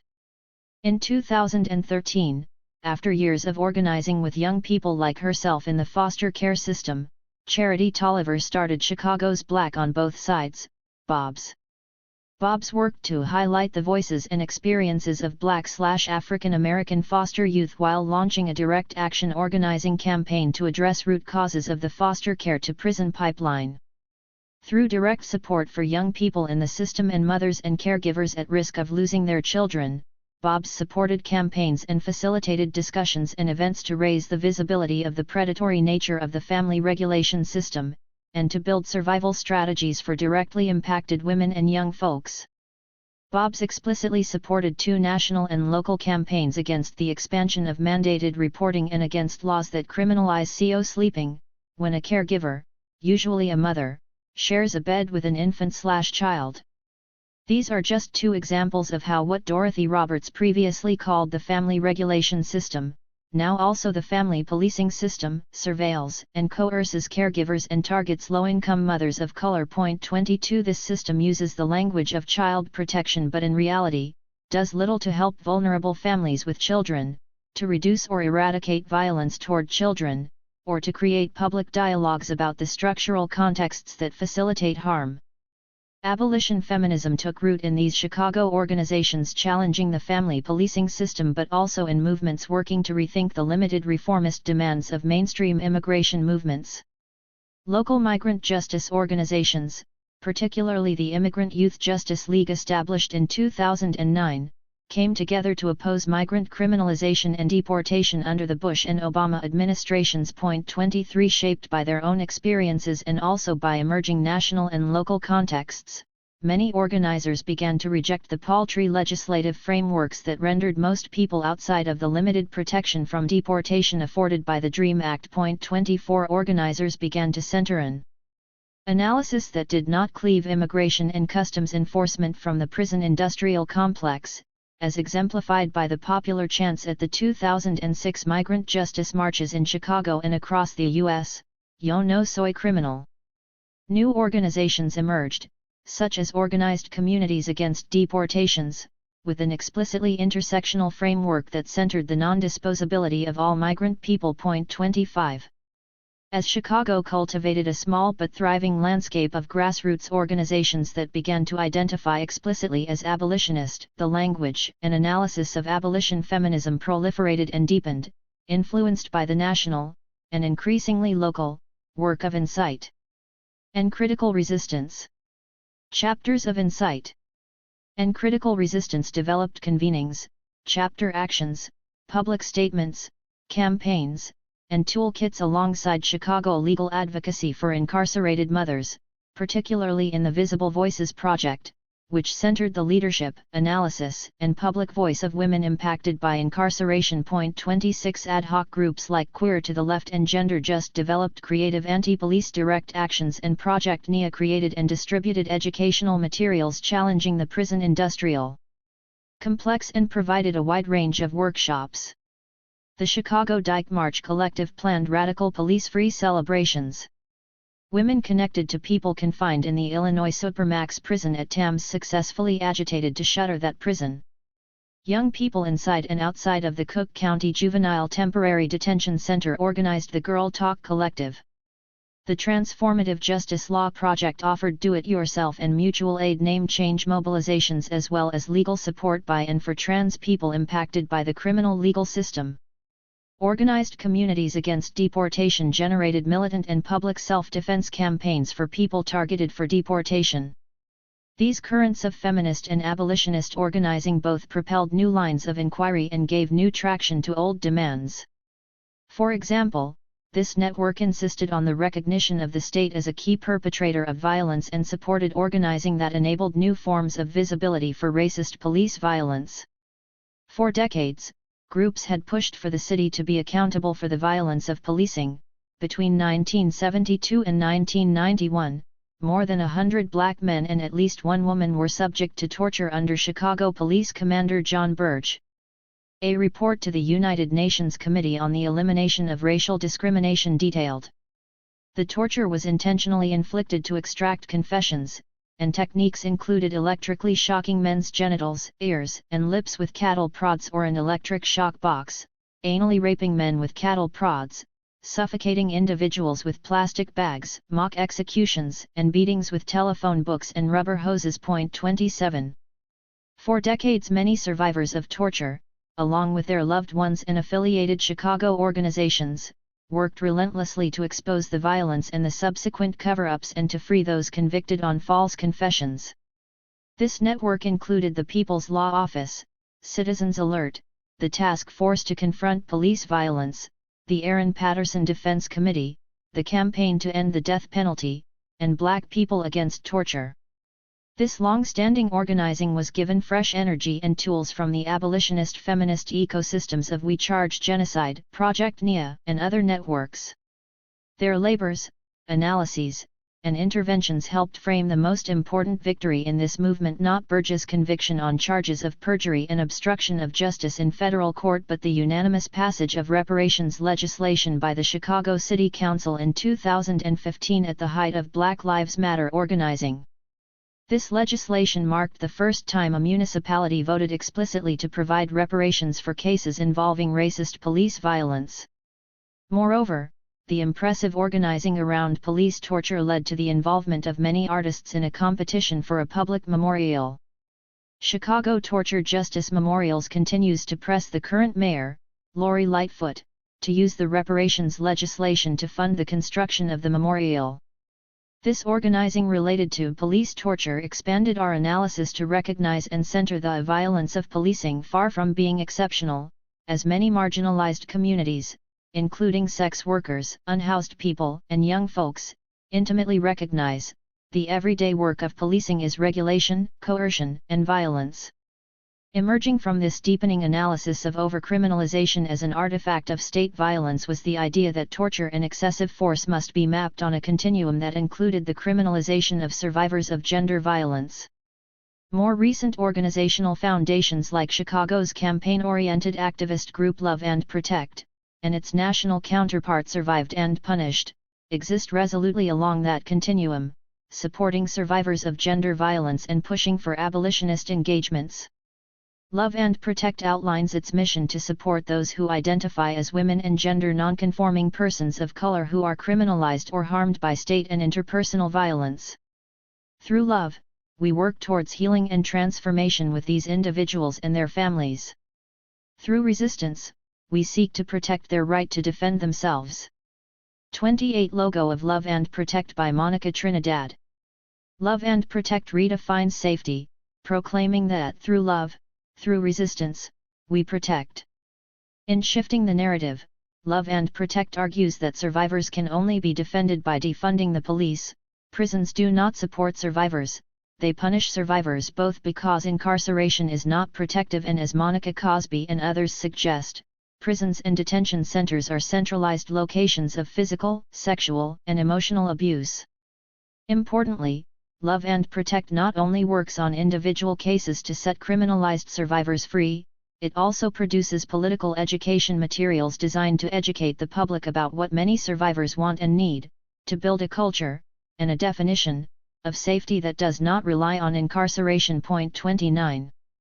Tackling the intimate and everyday violence experienced by those marked as disposable by the state, these organizations forming an ecology of abolition feminism continue to build essential tools, practices, languages, analyses, and mutual aid networks out of anger, love, and necessity. The accessible, free, and horizontal political education undertaken by these groups, often with few or no paid members and scant resources, continues to be breathtaking. The public convenings where people who are directly impacted shared analyses about how to intervene and interrupt the violence inflicted by the state, the many toolkits, safety labs, and workshops focused on how to address interpersonal harm without policing, the resources, services, and support for survivors, broadly conceived. The mutual aid initiatives to pool resources for rent, gender-affirming surgeries, bail, food, and parties, and the essays, books, articles, and blog posts that fleshed out how people foster accountability, healing, and transformation outside a carceral frame. The list of events, campaigns, resources, and workshops is endless. Transformative Justice and Abolition Workshops, a summer COMM University on the Prison Industrial Complex, Prison Penpal meetups, reading and study groups, Saturday morning circles for formerly incarcerated people, film screenings of Visions of Abolition, Out in the Night, and Southwest of Salem, and safety labs that offer the opportunity to role-play how to intervene in everyday experiences of interpersonal harm without police.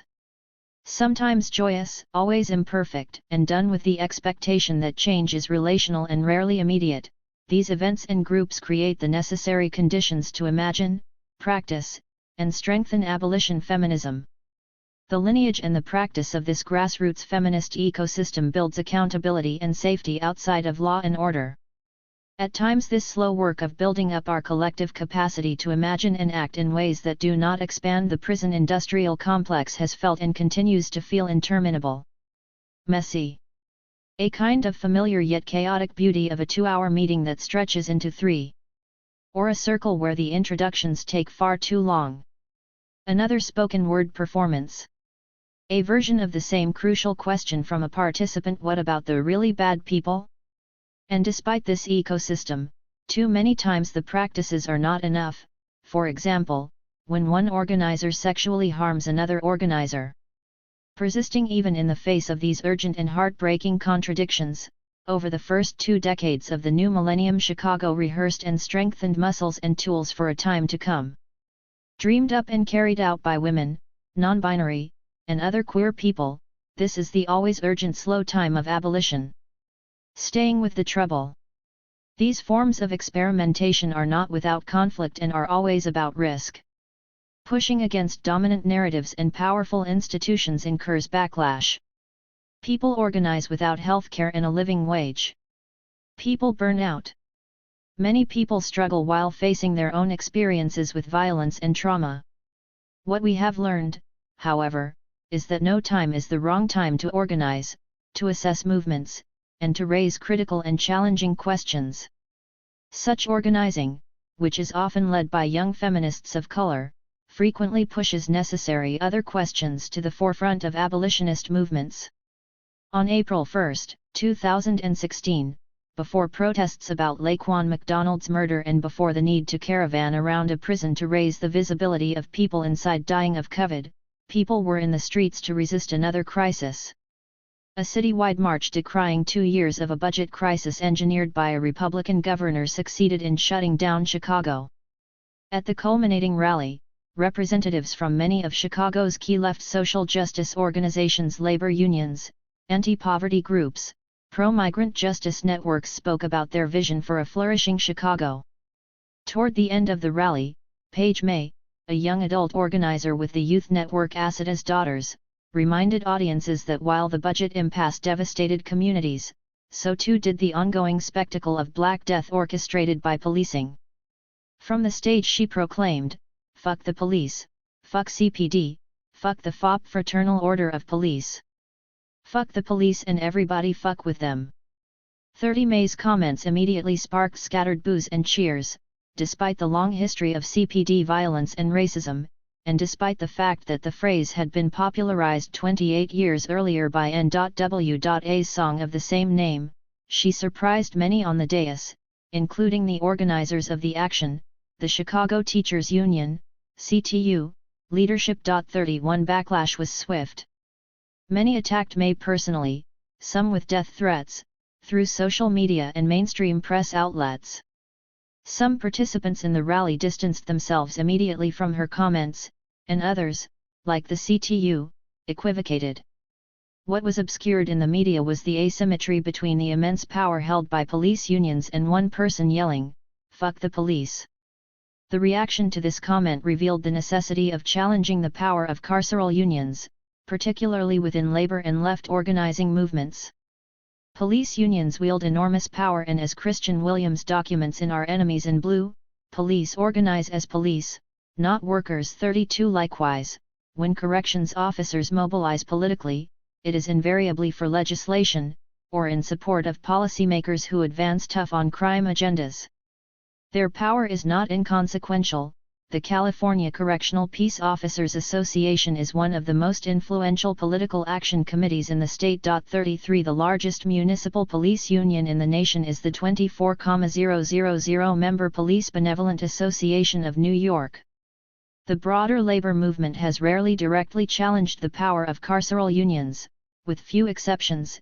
In California, locals of the Service Employees International Union, SEU, were persuaded to join the Coalition for Effective Public Safety, CEPS, a coalition formed more than a decade and a half ago to push back on spending and other investments in corrections. While SEU has members in California's prisons, ongoing abolitionist political education by members of CEPS, including Critical Resistance, Justice Now, and A New Way of Life, convinced these SEU locals that their survival and growth could not, and should not, be predicated on carcerality. By supporting this coalition, CEU signaled that it understood that its workers' futures did not hinge on working in prison. In 2020, the AFL-CIO began cautious discussions about the role of organized labor in challenging mass incarceration, but it has not ended its affiliation with the International Union of Police Associations or rejected the membership, or the dues, of Policing and Corrections Unions. 34 The International Longshore and Warehouse Union should also be acknowledged for their consistent work over the years in support of political prisoner Mumia Abu-Jamal and for other challenges to carceral systems in the United States, South Africa, and occupied Palestine. More than any other union, they have embraced anti-racist and abolitionist causes. Some teachers' unions, pushed by decades of engineered austerity and grassroots organizing for restorative justice, are beginning to engage abolition. In Chicago, a district where 90% of students are students of color and 75% of schools are without a library, the Caucus of Rank and File Educators, CORE, brought new vigor to the Chicago Teachers Union in 2010 by centering the leadership and analysis of an intergenerational group of women of color, including the late and much beloved Karen Lewis, who started the process of redefining the union as a force for collective social justice.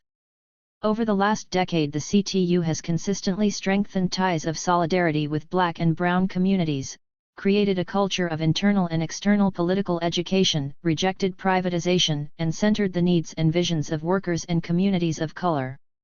In the most recent contract negotiation process, the CTU engaged in what the city administration attempted to demean and trivialize as bargaining for the public good, demanding sanctuary schools, no ICE presence, affordable housing, and nurses and libraries in every public school.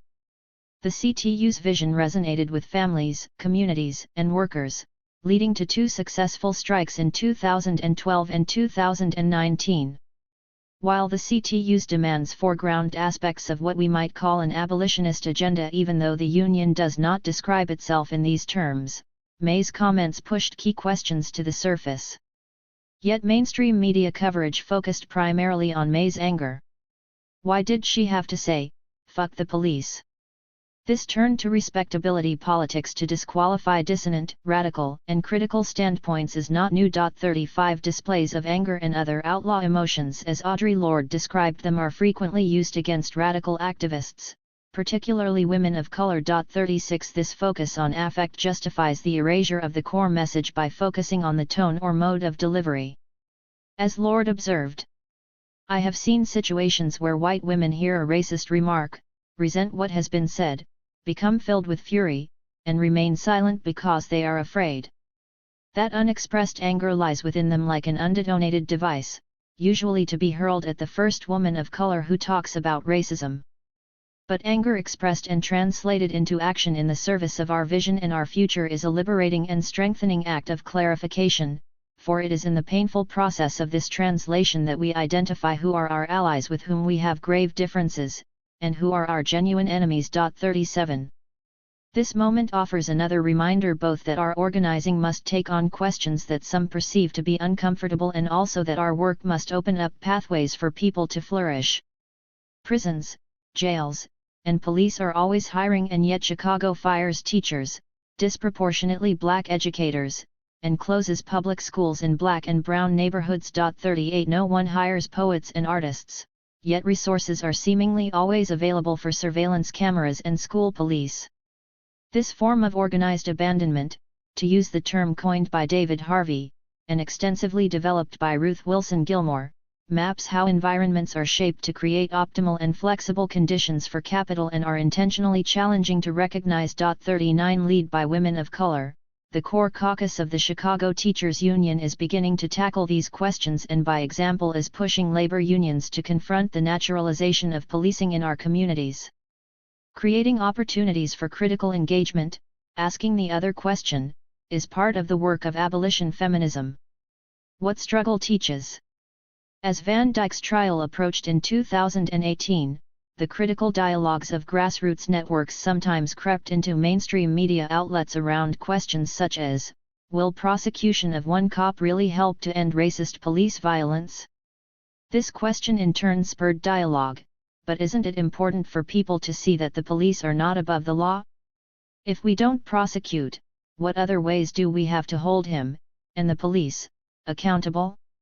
Tensions flared about tactics for accountability, particularly between younger, queerer communities that demanded changes beyond the conviction of an individual officer and older, more established civil, religious, and legal rights organizations that upheld a conviction as an important achievement. 40 Youth from Black Youth Project 100 interrupted many of then Mayor of Chicago Rahm Emanuel's public events, wearing shirts emblazoned with Fund Black Futures and chanting 16 shots in a cover-up. Their Fund Black Futures demand work to imagine and enact forms of accountability beyond prosecuting officers, diversifying police forces, or investing in new police trainings, and it expanded consciousness and debate about what remedies and responses might produce real safety and accountability. While some mainstream reform organizations actively pushed back, arguing that a conviction was the only way to send a clear message against police violence, it was too late. Grassroots organizing had altered the terrain, insisting on the viability of radical demands. Cover by Jet George of a pamphlet distributed by Survived and Punished in 2021. This sense of collective power in the public struggle over police accountability led a network of immigration justice organizers to coalesce in 2018 to successfully challenge the Gang Database, a web of databases and information sharing at the county and state levels that purportedly tracked gang affiliation and other demographic information with predictive algorithms that supposedly identified those most likely to be involved in a crime. Using lawsuits, reports, direct action, and media coverage, organized communities against deportations and Mayent, in concert with other organizations, developed the Number Erased Database campaign, which highlighted the scale, errors, and harmful implications of this database. As a campaign against reform, Number Erased Database insisted that the only effective response to the database was to end it, and this struggle showed that a radical stance was a winnable demand. 41. One distinguishing difference between the anti-police activism of previous eras and the contemporary era of Black Lives Matter is that we are not satisfied with the demand that individual police officers be prosecuted for perpetrating acts of racist violence. We also call for structural change. Neither the fact that police officer Darren Wilson was not indicted by a grand jury for the death of Mike Brown in Ferguson, Missouri, nor the indictment of police officer Brett Hankison on charges of wanton endangerment for the death of Breonna Taylor stalled demands to defund police. Yet the resources and the years, cumulatively centuries many have spent trying to make the criminal legal system, including policing, accountable has not precipitated its undoing. Multiple campaigns to convict individual police of white supremacist, misogynist, and transphobic bad acts have not resulted in contracting the power of policing or rendering it less repressive. Civilian and other accountability watchdog organizations have had, at best, a negligible impact on reducing the violence of policing. 42 While these strategies may result in an individual police officer potentially losing their employment or being punished, the prosecution of a police officer neither undoes the system nor exposes the underlying logics and structures that perpetuate harm. Relatedly, prosecuting individual civilian men who perpetrate gender and sexual violence, or placing their names on public registries, has not reduced gender and sexual violence. 43. Community networks and organizations struggle with how to respond to the ongoing violence of policing, just as we also collaboratively struggle to try and address gender and sexual violence outside of the arrest, prosecution, and imprisonment of individual men. We need critical debate and discussion about how to build the world we know we need. Centering the value of generative critical openness, engaged reflexivity, and the ongoing daily conditions of organizing, however, should not empty either feminism or abolition of rigor or meaning. Training police to do restorative justice work is not abolition. Hiring more women to be prison wardens is not feminist. Building a new transgender wing or pod at an immigration prison is not abolition. These kinds of reforms bolster the budget, the scope, and the underlying logic of carceral systems. Kinder, gentler cages are still prisons, as critical resistance CO starter Rose Braz wrote in 2006 in her public response to California's proposed gender-responsive prisons, a plan to build 30 to 50 mini-prisons in communities across California. 44 The construction of 4 new smaller prisons in Manhattan, the Bronx, Brooklyn, and Queens to replace Rikers, as discussed in Chapter 2, deepens the very carceral problems the closure was designed to solve. None of these reforms work to dismantle, or even address, the harms that are used to buttress the carceral state, including forms of gender and sexual violence. As the state too quickly absorbs or co-opts seemingly radical tools and languages, and sometimes entire organizations, in the service of legitimating state violence, abolition feminism centers a critical and generative flexibility in a culture of political education that is intimately tethered to on-the-ground social and political movements. Sometimes the signposts between reforms that work to shrink and end our reliance on carcerality and those that deepen and grow its reach are not so obvious. Tactics are often not inherently abolitionist, rather the radical potential resides instead in the way the work unfolds and the analysis and language that form and grow as the bedrock of campaigns or strategies. Tethering short-term campaign goals to long-term struggles for paradigm shifts while ensuring that campaign participants understand the connections has always been the work of some anti-capitalist queer women of color feminists.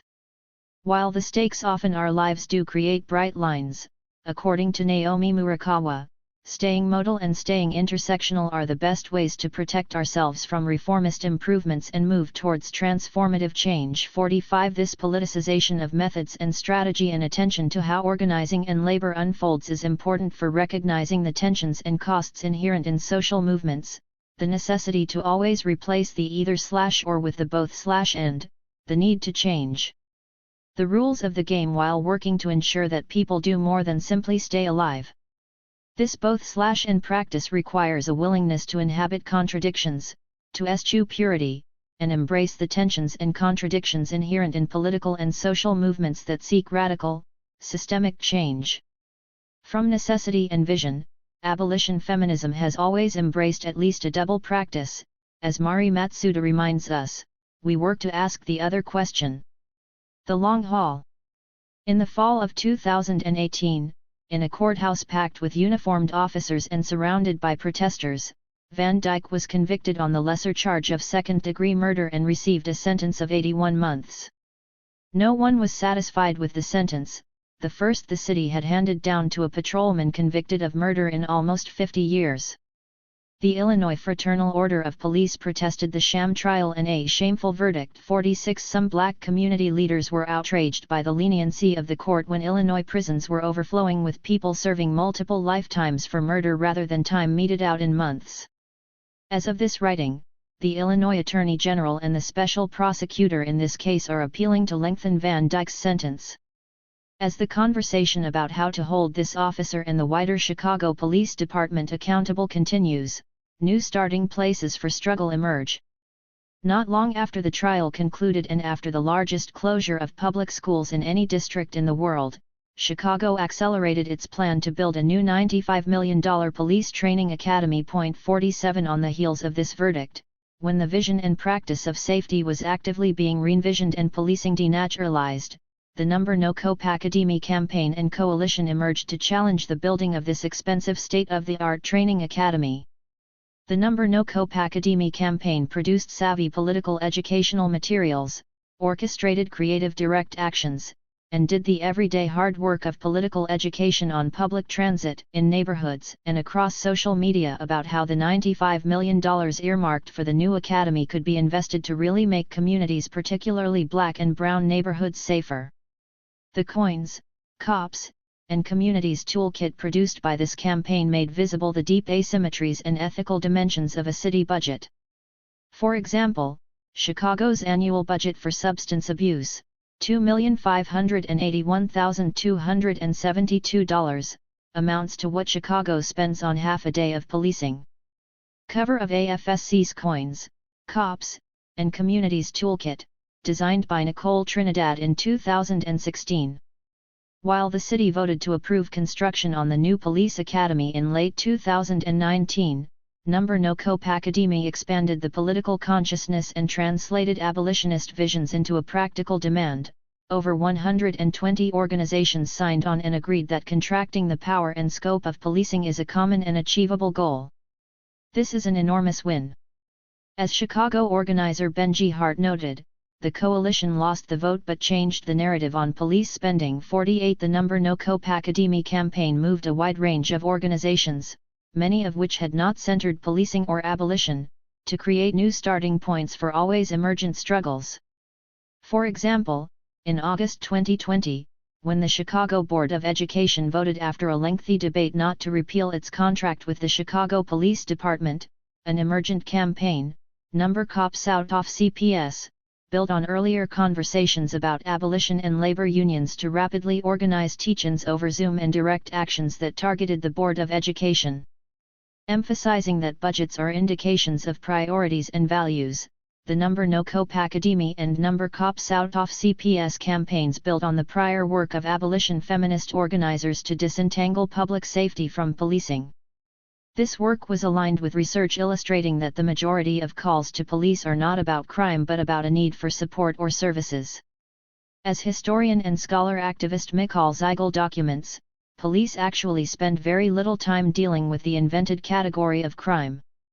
The things police do that do not have to do with crime could and should be done by other bodies: social workers, EMTs, firefighters, traffic directors, garbage collectors, counselors, neighborhood associations, friends, and so on. That, not so incidentally, is the core of a practical, stepwise process of police abolition. Begin to give nonviolent agencies, piece by piece, the tasks currently allocated to men and women in Blue Point 49. This research has grounded a platform of police abolition actions nationally, including campaigns to reduce calls to 911 and to decouple or disentangle healthcare services from law enforcement. Abolition feminism helped to seed the soil that made this work imaginable.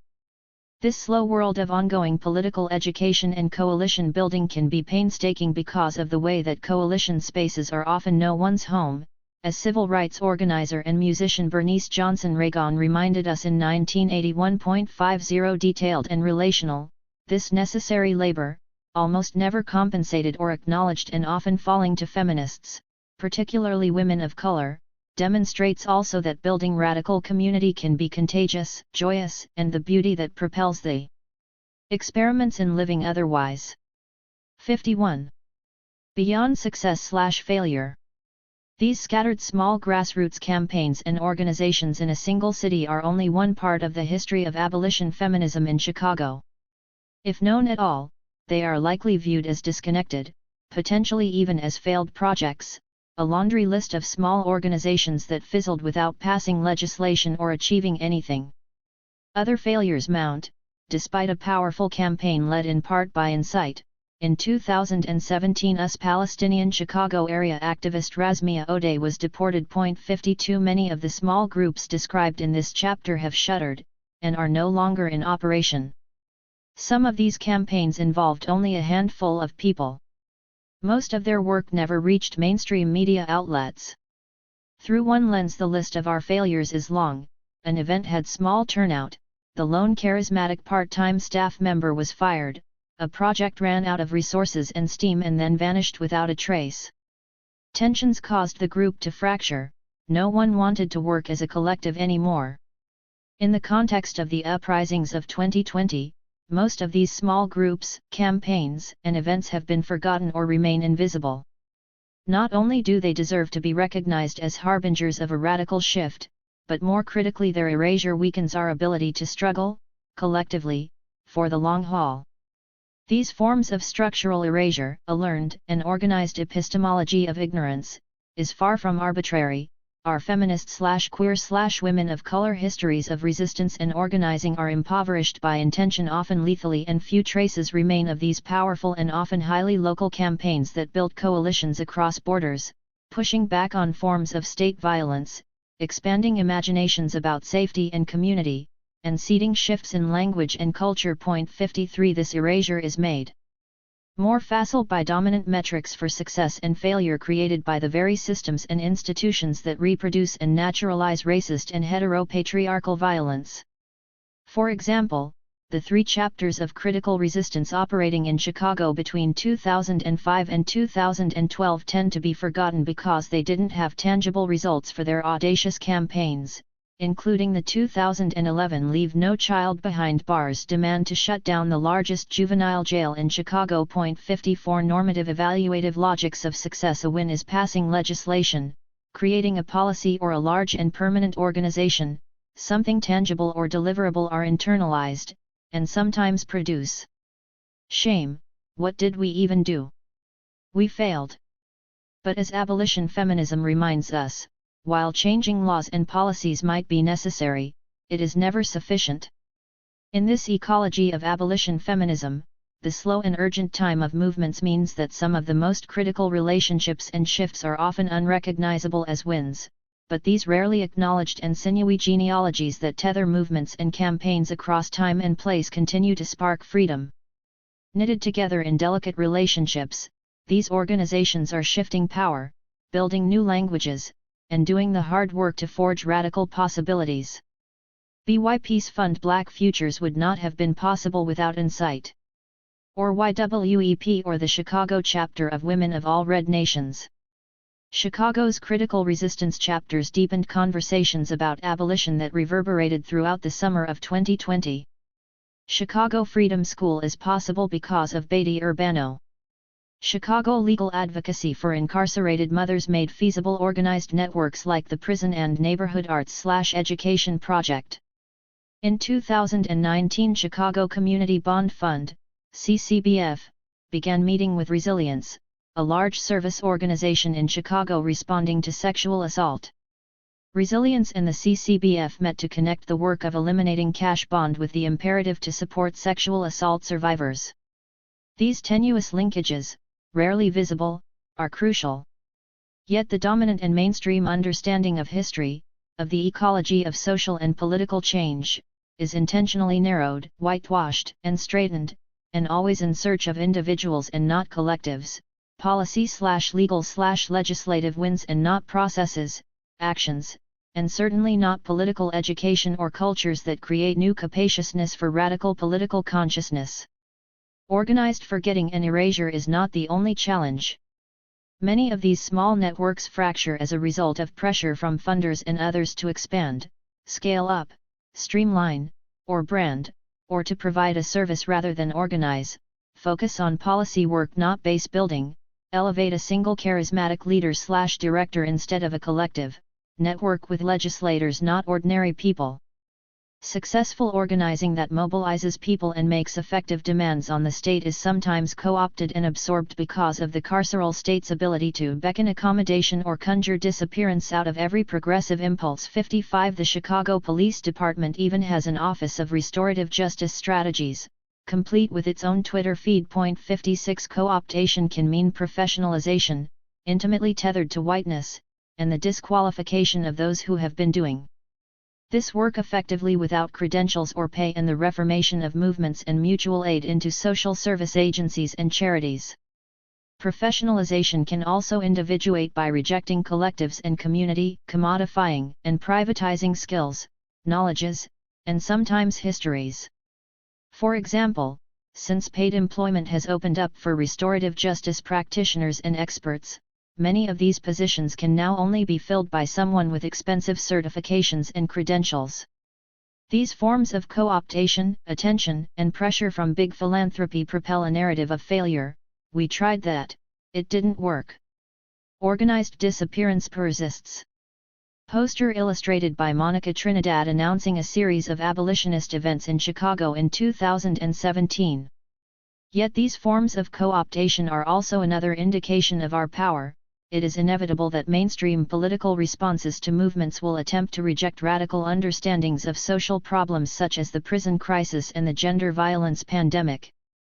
Nonetheless, it is precisely our own tenacious involvement in campaigns that has pushed others in this direction. Far from being a failure, an abolition feminist ecosystem toolkits lost on the internet, study and action groups that leaned into the former and forgot the latter, indie documentary screenings, small clusters of militant picketers, campus groups that erupt and dissipate generated an ecology that sustained the idea that prosecuting any one police officer could not be our solution. After sentencing, Jason Van Dyke did not immediately become one of the almost 40,000 people in the Illinois Department of Corrections, white people comprise 65% of the state's population and 30% of the state's prison population. 57 As is typical in the rare cases when police are actually convicted and sentenced, he was initially transferred to Connecticut to serve his time in a federal prison. Months after he was sentenced, his wife Tiffany announced that her husband had been assaulted in prison. She pleaded for information about his whereabouts and condition.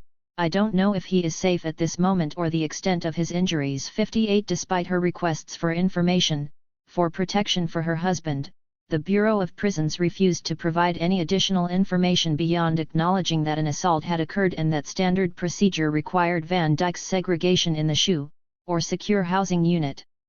A Chicago Tribune headline seemed to summarize the moment: "We can't blame Tiffany Van Dyke for trying, but her husband is just another convicted felon." 59 Just like that, for some, Van Dyke moved from being police to felon. Perhaps he is in a prison where active organizing is underway to raise the visibility of deaths in custody. Perhaps his loved ones joined the brigades of people in car caravans who procured and delivered masks and medical supplies for people inside during COVID. Perhaps. The work in Chicago highlighted in this chapter is dynamic and ongoing. And our antecedents stretch beyond the artificial temporality of this chapter. From the journalist and anti-lynching organizer Ida B. Wells to the communist labor and justice organizer Lucy Parsons, from the Jane Collective to Amigas Latinas, Chicago is rooted in radical change. 60 Abolition feminist mobilizations emerge from and with the strategies and analyses of previous labors. Out of necessity, people experiment and practice with the tools at hand. As the COVID-19 pandemic ebbs and deepens across the globe, the pandemic of the prison industrial complex exists alongside the pandemic of gender violence. As people strain to support loved ones, as organizers strategize alongside people surviving pandemics of COVID and criminalization and gender violence, and as groups, campaigns, and political formations continue to demand freedom from injustices that reverberate from Stateville prison to Palestine, we are energized by the passionate commitment of abolition feminists now. Despite what some might wish, including us, on some days there is no finish line, no firm resolute end. And yet it is hard not to read this and want concrete steps, checklists. Some guarantees. A roadmap. We recognize this desire. Yet as this chapter on Chicago reminds, and as Chicago poet and educator Gwendolyn Brooks beautifully notes, we are our roadmap, we are each other's harvest, we are each other's business, we are each other's magnitude and bond. 61 This partial Chicago archive offers a robust answer to that most important question: what do we do now to build abolition feminism? Epilogue. How to draw a line when the work is unfolding and unfinished. No one wanted to end this project. As organizers and writers, this caused us anxiety. Sending this book to press will cement what are fluid conversations and in-process ideas. In campaigns and on-the-ground projects, a complexity of the collective doing or making is not fully documentable. Yes, we can surface interviews with participants, meeting minutes, event posters, or additional materials often framed as evidence or ephemera. Yet the gaps and messiness and heartbreak that make a peculiar kind of sense in engagements do not necessarily translate well into written words, and their omissions can potentially read as errors in a textual project. As scholars, even though we know histories are incomplete and contested, and we intend this book not to chronicle any full story, we still feel pulled toward continuing to add more, to expand on examples and moments, to contextualize and to deepen as the world around us changes so rapidly. There are many places in this project that could each be a book in itself. For us, it does feel rather audacious to stop anywhere. Here. Particularly in a political moment when the virtual world is exploding, daily, with brilliant abolitionist and feminist tools and resources and demands. Yet, simultaneously, we know that explicitly partial genealogies are useful not only because they remind us of the fictions at the core of any chronicle that passes as complete, but also because they can interrupt a desire for reading social movements, organizations, and people hagiographically. Our labor, and the work that precedes it, is neither perfect nor finished, and neither are the movements, organizing, analysis, campaigns, and networks to come. Our snapshots aim to offer brushstrokes a plurality of places to seek out more, an invocation to rigorously study and to engage the present, past, and future, work of collectives and campaigns rather than fixed points of departure or dogma. Despite our goal to not make this a comprehensive historical account but a provocation, abolition is unthinkable without feminism and our feminism unimaginable without abolition. We recognize many people may read this project and want templates, detailed chronologies, and definitions. Indeed, while we might be pressured to desire these at times, we understand the forms of carceral logic that compel us in these ways. There is a familiar if often false surety in this fixedness, and we recognize that the abolition feminism we hope to advance through this book necessitates our liberation from the tendency to get to the answer quickly. The now in the title of this book connotes our feeling of urgency and is meant to encourage thoughtful and principled action. It is not meant to suggest that there is an answer within reach at this moment. We mean, ask different questions now, consider alternative courses of action now, engage with more people now, complicate the analysis now, change our minds, apologize, recalibrate, and try again now. Now is the time for mutual aid and self-care. Now is the time for righteous anger and settling into the painful reality of the carnage that prisons, policing, detention, all forced confinement have created for us. We must be reminded right now of how rape, battering, stalking, criminalized sex work, targeted violence toward trans people, removal of children from their families, is ruining lives. And now is the time to grieve those lives lost from various pandemics, uncontrolled fires, hurricanes and earthquakes, unending war, racial capitalist exploitation, and occupations. Rather than offering the now as the end point as in at last, we offer it as a critical and joyful starting point. As we worked on the chapters, adding and refining words and examples, remembering names and events, we also learned about yet other campaigns and organizations as we solicited feedback from valued comrades. Gratitude to Rachel Kader, Mimi Kim, and Asher Ransby Sporn, recognition to Aaron Ife, Sangeeta Ravichandran, and Mariana Green, and deep appreciation to Sarah M. Benson. We also recognize the many, many others, named and unnamed, whose thinking and practice inform this book, and acknowledge the incredible labor of the Haymarket community, including Anthony Arnove, Deo Tran, and Naomi Murakawa. As we talked and wrote, around us the landscape kept changing. Over the 2 years we worked directly on this project, both feminism and abolition assumed new political standpoints. Number Me Too/Time's Up and Number Defund Police propelled enormous and widely divergent cultural and political shifts. As the contexts transformed, the stakes and the audience for this book rose and morphed. As abolition, feminism, now documents, our movements are directly responsible for this changing landscape. Our collective labors power these cultural and political shifts. Our campaigns, our demands, our organizing posters, workshops, marches, memes, tweets, webinars, scholarship, actions, manifestos, and so much more, most produced and circulated outside of the formal economy.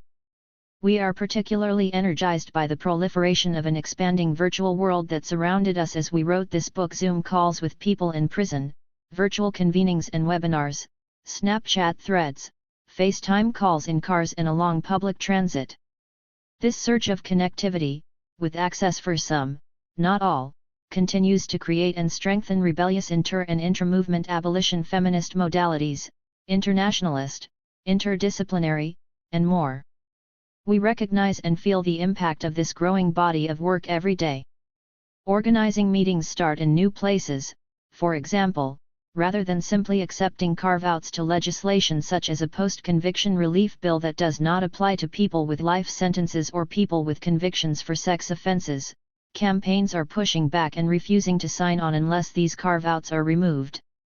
Staff at anti-violence organizations are asking for, and often receiving, internal professional development that centers abolition through transformative analysis and practices.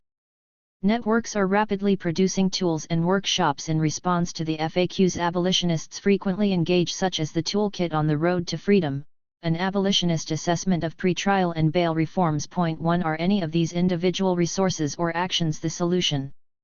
No, but collectively they shape, deepen, and expand the ecosystem. And while not all these networks and tools in circulation are necessarily abolitionist or feminist, their invocations and practices and emergent questions/tensions and, yes, even yearnings seed and strengthen the ground for this growth.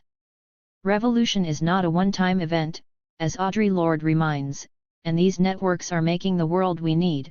Now. 2 Networkers by Molly Costello, 2021. As new formulations surface, others fade.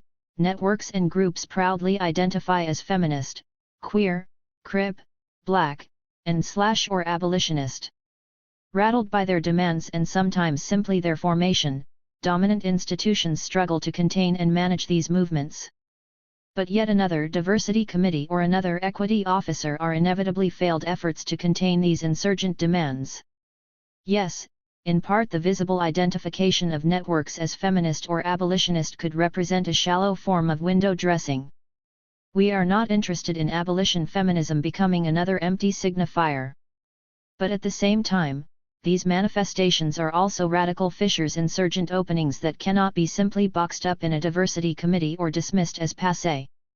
As we grapple with how to write and finish this project, mainstream news outlets are already predicting the end of the defund police movement. Curiously, the complicity of mainstream feminism with gender and sexual violence. The feminist leaders and heads of feminist organizations that shielded and advised Andrew Cuomo, for example, has not propelled any death knell for Me Too and Time's Up 3. But the haste with which these dominant power structures have mobilized to proclaim the end to defund police illuminates precisely the power of this demand. Again, this is the abolition feminist imperative of the both/and, the need to rigorously pay attention to what came before but also to move expansively and generatively and be willing to learn and unlearn. The imperative to recognize that dominant power structures will attempt often successfully to absorb our labor and demands, and yet we still forge new language and practices, and we work, anyway. Rather than contradictory, these tensions painful and pleasurable are the work. This book is an invitation to readers to write and organize, to create other abolition. Feminism. Now. Texts, films, zines, collectives, study groups, parties, and more. Freedom is a constant struggle.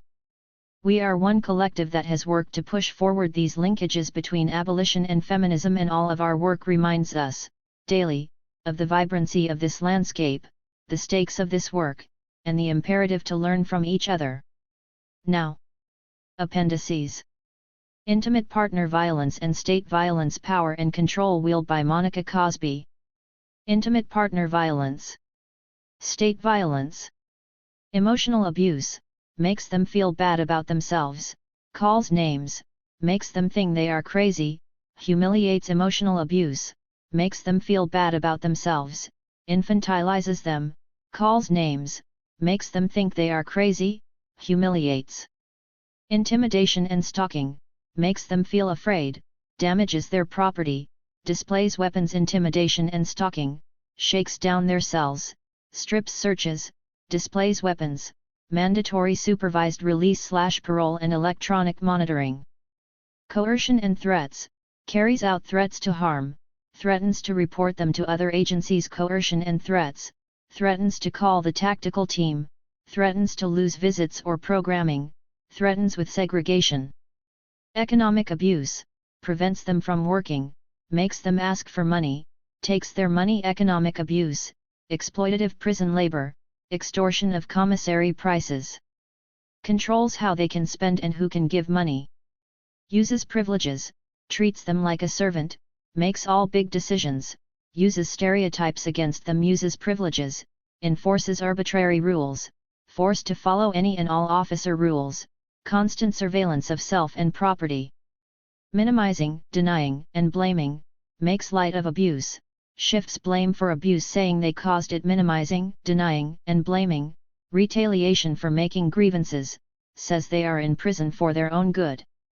Isolation, controls where they go, what they do, what they read, limits work and activities. Isolation, controls who they can visit, who they can talk to by phone, reads their mail, uses solitary confinement.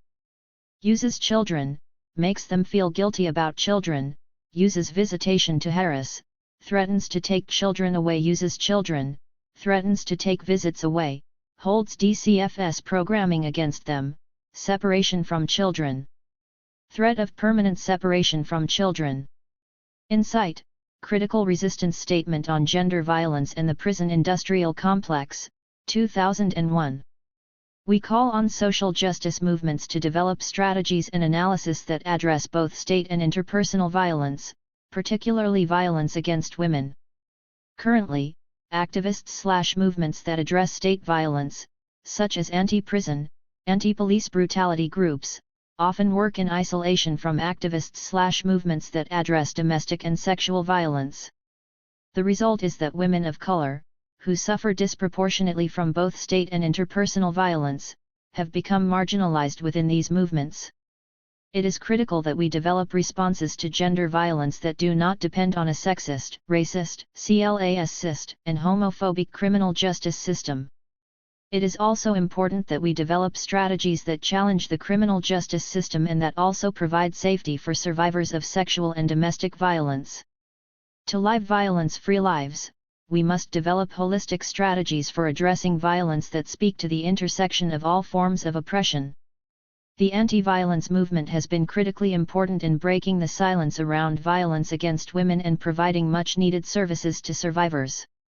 However, the mainstream anti-violence movement has increasingly relied on the criminal justice system as the frontline approach toward ending violence against women of color. It is important to assess the impact of this strategy. 1. Law enforcement approaches to violence against women may deter some acts of violence in the short term. However, as an overall strategy for ending violence, criminalization has not worked. In fact, the overall impact of mandatory arrests laws for domestic violence have led to decreases in the number of battered women who kill their partners in self-defense, but they have not led to a decrease in the number of batterers who kill their partners. Thus, the law protects batterers more than it protects survivors. 2. The criminalization approach has also brought many women into conflict with the law, particularly women of color, poor women, lesbians, sex workers, immigrant women, women with disabilities, and other marginalized women. For instance, under mandatory arrest laws, there have been numerous incidents where police officers called to domestic incidents have arrested the woman who is being battered. Many undocumented women have reported cases of sexual and domestic violence, only to find themselves deported. A tough law and order agenda also leads to long punitive sentences for women convicted of killing their batterers. Finally, when public funding is channeled into policing and prisons, budget cuts for social programs, including women's shelters, welfare, and public housing are the inevitable side effect. These cutbacks leave women less able to escape violent relationships. 3. Prisons don't work. Despite an exponential increase in the number of men in prisons, women are not any safer, and the rates of sexual assault and domestic violence have not decreased. In calling for greater police responses to and harsher sentences for perpetrators of gender violence, the anti-violence movement has fueled the proliferation of prisons which now lock up more people per capita in the U.S. than any other country. During the past 15 years, the numbers of women, especially women of color in prison, has skyrocketed. Prisons also inflict violence on the growing numbers of women behind bars. Slashing, suicide, the proliferation of HIV, strip searches, medical neglect and rape of prisoners has largely been ignored by anti-violence activists. The criminal justice system, an institution of violence, domination, and control, has increased the level of violence in society. 4. The reliance on state funding to support anti-violence programs has increased the professionalization of the anti-violence movement and alienated it from its community organizing, social justice roots. Such reliance has isolated the anti-violence movement from other social justice movements that seek to eradicate state violence, such that it acts in conflict rather than in collaboration with these movements. 5. The reliance on the criminal justice system has taken power away from women's ability to organize collectively to stop violence and has invested this power within the state. The result is that women who seek redress in the criminal justice system feel disempowered and alienated. It has also promoted an individualistic approach toward ending violence, such that the only way people think they can intervene in stopping violence is to call the police. This reliance has shifted our focus from developing ways communities can collectively respond to violence. In recent years, the mainstream anti-prison movement has called important attention to the negative impact of criminalization and the build-up of the prison industrial complex. Because activists who seek to reverse the tide of mass incarceration and criminalization of poor communities and communities of color have not always centered gender and sexuality in their analysis or organizing, we have not always responded adequately to the needs of survivors of domestic and sexual violence. 1. Prison and police accountability. Activists have generally organized around and conceptualized men of color as the primary victims of state violence.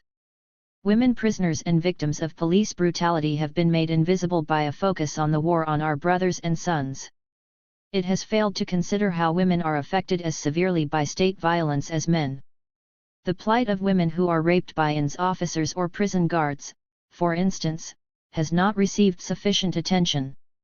In addition, women carry the burden of caring for extended family when family and community members are criminalized and warehoused. Several organizations have been established to advocate for women prisoners, however, these groups have been frequently marginalized within the mainstream anti-prison movement. 2. The anti-prison movement has not addressed strategies for addressing the rampant forms of violence women face in their everyday lives, including street harassment, sexual harassment at work, rape, and intimate partner abuse. Until these strategies are developed, many women will feel shortchanged by the movement. In addition, by not seeking alliances with the anti-violence movement, the anti-prison movement has sent the message that it is possible to liberate communities without seeking the well-being and safety of women. 3. The anti-prison movement has failed to sufficiently organize around the forms of state violence faced by LGBT communities. LGBT street youth and trans people in general are particularly vulnerable to police brutality and criminalization. LGBT prisoners are denied basic human rights such as family visits from same-sex partners, and same-sex consensual relationships in prison are policed and punished. 4. While prison abolitionists have correctly pointed out that rapists and serial murderers comprise a small number of the prison population, we have not answered the question of how these cases should be addressed. The inability to answer the question is interpreted by many anti-violence activists as a lack of concern for the safety of women. 5. The various alternatives to incarceration that have been developed by anti-prison activists have generally failed to provide a sufficient mechanism for safety and accountability for survivors of sexual and domestic violence. These alternatives often rely on a romanticized notion of communities, which have yet to demonstrate their commitment and ability to keep women and children safe or seriously address the sexism and homophobia that is deeply embedded within them. We call on social justice movements concerned with ending violence in all its forms to 1. Develop community-based responses to violence that do not rely on the criminal justice system and which have mechanisms that ensure safety and accountability for survivors of sexual and domestic violence. Transformative practices emerging from local communities should be documented and disseminated to promote collective responses to violence. 2. Critically assess the impact of state funding on social justice organizations and develop alternative fundraising strategies to support these organizations. Develop collective fundraising and organizing strategies for anti-prison and anti-violence organizations. Develop strategies and analysis that specifically target state forms of sexual violence. 3. Make connections between interpersonal violence, the violence inflicted by domestic state institutions, such as prisons, detention centers, mental hospitals, and child protective services, and international violence, such as war, military base prostitution, and nuclear testing. 4. Develop an analysis and strategies to end violence that do not isolate individual acts of violence, either committed by the state or individuals, from their larger contexts. These strategies must address how entire communities of all genders are affected in multiple ways by both state violence and interpersonal gender violence. Battered women prisoners represent an intersection of state and interpersonal violence and as such provide an opportunity for both movements to build coalitions and joint struggles. 5. Put poor/working class women of color in the center of their analysis, organizing practices, and leadership development. Recognize the role of economic oppression, welfare reform, and attacks on women workers' rights in increasing women's vulnerability to all forms of violence, and locate anti-violence and anti-prison activism alongside efforts to transform the capitalist economic system. 6. Center stories of state violence committed against women of color in our organizing efforts. 7.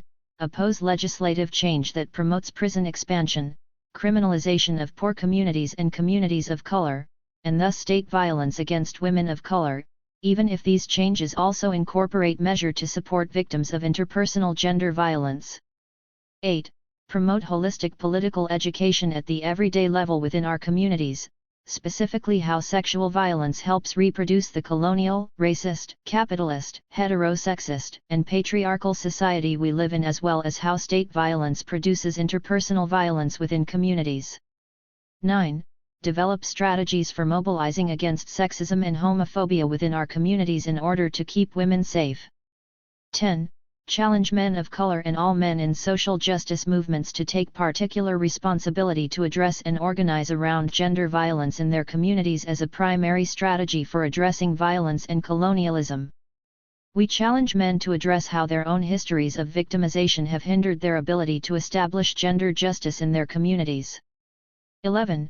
Link struggles for personal transformation and healing with struggles for social justice.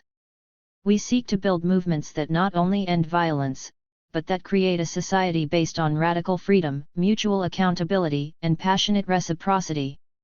In this society, safety and security will not be premised on violence or the threat of violence, it will be based on a collective commitment to guaranteeing the survival and care of all peoples. Reformist reforms vs. Abolitionist steps to end imprisonment. This poster is a tool to assess and understand differences between reforms that strengthen imprisonment and abolitionist steps that reduce its overall impact and grow other possibilities for well-being. As we work to dismantle incarceration in all its forms, we must resist common reforms that create or expand cages anywhere, including under the guise of addressing needs or as updated replacements. Jails and prisons deprive communities of resources like medical and mental health care, transportation, food, and housing. In our fights, it is critical to uplift and strategically contribute to movements led by imprisoned people, both to address pressing conditions and for abolition. In all decarceration strategies, we must utilize tactics that will improve life for those most affected and make space to build the worlds we need. Does this reduce the number of people imprisoned, under surveillance, or under other forms of state control? Reduce the reach of jails, prisons, and surveillance in our everyday lives? Create resources and infrastructures that are steady, preventative, and accessible without police and prison guard contact? Strengthen capacities to prevent or address harm and create processes for community accountability. Building jails or prisons to address overcrowding or rising numbers of new prisoners, for example, migrants? No. If they build it, they will fill it. Building more jails and prisons creates more cages, period. No. Building more jails and prisons increases the reach of the PIC and prison and jail infrastructures. Creating more cages means building something we have to tear down later. No. Adding cages takes away state and local funding and resources that could be directed to community-led infrastructures. No. Building more prisons and jails entrenches the carceral logic of accountability. They are sites that perpetuate violence and harm. Does this reduce the number of people imprisoned, etc.? Reduce the reach of jails, in our everyday lives? Create resources without police and prison guard contact? Strengthen capacities to prevent or address harm. Building closer to home, or as nicer, modern, rehabilitative alternatives to existing jails or prisons? No. The history of the prison is a history of reform. New jails and prisons that are proposed as improvements on existing sites or buildings expand the arguments for and lengthen the life of imprisonment. No. There is no such thing as a humane cage. construction under the pretense of addressing the harms that imprisonment reinforces the logics of using cages as a solution for social, economic, and political issues. No. Arguments for jails closer to home reinforce the idea that jails and police create safety and take away the capacity to build resources that can create well-being. No. Prisons and jails do not enable accountability. They are sites that perpetuate violence and harm. Building jails/prisons that focus on providing services to address the needs of specific populations. No. Life-affirming resources cannot be provided in spaces of imprisonment.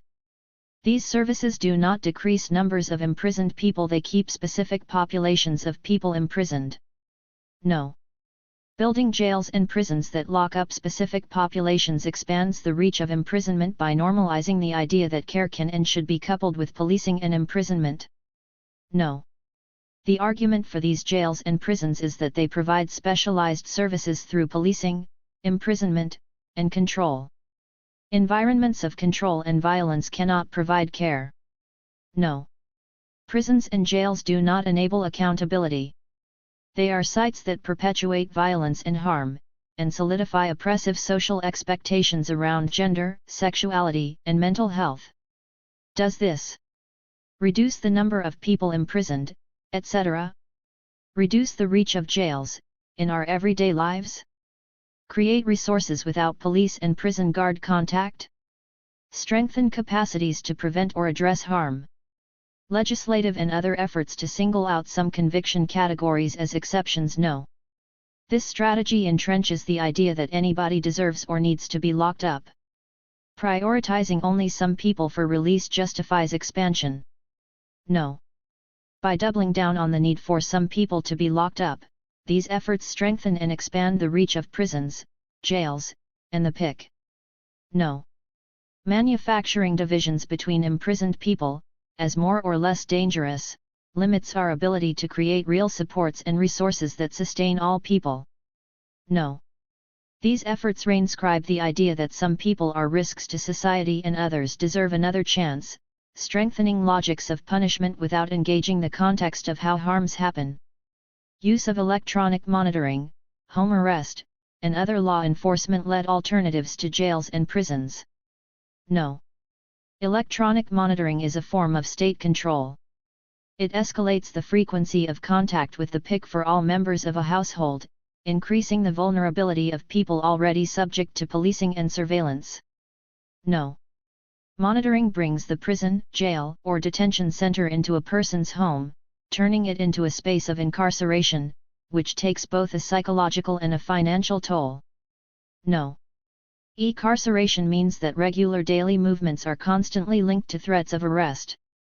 This does not allow people to build and maintain community. No. Incarceration extends the violence and harm of imprisonment into people's homes and everyday lives. Nothing about electronic monitoring creates systems of accountability or healing. Does this reduce the number of people imprisoned, etc.? Reduce the reach of jails in our everyday lives? Create resources without police and prison guard contact? Strengthen capacities to prevent or address harm? Public/private partnerships to contract services that replicate conditions of imprisonment? No. These services move people from one locked facility into another facility, often with similar rules and with the threat of jail or prison looming. No. This expands the reach of imprisonment, by adding to the larger system.